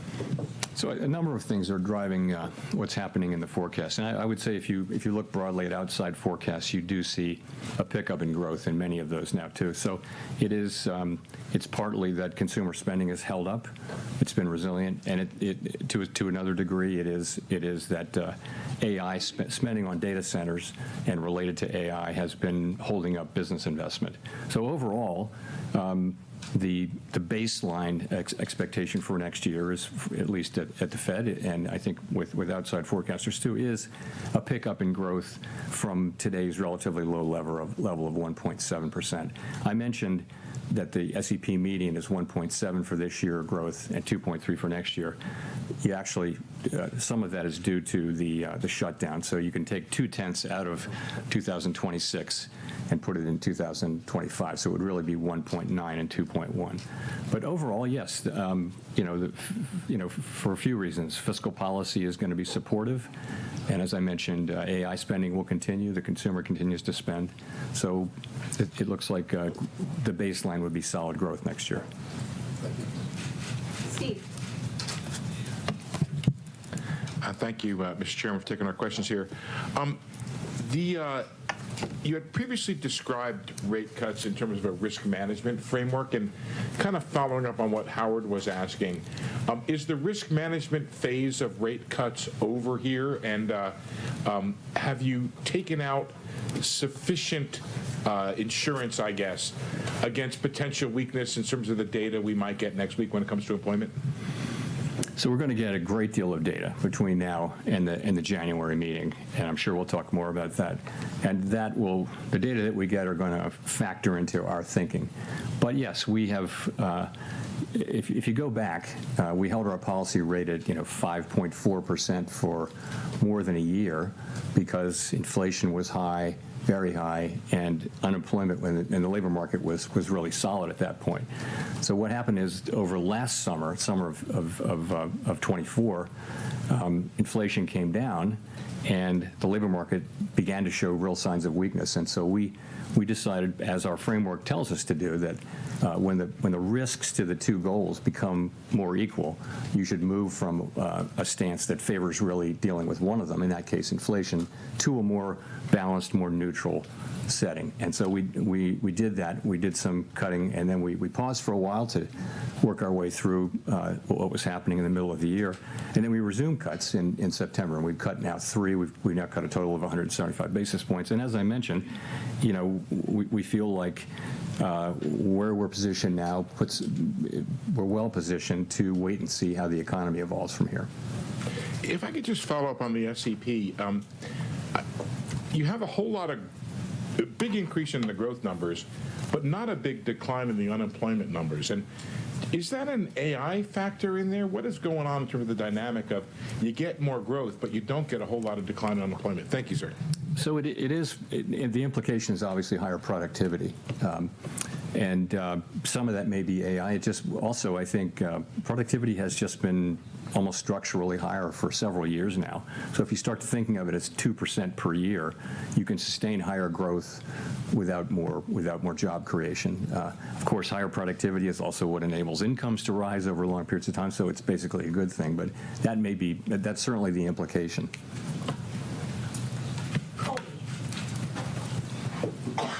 Thank you. Colby Smith with the New York Times. Today's decision was clearly very divided. It wasn't just the two official dissents against the cut, but there were also soft dissents from four others. And I'm just wondering if this reluctance from several people to support recent reductions suggests that there is a much higher bar for cuts in the near term.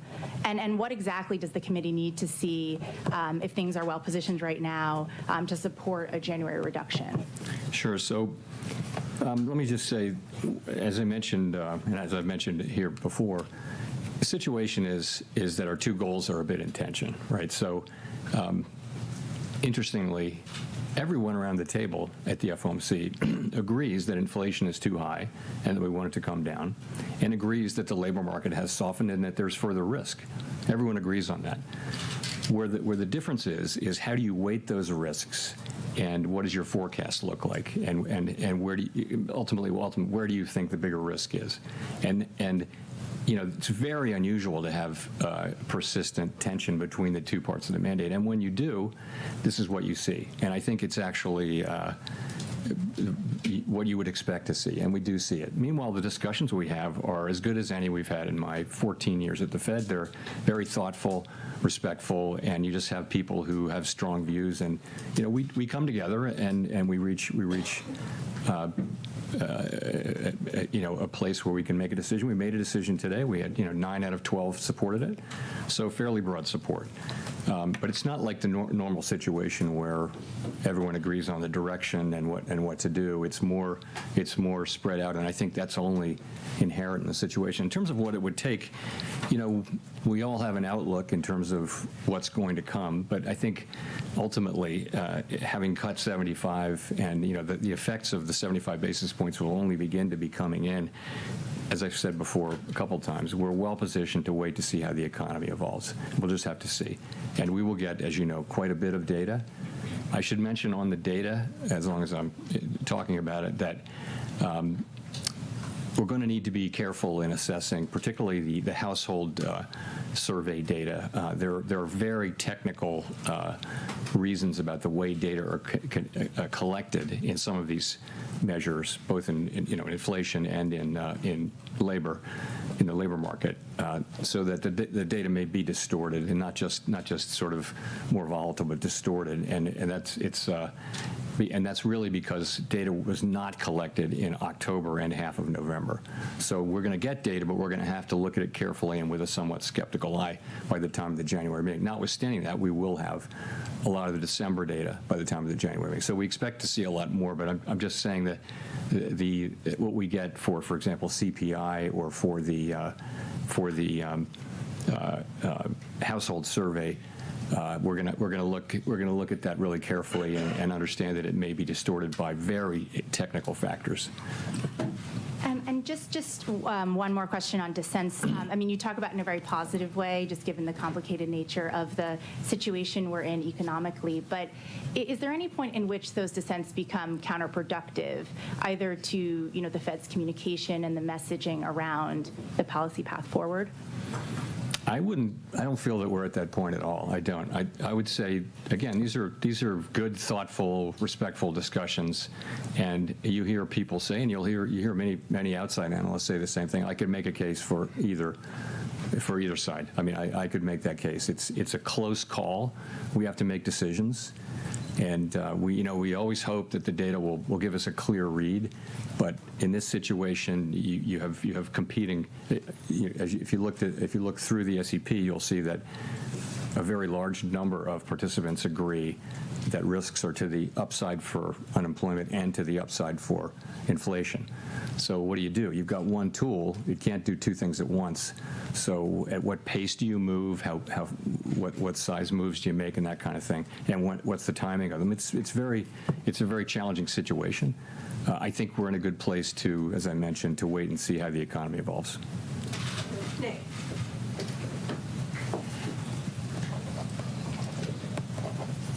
Nick Timmeros of the Wall Street Journal.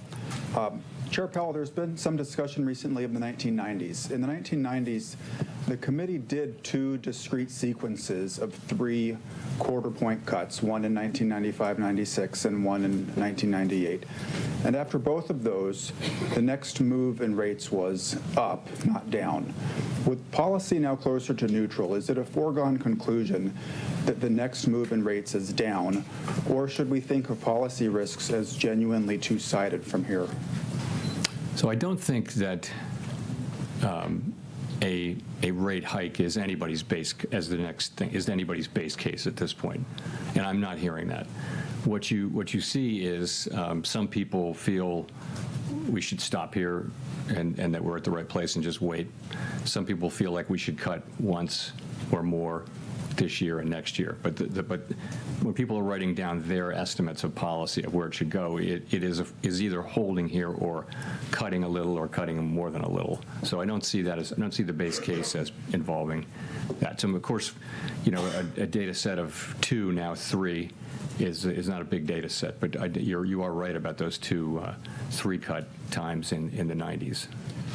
If I could follow up, the unemployment rate has been rising very gradually for the better part of 2 years, and indeed the statement today no longer describes the unemployment rate as remaining low.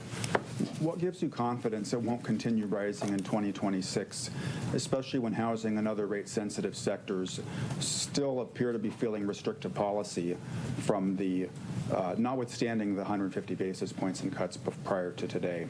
So I think the idea is that with now having cut 75 basis points more now and having policy, I'd call it in a broad range of plausible estimates of neutral, that will be a place which will enable the labor market to stabilize or to only tick up 1 or 2 more tenths, but we won't see, any kind of a sharper downturn, which we haven't seen any evidence of at all. At the same time, policy is still in a place where it's not accommodative, and we feel like we have made progress this year in non-tariff related inflation, and that as tariffs come through, as they flow through, that'll show through next year. But as I said, we're well placed to wait and see how that turns out. That is our expectation, but we're going to start to see the data, and it'll tell us whether we were right or not. Claire.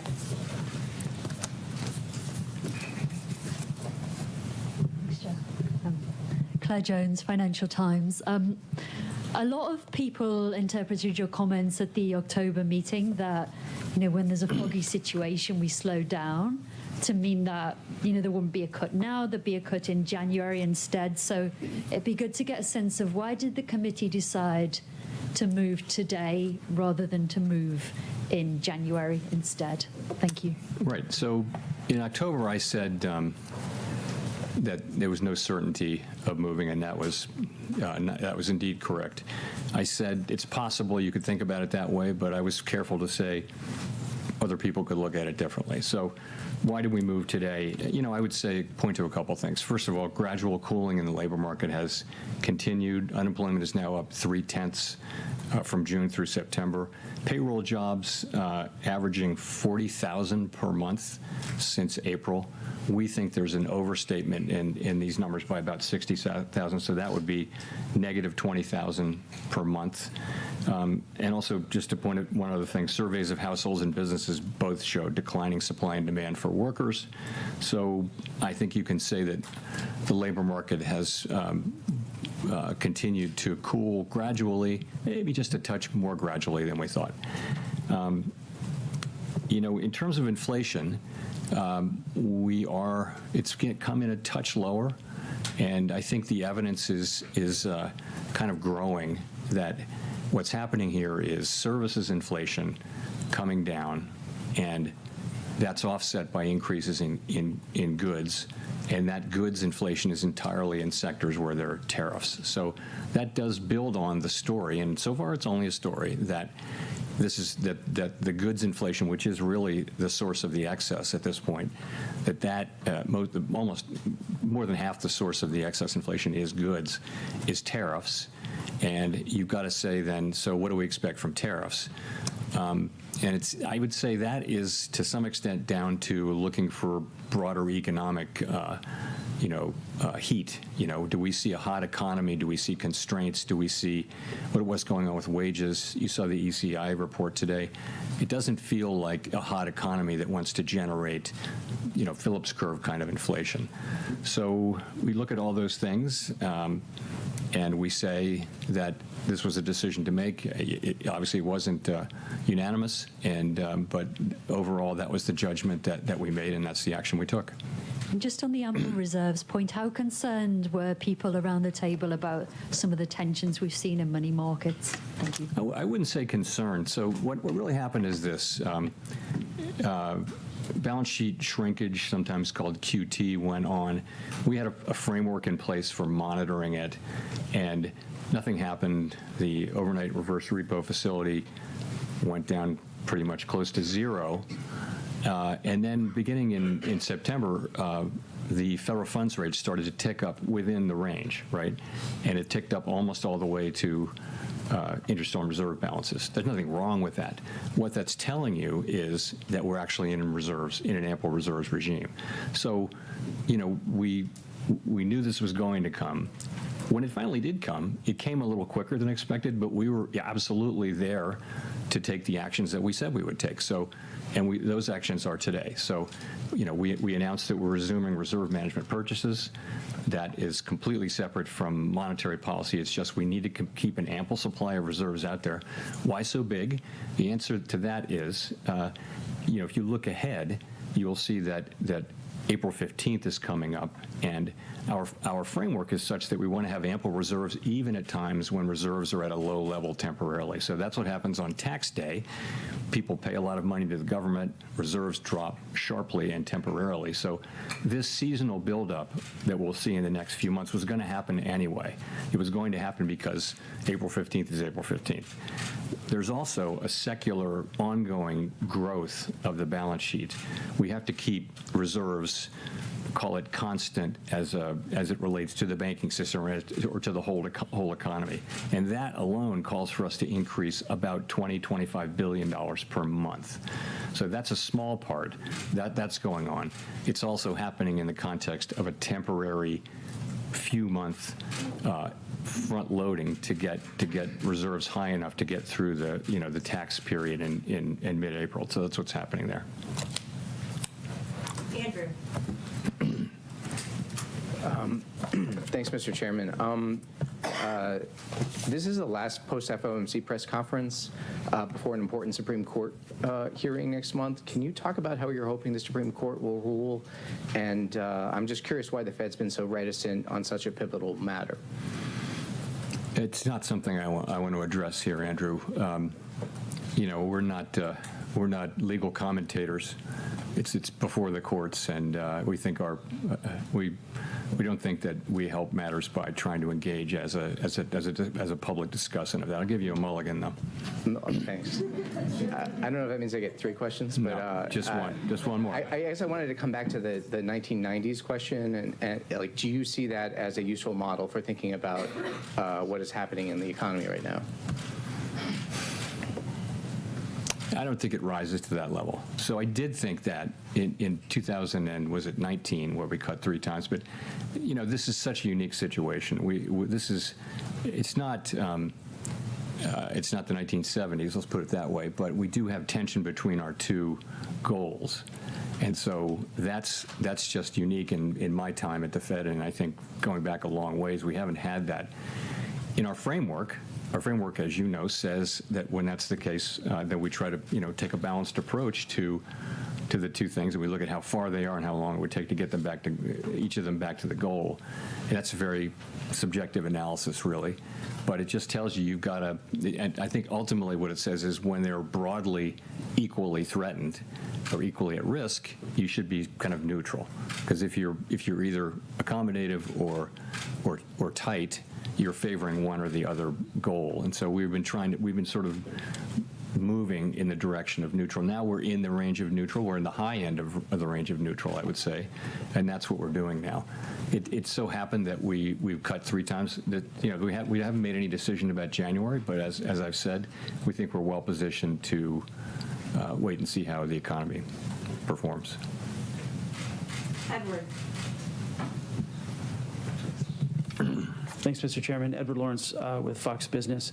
I wanted to ask you, the inflation expectations has come down in your SEP report. Do you see the tariff price increases as passing through in the next 3 months? Is it a 6-month process that we're looking for that to end? And then because of that, is jobs the threat to the economy? So with tariff inflation, it takes, there's the announcement of a tariff, and then there's, they start to take effect, and then it takes some months. Goods may have to be shipped from other parts of the, it may take, quite a while for an individual tariff to take its full effect. But once it's had that effect, then the question is, isn't that just a one-time price increase? So we actually look at it, all of the announcements and what you get from all that. You see sort of for each one of them, there's a time period, and then it's fully in. So if there are no new tariff announcements, and we don't know that, but let's assume there are no major new tariff announcements, inflation from goods should peak in the first quarter or so, right, or roughly. We haven't been able to predict this with any precision. No one is. But call it the first quarter or so of next year should be the peak. And from here, it shouldn't be big. It should be a couple tenths or even less than that. We don't really have precision on this. And after that, again, if there are no new tariffs that are being announced that will take 9 months to get fully in, and 9 months is also an estimate, then you should start to see that coming down in the back half of next year. And I want to see if I could address sort of the elephant in the room. The president's been talking openly about a new Fed chairman. Does that hinder your current job right now or change your thinking at all? No. Like, No mulligans for it. Michael McKee from Bloomberg Radio and Television. 10-year rates are 50 basis points higher than when you started cutting back in September of 2024, and the yield curve basically has been steepening. Why do you think that continuing to cut now, especially in the absence of data, is going to bring down the yield on the thing that will move the economy the most? So we're looking at the real economy and focusing on that. And you've got when the long bonds move around, you've got to look at why they're moving around. If you look at inflation compensation, it's very that's one part of it is inflation compensation break-evens, and they're at very comfortable levels. They're at levels consistent once you get out past the very short term now. Break-evens are at at quite levels that are quite consistent with 2% inflation over time. So there's nothing happening with rates going up out there that suggests concern about inflation in the long term or anything like that. I mean, I look at these things pretty regularly. Same thing with surveys. Surveys are all saying that the public understands our commitment to 2% and expects us to get back there. So why are rates going up? It has to be something else. It must be, an expectation of higher growth or something like that. And that's a lot of what's been going on. I mean, you saw a big move, toward the end of last year, which was not to do with us. It was to do with other developments.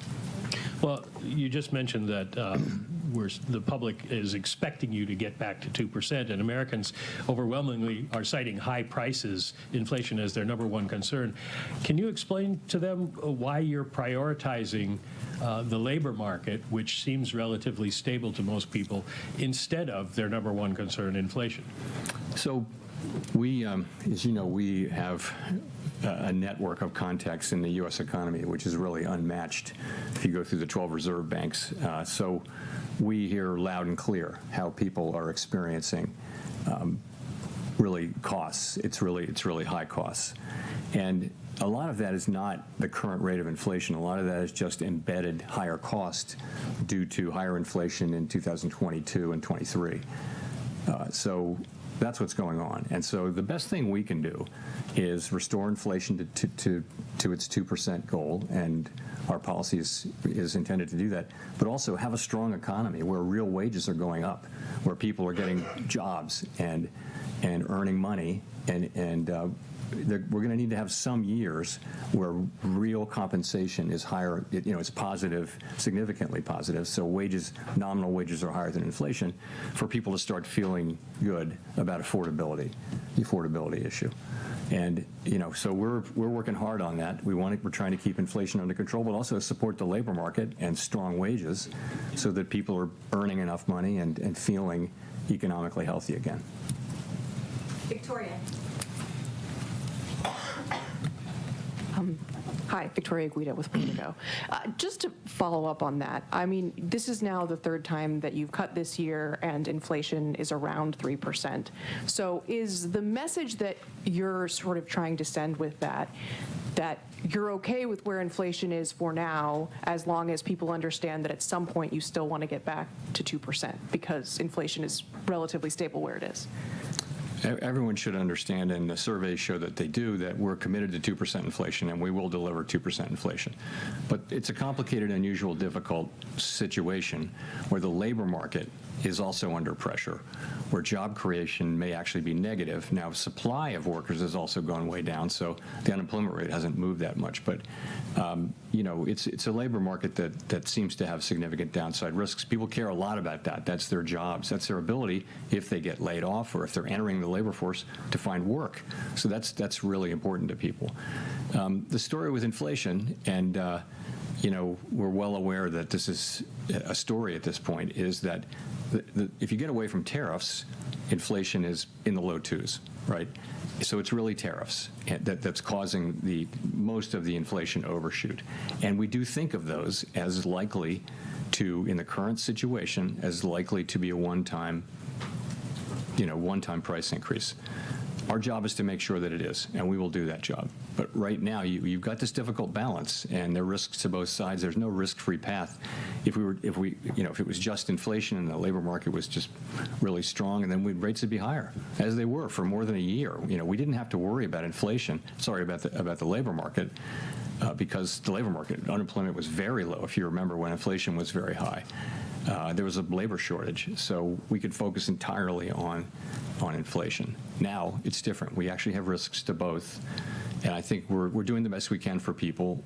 They also care about their jobs. They do care about affordability, and the best thing we can do there is both to support economic activity, but also,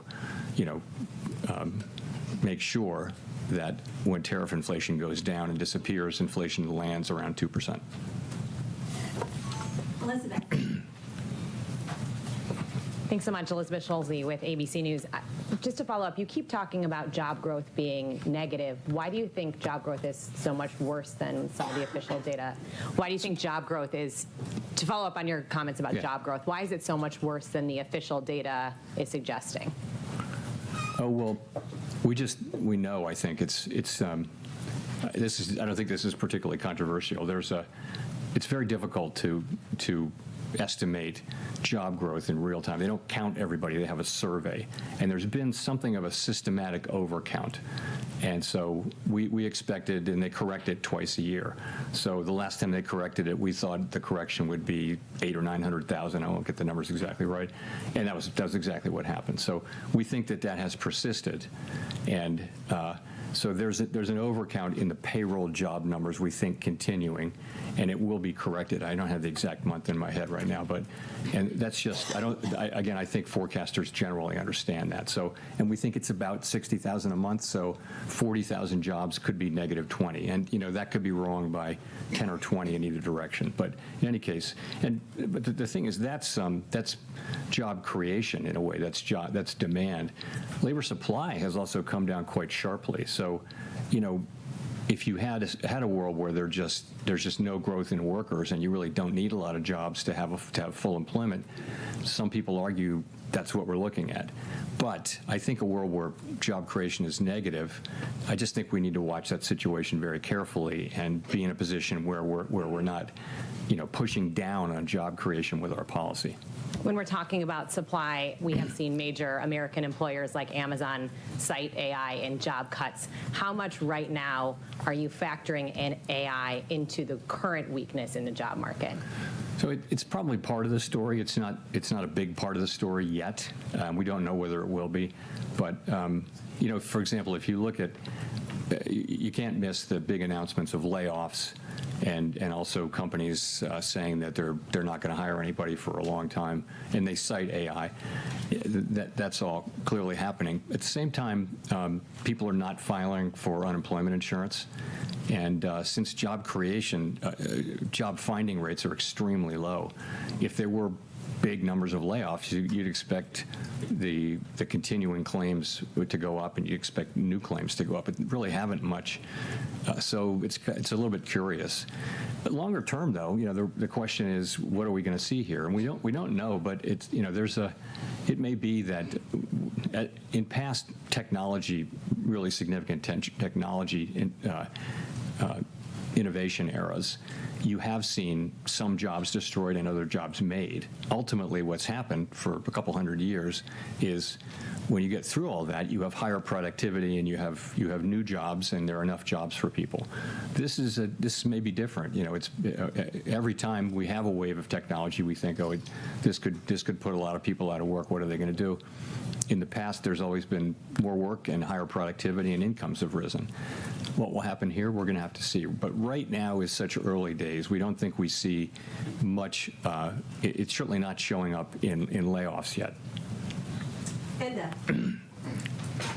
Thank you, Chair. Enda Curran, Bloomberg News.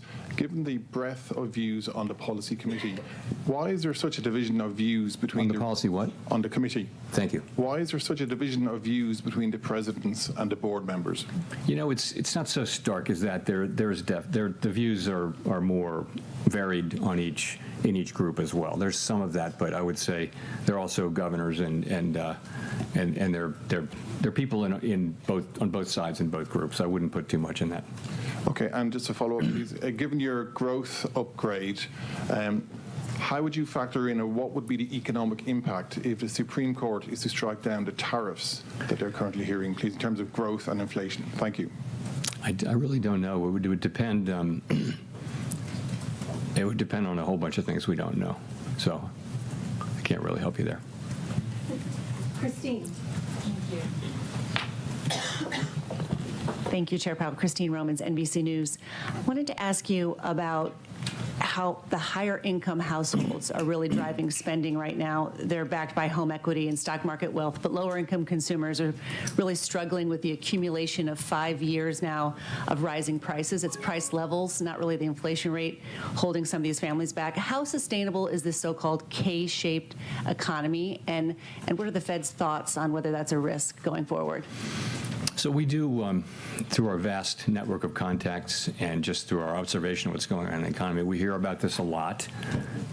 If you listen to the earnings reports for consumer-facing companies that tend to deal with low and moderate income people, they'll all say that we're seeing people, tightening their belts, changing products that they buy, buying less, and that sort of thing. And so it's clearly a thing. It's also clearly a thing that, asset values, housing values, and securities values are high, and they tend to be owned by people more at the higher end of the income and wealth. So as how sustainable it is, I don't know. Most of the consumption does happen by people who have more means. I think the top third accounts for way more than a third of the consumption, for example. So it's a good question how sustainable that is. The best we can do is to have a price stability and a strong labor market. And what we saw, for example, what we saw at the end of the very, very long expansion that ended with the outbreak of the pandemic, we saw that it was 10 years and 8 months or something like that, the longest one in recorded history. In the last 2 years, most of the largest part of the wage gains were going to people in the bottom quartile, the bottom part of the low and moderate income. So, having a strong labor market for a long period of time is really, really good from a social standpoint. It's helping people at the lower income levels, and that's what we all want to get back to. But we got to have price stability, and we got to have full employment, maximum employment. And just quickly, you mentioned the housing market remains kind of weak. With these rate cuts that we've seen, is there a chance we're going to see more affordability in the housing market so more people can maybe enjoy that part of wealth creation? I mean, the average age or median age of a first-time home buyer is now 40 years old. That's the highest on record. Yeah, so the housing market faces some really significant challenges. And I don't know that, a 25 basis point decline in the federal funds rate is going to make much of a difference for people. Housing supply is low. Many people have very, very low low-rate mortgages from the pandemic period, and they kept refinancing and caught the really low. So it's made it expensive for them to move, and we're a ways away from that changing. Also, we haven't built enough housing in the country for a long time, and so a lot of estimates suggest that we just need more housing of different kinds. So housing is going to be a problem, and really the tools to address it are we can raise and lower interest rates, but we don't really have the tools to address a secular housing shortage, a structural housing shortage. Chris. Thanks. Chris Rugaber, Associated Press. You mentioned on inflation, services inflation being low, goods inflation looking like maybe it'll peak. We had the wages report you mentioned today showing moderating wage growth. Where are there inflation risks? It looks like inflation is cooling, in your view. At the same time, you have potentially negative hiring. Why not? Why aren't we hearing more about maybe more cuts in this environment? Well, I think the risk in inflation is pretty clear to see, and that is, we see higher inflation. As I mentioned, most of the inflation over target is from goods. And we estimate, we expect, most of us, that inflation will be a one-time price increase and then come down. We just came off an experience where inflation turned out to be much more persistent than anyone had expected. Is that going to happen now? That's the risk. The risk is either that tariff inflation just turns out to be more and more persistent, maybe because companies who are now holding back from passing through the tariffs will just keep doing that. So you see that.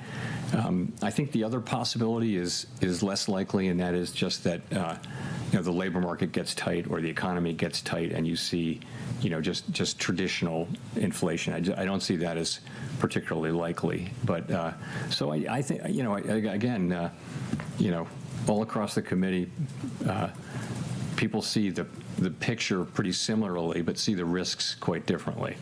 And some people do see the inflation risk, and I wouldn't dismiss that case. I don't dismiss that case, but you've got to make an assessment, and this is the assessment we made.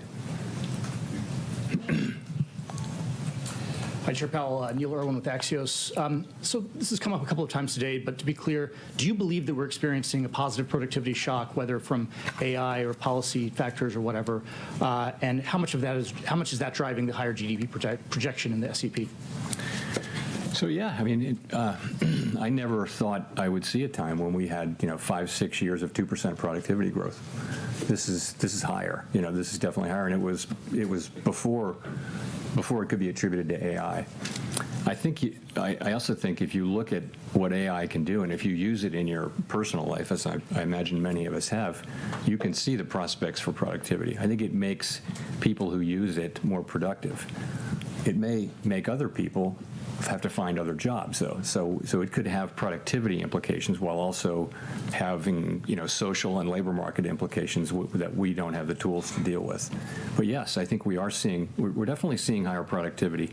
I think it's a little quick to be saying it's generative AI, but I don't know. The pandemic may have induced people to do more automation and do more things with computers to replace people, and that raises productivity, output per hour.